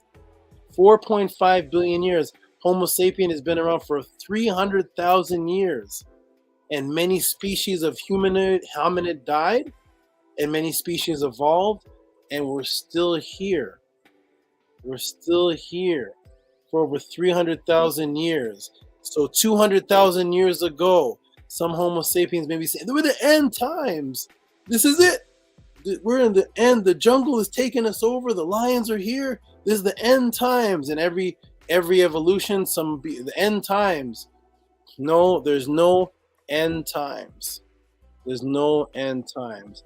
Cultures have ended, and it's up to you to rebirth what you feel is the best rendition of a culture and the best rendition of your spiritual self, and take that to the heights. And as long as you're doing that, that will never end. Don't think that there's an end times. No. If you won a lottery and got $2 million right now, you could move you and your family and your group of people to an exotic island. You can set up whatever situation you want to set up, and it will be a beautiful environment for you. And you'll be in that environment with your sons, your daughters, your wives, your family, living beautiful, doing your spiritual rituals, fishing, living off the land, living awesome. And the people back in the Chicago hood, this is the end. This is it. The end times. It can't get any worse. While you're off in another island, living the best time of your life and having out of body, living your greatest time. So no. There's no prophecy of end times, because there is no ends. There's only ebbs and flows, and you can control them. Okay, so thank you for that question. I appreciate that. There's no end times. Some people are saying this is the greatest time of their life, even being here in the Tehuti Podclass, are getting spiritual knowledge, that this is greater than what they were doing when they were Christian, thinking there's end times. So no, this is not going to end. Please don't think that there's going to be some end. Even if there's an end to America, it's not the end for you.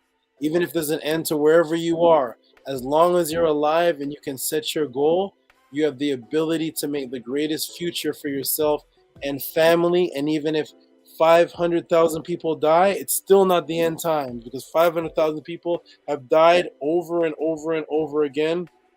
Civilizations have fallen, and we're still here. It's not over, ladies and gentlemen. Thank you for that question, though. I appreciate that. Thank you for the Mizraim question, though. Appreciate that. Keep it flowing. Keep your motivation going. There's no end. There's no beginning, and there is no end. As long as I'm breathing, and as long as I can wake up with my family, I have my beautiful mates, my wives, as they call them, around me. If I have my children around me, and I'm feeling good, we have a family day coming up on Monday. No, it's not the end times. I have a beautiful family day coming up on Monday. I'm going to spend that time with my family. We're going to grow every day. It's not the end, okay? It's just the beginning. These are the beginning times, okay? All right. All right, that ends that. We're going to go on to I think that's Brian Witt. Okay, let's go to the I'm gonna go another 20 minutes or so. And there's gonna be some questions that are definitely, oh my goodness, definitely for next week. I'm still trying to find the brother's question. The brother's question, who sent that large donation. I don't know what his name is on here, but we will find it. But anyways, okay, next up is a person who was anonymous last time, so I'm going to leave them in. They didn't say anonymous for this one, but I'm going to leave them anonymous because last time they were. Oh no, where'd it go? Sorry, but hold on. Shift Command 4. I gotta get used to this, everybody. Okay, they wanted to be anonymous, so I'm going to leave them anonymous again, and not put their name in. But they shout out to this. This question here. Let me get it on the screen here. Still navigating through.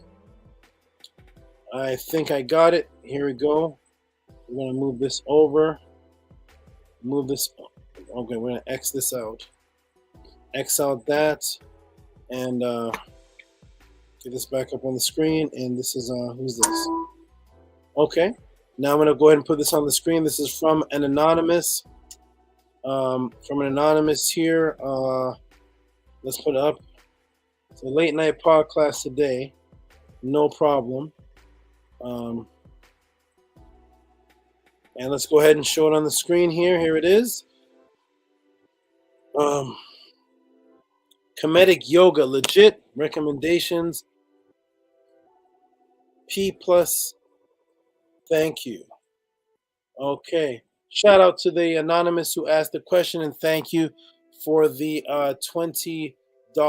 I appreciate it. This one's actually going to be pretty fast. Let me look in the room and see if you're in the room. Well, if you are, you may not say nothing because you want to be anonymous. But shout out to that question, and the answer is so. Let me fix this clarity. Okay. So there is a brother named Muata Ashby, who actually has and made popularized this concept of Kemetic yoga. And he's shown a lot of pictures and images of people in different positions. And I'm just going to go on and answer this question really straightforward and simply. I'm not going to give this a lot of attention or breakdown. I don't want to come out directly, and I'm not against Muta Ashby. Actually, I like Muta Ashby very much, but no, there's no such thing as Kemetic yoga. There's nowhere in Kemet where the Kemetians describe themselves in different positions. As a matter of fact, one of the positions in Kemetic yoga that's being pushed as Kemetic yoga, which I already broke down a couple weeks ago, was in the meditation class. If you remember that, you can go back to that class. Go watch that, everybody. The meditation class was one of the images that Muta Ashby and his followers push. Is it shows the people with their hands out and their legs folded, and I'd show that was actually the image of a scribe, that he was actually in the position of the baboon, because the baboon is known as an animal to sit like that, and the scribe uses his own legs as a table, so therefore he folds his legs and he's holding a book. It's not a yoga. He's not in any kind of yoga stance. There's not one record in Kemet of anybody in Kemet practicing yoga and putting themselves in those positions. Muta Ashby and a lot of others have taken positions of Kemetic dancers who were doing dances, who are described in the Metanetter as dancing, and they clip the image of a woman with like her bending over with her back, and then they say, "Yay, here it is, Kemetic yoga." And if you ask them to show you in the Metanetter, anybody's describing themselves as doing that yoga and all of that in Kemet, they cannot find it. So to answer the question simply, no, there is no Kemetic yoga. That was a concept that was invented and created because a lot of people like to mix Kemet with what was happening in India. A lot of people like to do that. India and Greece. And so, no, there's no record of Kemetic yoga. If anyone has any archaeological documents of the Kemetians putting themselves in positions of yoga that they would like to send to me, please send it to my email, and I will take a look at it and go over this. But no, there's no Kemetic yoga. There's nothing really to break down. No screen shares on that one. It's just no. There's no mention of anybody in Kemet practicing yoga in the way in any kind of way, but especially in the position way that the followers of Muta Ashby are saying. So thank you for that question, and there is no such thing as that. Let me look in the chat to see if the brother who asked the question is still in here, or maybe he fell asleep. Sineti Amun is hanging in there. Still hanging in there. Accepts donations. Thank you, Sineti Amun. And Bijan Farrow says, that is ill with the quill when he builds. Okay, we got people in here rhyming. In here, shout out to Casey Coogan, who gives a thumbs up. So I don't see the brother. Africa Brown, is your brother in here that can tell me what his email is so I can address when I'm gonna answer it next week. I don't even see the question though, because I don't see a name in here that matches the Owen Hithi in my email. So we're gonna continue. Shout out to Owen though. Let's go on to the next one. So that is shout out to that person. And now we have Nito Campbell, who gave for the equipment fund. Let me go ahead and put that in here. Shout out to Nito Campbell. Let me try that again. Shout out to Nito Campbell, who definitely supports every single Podclass. He is awesome, and he definitely gave to the equipment fund. And I'm going to go ahead and put him in the room here. Shout out to Nito Campbell. Here we go. Shout out to everybody for keeping the Podclass lively. You're talking and keeping good conversations. That's awesome. Keep it up, everybody. We're going to go on for another maybe 15 minutes, and I gotta close down. It's 12 o'clock here. Let me see if this is shout out to Nito Campbell, who sends for equipment fund. Thank you, Nito Campbell. I definitely need equipment. I just opened up the class by thanking everybody for helping me get the new MacBook. Well, it's not new. It's old, but it's new to me, but it works great. Thank you, Nito Campbell, and all those who supported for the equipment. I'm constantly trying to get new equipment. Like I have this new two new mouses that I had to get here. Ports, I can't show them to you, but ports, because I don't have enough ports on the MacBook to plug the mics and everything in, so I had to get a port extension. I'm constantly getting new equipment, so thank you everybody for the support. Appreciate that. Thank you, Nito Campbell. Let's move on. And the next one is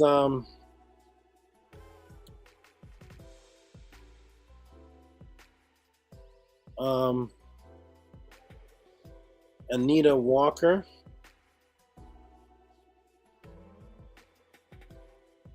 No, sorry. Hold on. No, that's not. Wait, hold on.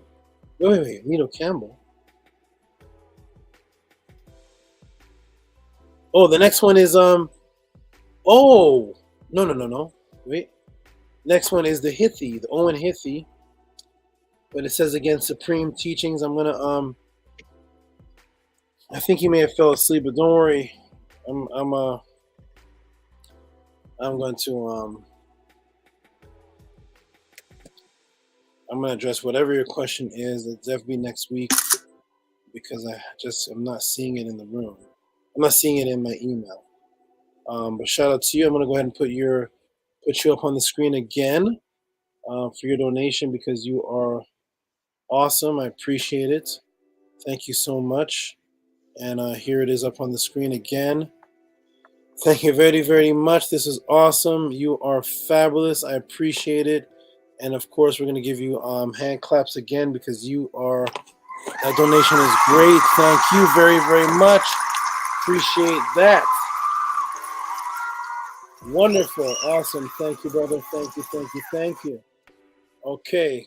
And once I see the question, I'm going to definitely get to it next week because I don't see it in my email yet. So I'm going to go to the next is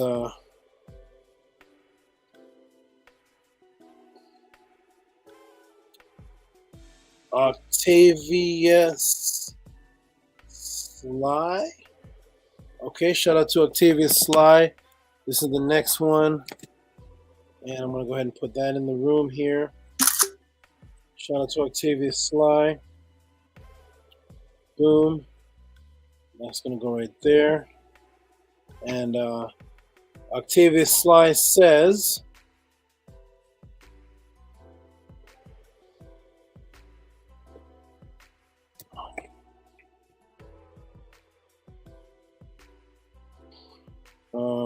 is it on the screen yet? Where? Hold on, I lost the screen. Okay. Octavius Sly says, for Hebrew, Haparu, same? I guess that's a question if the Hebrew and the Haparu are the same. Okay, everybody, let's go ahead and just do I'm going to show you something here. And we don't have to go any further than Wikipedia for this because it actually gives good sources and once we start reading it, we'll actually get the answer. Because unfortunately, for the Hebrew Israelites, they don't have any ancient culture that's verified by archaeology. So they keep taking other people's names, unfortunately, and trying to say we were called this, we were this, we were this. But what did you write? What did you call yourself, and where did you write about it? It doesn't exist. So let's go ahead and go into let's go ahead and just take a look at this, and let's go ahead and just take a look real quickly at this. And a few minutes into this, it's going to become obvious. So first of all, here we are.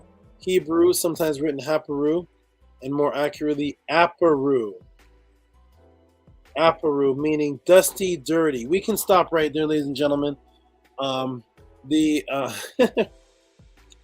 The word Hebrew, first of all, is a Greek word. There's no ancient word for Hebrew in existence. As a matter of fact, if you look up Hebrew, we're going to actually do the comparison. We're going to go right to etymology. So we're going to go to etymology, etymology online. I'll do this here right in front of you. We're going to put in Hebrew right here on etymology online. And we're going to go ahead and take a look at Hebrew right over here. Let's take a look at it. Hebrew, late Old English, French, Hebrew. Hebrews from Aramaic, Semitic, Ibre, corresponding to Hebrew, Ibri, an Israelite, traditionally from the ancestral name Eber. So it's from an ancestral name person called Eber. But probably literally from one from the other side because Eber means to cross over, perhaps in reference to Euphrates. And it goes on to say, let me click on here. Okay, here we go. So it's from Greek. I'm going to see that right there. Hebrews. You see that?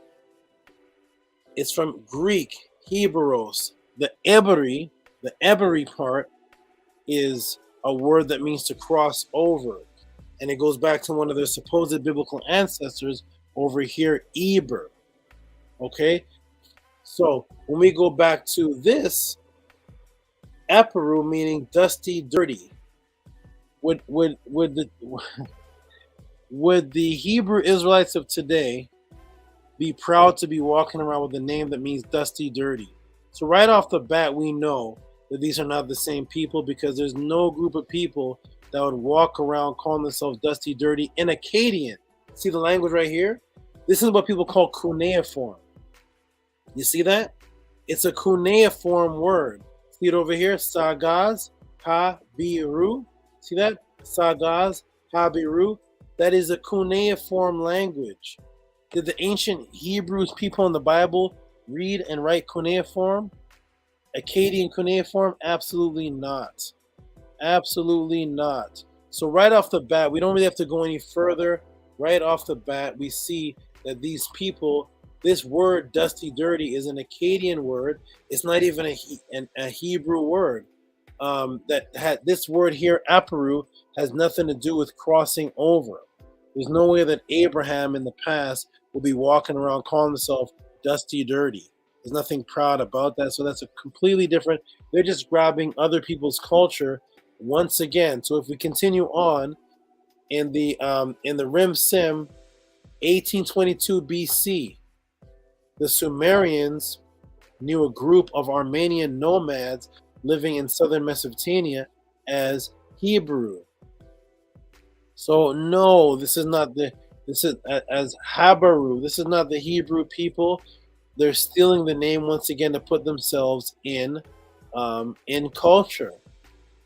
So there's no record of any people called the ancient Hebrews going back to the story of why there's two stories in their culture of why they're called Hebrews.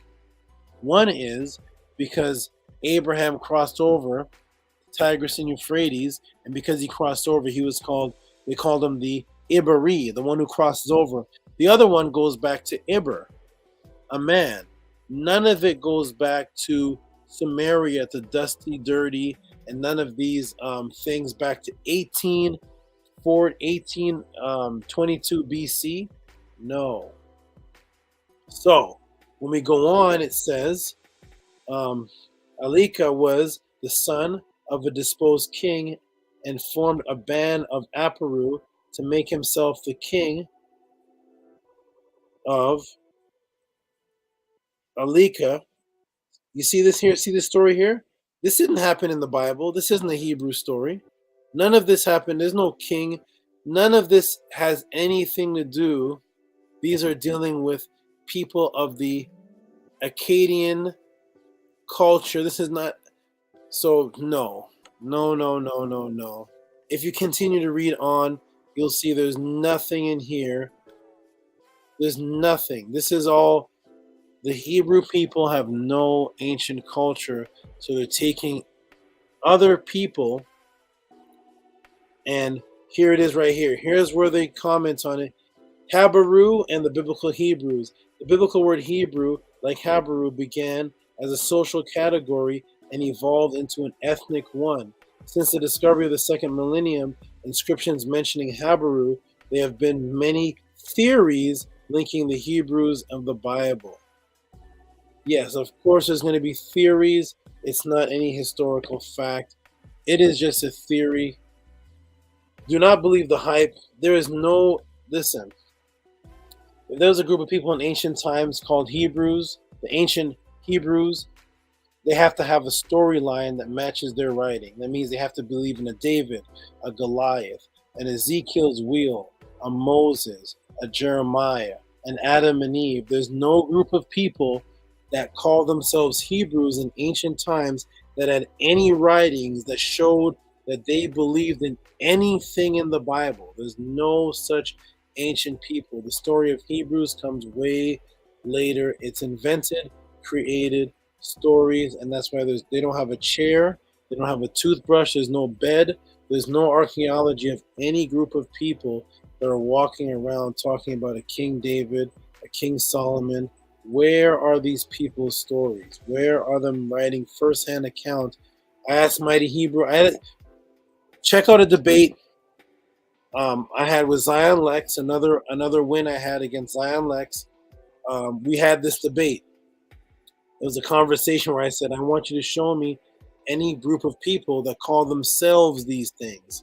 He started talking about the Myrna Patah Stela and all these different things. I said, where do people call themselves Hebrews and Israelites in ancient times? So thank you for that question, but the answer is no, they're not. The Hebrew and the Hebrews are not the same people at all. Let's go on. So thank you, shout out for that. We have a question here that was actually answered. I want the moderators to go find the class. This is from Anonymous. I'm gonna put this as Anonymous again. And this question was actually asked in a different way, but the answer is about the wormholes and black holes. And the moderators can put that link for that pod class, and you actually find the question. It's from an Anonymous. And I'm gonna go ahead and put that in the class, and then I'm gonna have to close up. I have a lot of questions I see, but my time is I'm definitely to get to those afterwards. I'm getting delirious and tired. But let me go ahead and put this in the room here.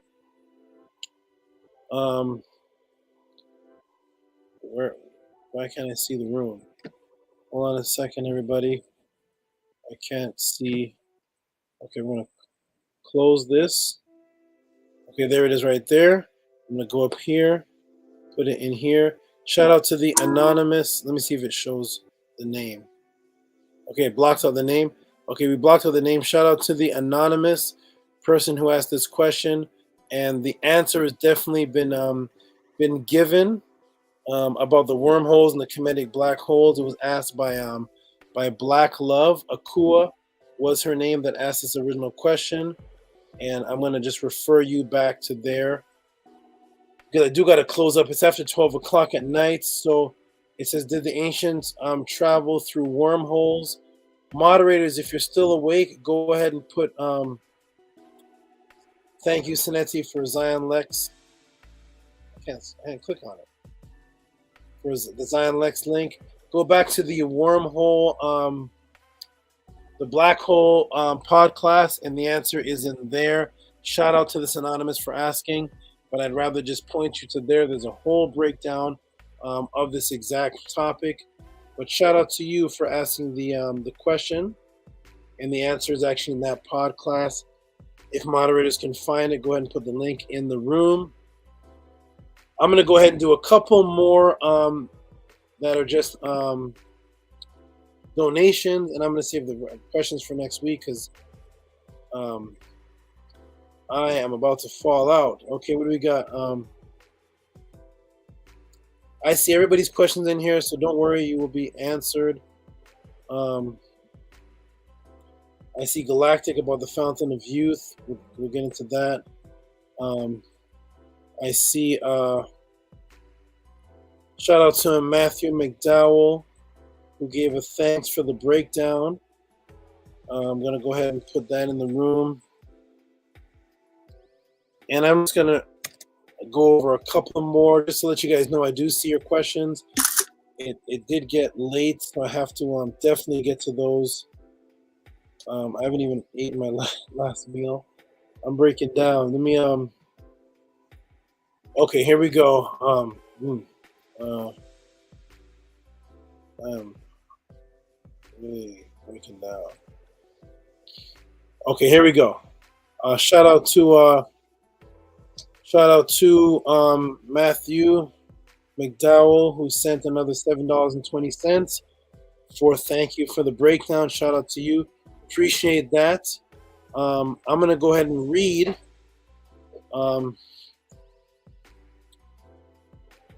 I see, Naisha Champ is back. Naisha Champ, thank you.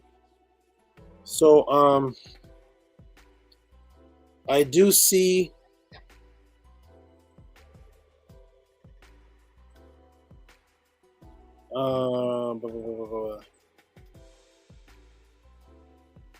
email my question. Is this a question? Okay, so the brother Owen Hithi, shout out to him. He sent something saying he emailed his question. Owen Hithi, hit me up on Facebook under Tehuti Brown. let's talk directly. I want to know what this question is. I cannot seem to find it, but I'm seeing your other emails. Oh gosh, hold on.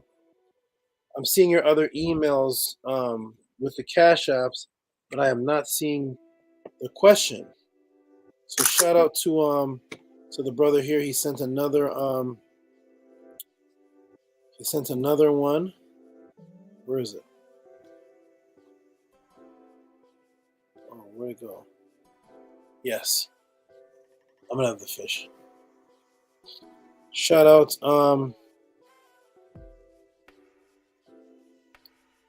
where'd it go? Hold on, everybody that moves this side. It was $21, but where'd it go? Where? Shout out to the brother. Is this it? Oh, I put it in break videos. Hold on a second.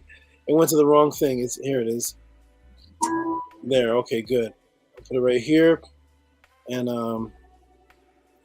shout out to the brother again for sending more money. Owen Hithi, he says teachings emailed my question. Okay, shout out to you, my brother. I gotta see the email. I can't find it. Please contact me directly through mysticaltelevision@email.com. I hope it went to the right email. I'm seeing your Cash Apps, but I'm not seeing the email. Contact me directly, no problem. Okay. I see a lot of people in here. I wonder if this is. Are you Mazo? Let me see if this is Galactic Warrior, High Priest, Scribe. A very accurate medium told me I was a part of a star seed that incarnated as an Anunnaki hybrid. Is this you? I don't know if this is you though. I don't see I'm not seeing the Owen Hithi in here. Commander with my soul group troops.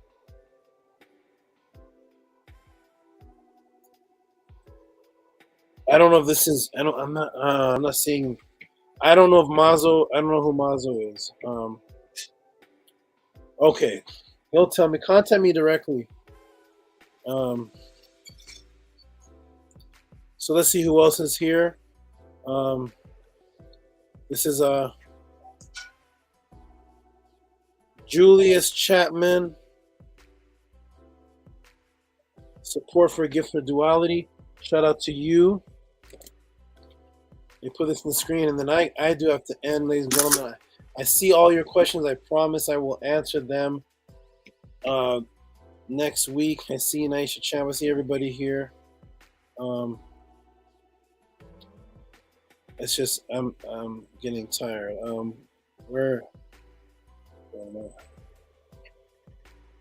Hold on. There's the trash. Okay, let me see where that question went. Is this right here? Break videos. Let me get rid of this. Okay, I think this is it right here. Okay, boom. And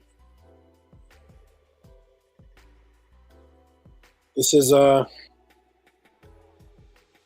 from Julius Chapman. Sent me $13. Just support by Amun. Oh, Amun Mat Ra. Shout out to you. Amun Mat Ra for duality. Shout out to you, my brother, for that support. I appreciate it greatly. There are some others. This one here is who is this? Oh, stranger to the only professor who lets the students dictate the class much. Shout out to stranger. Shout out to stranger. Let me go ahead and put this here. X this out. And shout out to you, stranger. I'm going to put this here. And I'm going to close this. I'm going to X this out.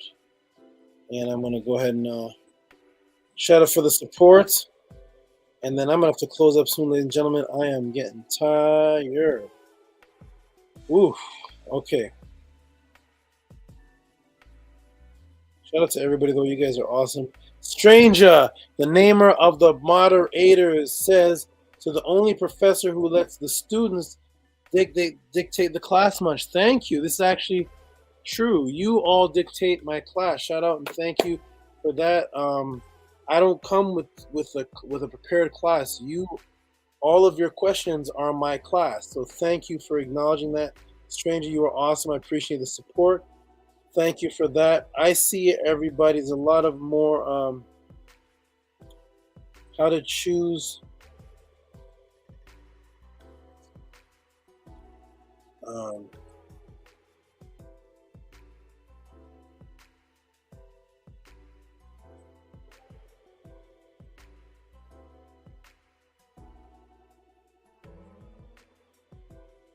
shout out to Christian. I'm not sure what this question means. But shout out to Christian who's sent $1.83 saying, I don't know what this question means. Maybe you can ask it again next week. I don't know I'm not sure what this even means, but shout out to Christian who says how to choose the pove between brain and trestle. Shout out to you, Christian. I don't know what that even means. Maybe you can ask it again next week, but shout out to you for that question there. Okay, also let me try to whiz through these. Stranger, did you send 2 PayPals or is this? What is the apologist? What is it? Okay, Stranger says, what is an apologist by definition? Let me go ahead and this must be another one. So Stranger, you think you sent 2 then. Shout out to Stranger for the double support. He sent 2 almost back to back. And I'm gonna go ahead and put that back on the screen.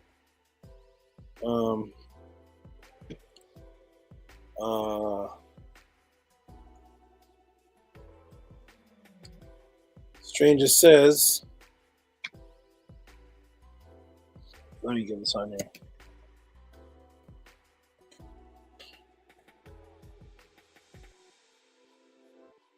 Okay. Oh, sorry. Hold on. I lost the screen. Hold on, everybody. Whoop.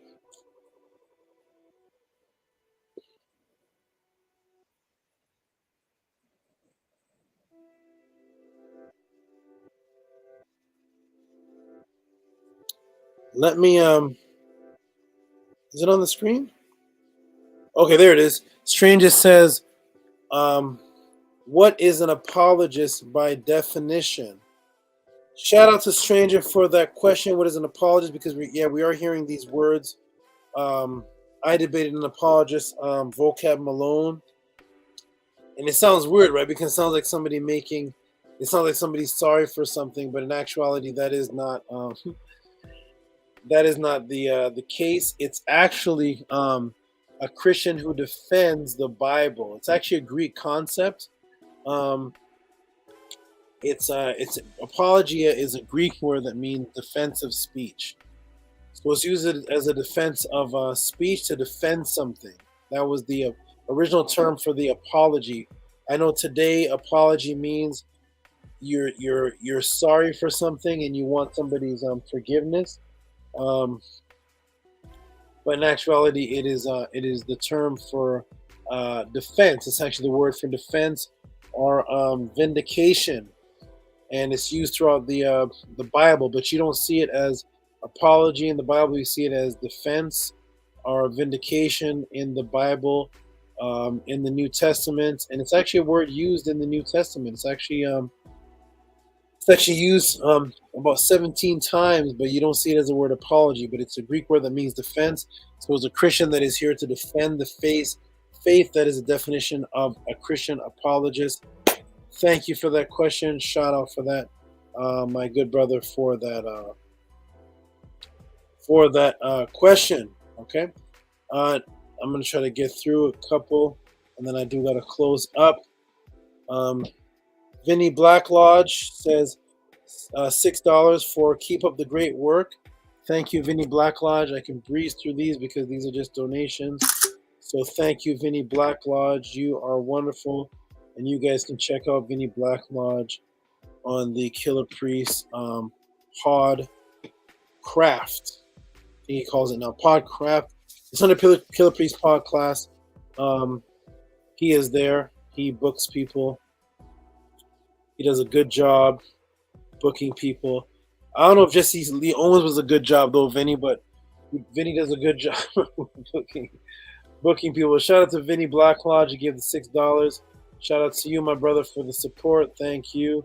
We're breezing through these. This one here is oh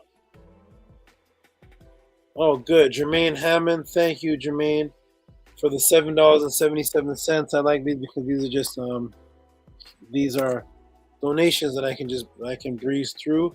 I do gotta close up. I do want to give everybody their just due for support. So Jermaine for the 777. Thank you, brother, for that. For the 777. Put that up in the room. And boom. 777. He says, peace and love, Saba. No question. Just support. Hotep.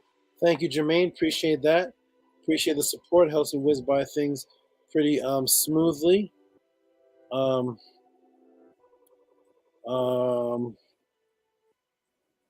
Freddie Cali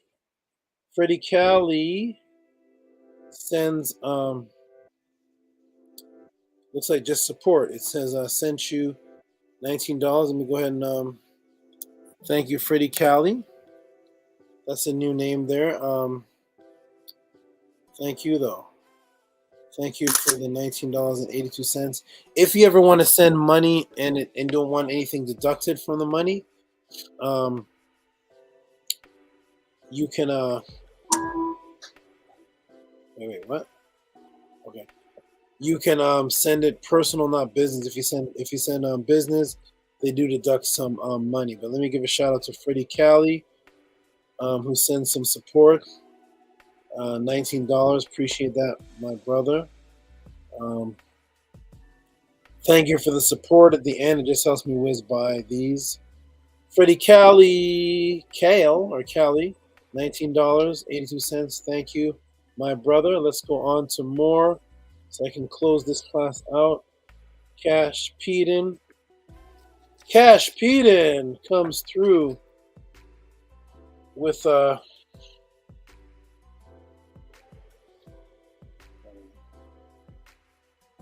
I gotta close some of these out. My screen is getting really small because I have so much icons open. Okay, Cash Peden. He says thanks for the clarity, and let me go ahead and put him in here. Cash Peden is awesome. Good to meet the brother face to face. And he says, oh, stop, sorry. Cash Peden, let me go ahead and put him in there.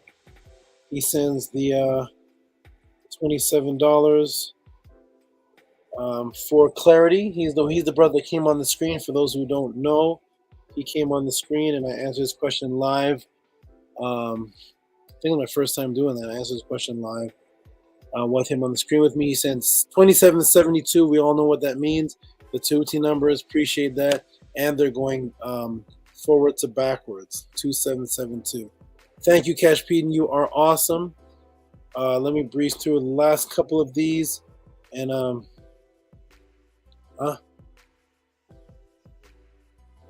who? Yeah, many times. Oh, yeah. Okay. Raphael Gary, thank you. I'm gonna answer this next week. Beautiful question though. We're definitely gonna get to this next week. I'm gonna put a note there for next week. I'm gonna call this next week. Next week, I will get to this. Shout out to Raphael who asked the question. And the question is about the UFO Pentagon meeting, I believe. Let me see what he put here. Boom. Is this it? No, that's Cash Peeling.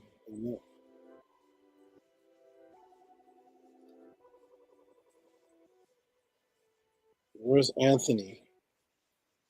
Hold on, everybody. Hold on. Oh, is this him? Oh, there's Raphael. That's the other one, Anthony. Let me see if I can put this directly in. Oh, good. Oh, nice. It shows up immediately. I found a new way to do it. Okay, good. This is great. Shout out to Raphael, Gary. You are awesome. Appreciate the support, and I'm definitely going to get to this next week. Shout out to the $20, and you asked about the Pentagon UFO meeting. Great question, man. Welcome to 2D Podclass, where you can ask all these random questions and not get insulted for it. So, Naisha Champ, welcome back, Naisha Champ. I haven't seen you in a little while. Peace to you. And we're going to go ahead and she just sent out the $10 support. Naisha Champ. Oh, whoops. What's that? Naisha Champ. Boom. There it is right there. Let me go back to here. Go to overlays. Throw that in the overlays. And it pops up immediately. This is fast. This is good.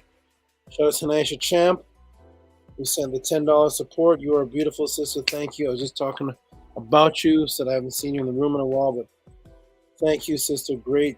Nice to see you. You are a great supporter. Consistent supporter. I think we got one more.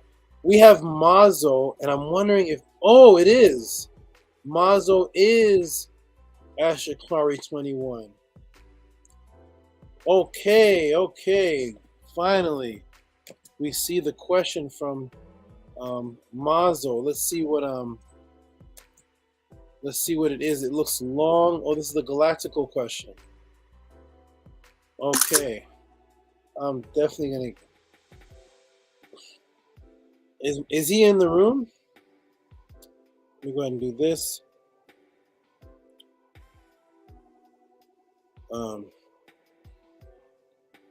Here's the brother's question. Oh, I can't even see that. Hold on. Okay, it says on the screen here. Let me see if I can expand this to read it better. Okay, it says Galactic Warrior, High Priest, Royal Scribe. A very accurate medium told me I was a part of the Star Seed soul group that incarnated as an Anunnaki hybrid. I was a commander with my soul group as troops under Lord Enlil, the Eagle. Please share your thoughts. Thank you for your superior work in your mental liberation. Wow, I'm not even sure. Share my thoughts. Okay, I'm gonna have to shout out to that question. I'm breaking down. Shout out to that question. I'm not sure if you're in the room. Let me check the room and see if you're in here. Even. Are you in the room? Okay, good. Owen, holy moly. All right, Owen. Share my thoughts. I don't,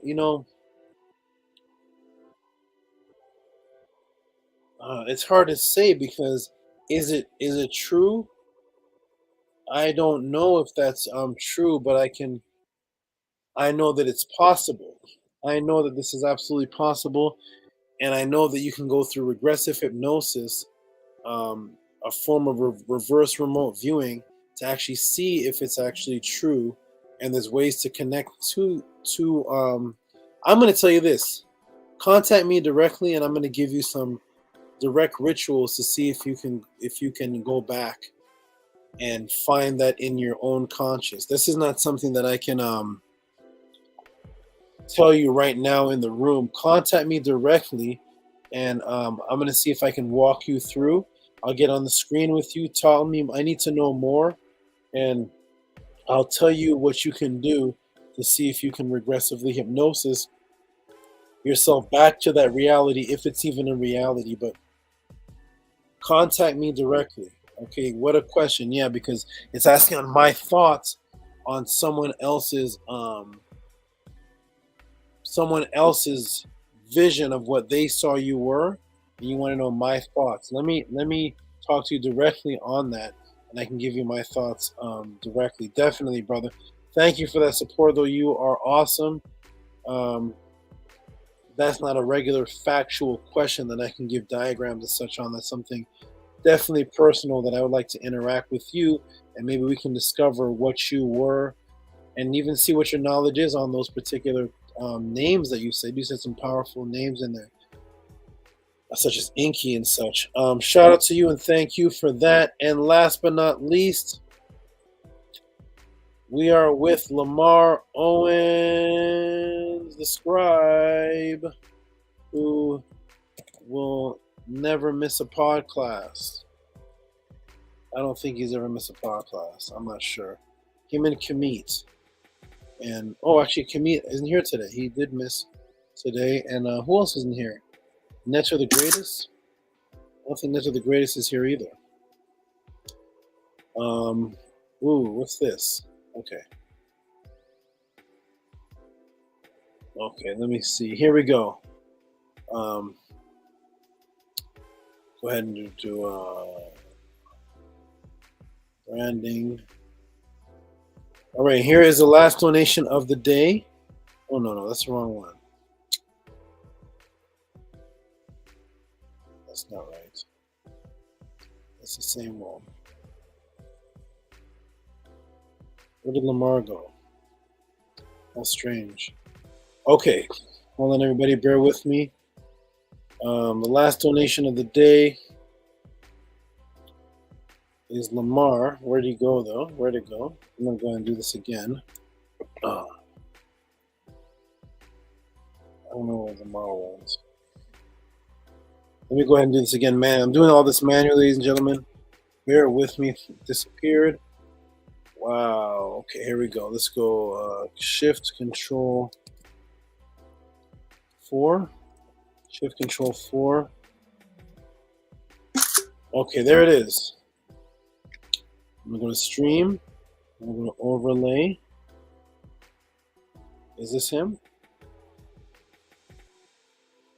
Yes, it is. Okay, I'm going to go ahead and get rid of this. Exit out. I'm going to put him over here. There it is. Open. And shout out to the very last person to give the donation for the day, and that is Lamar Owens, the scribe. Thank you for the 2-2 duality and the 72 Tehuti's number. Thank you very much, my good brother. You are awesome. I appreciate that.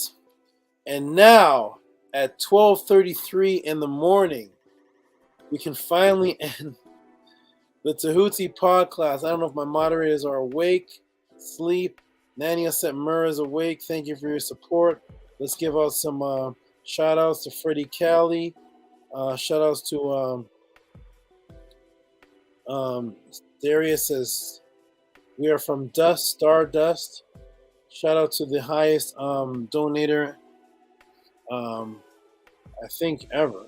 The highest donator definitely tonight. Shout out to you. Shout out to Rigo. Shout out to Jody. Shout out to everybody. Freddie says he loves us all. Shout out to you, Freddie. Thank you for that. Shout out to everybody in the room. I know some of my moderators may have passed out, but here is Sinetia Moon saying this is the best chat. Shout out to you, Sinetia Moon, the moderator. Sorry, nobody.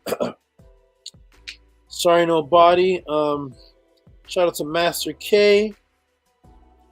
Shout out to Ahati, wherever you are. I know for some reason couldn't get in the room, but shout out to Ahati. Shout out to everybody in the room. You're all awesome. Raphael Gary. It's a lot of people.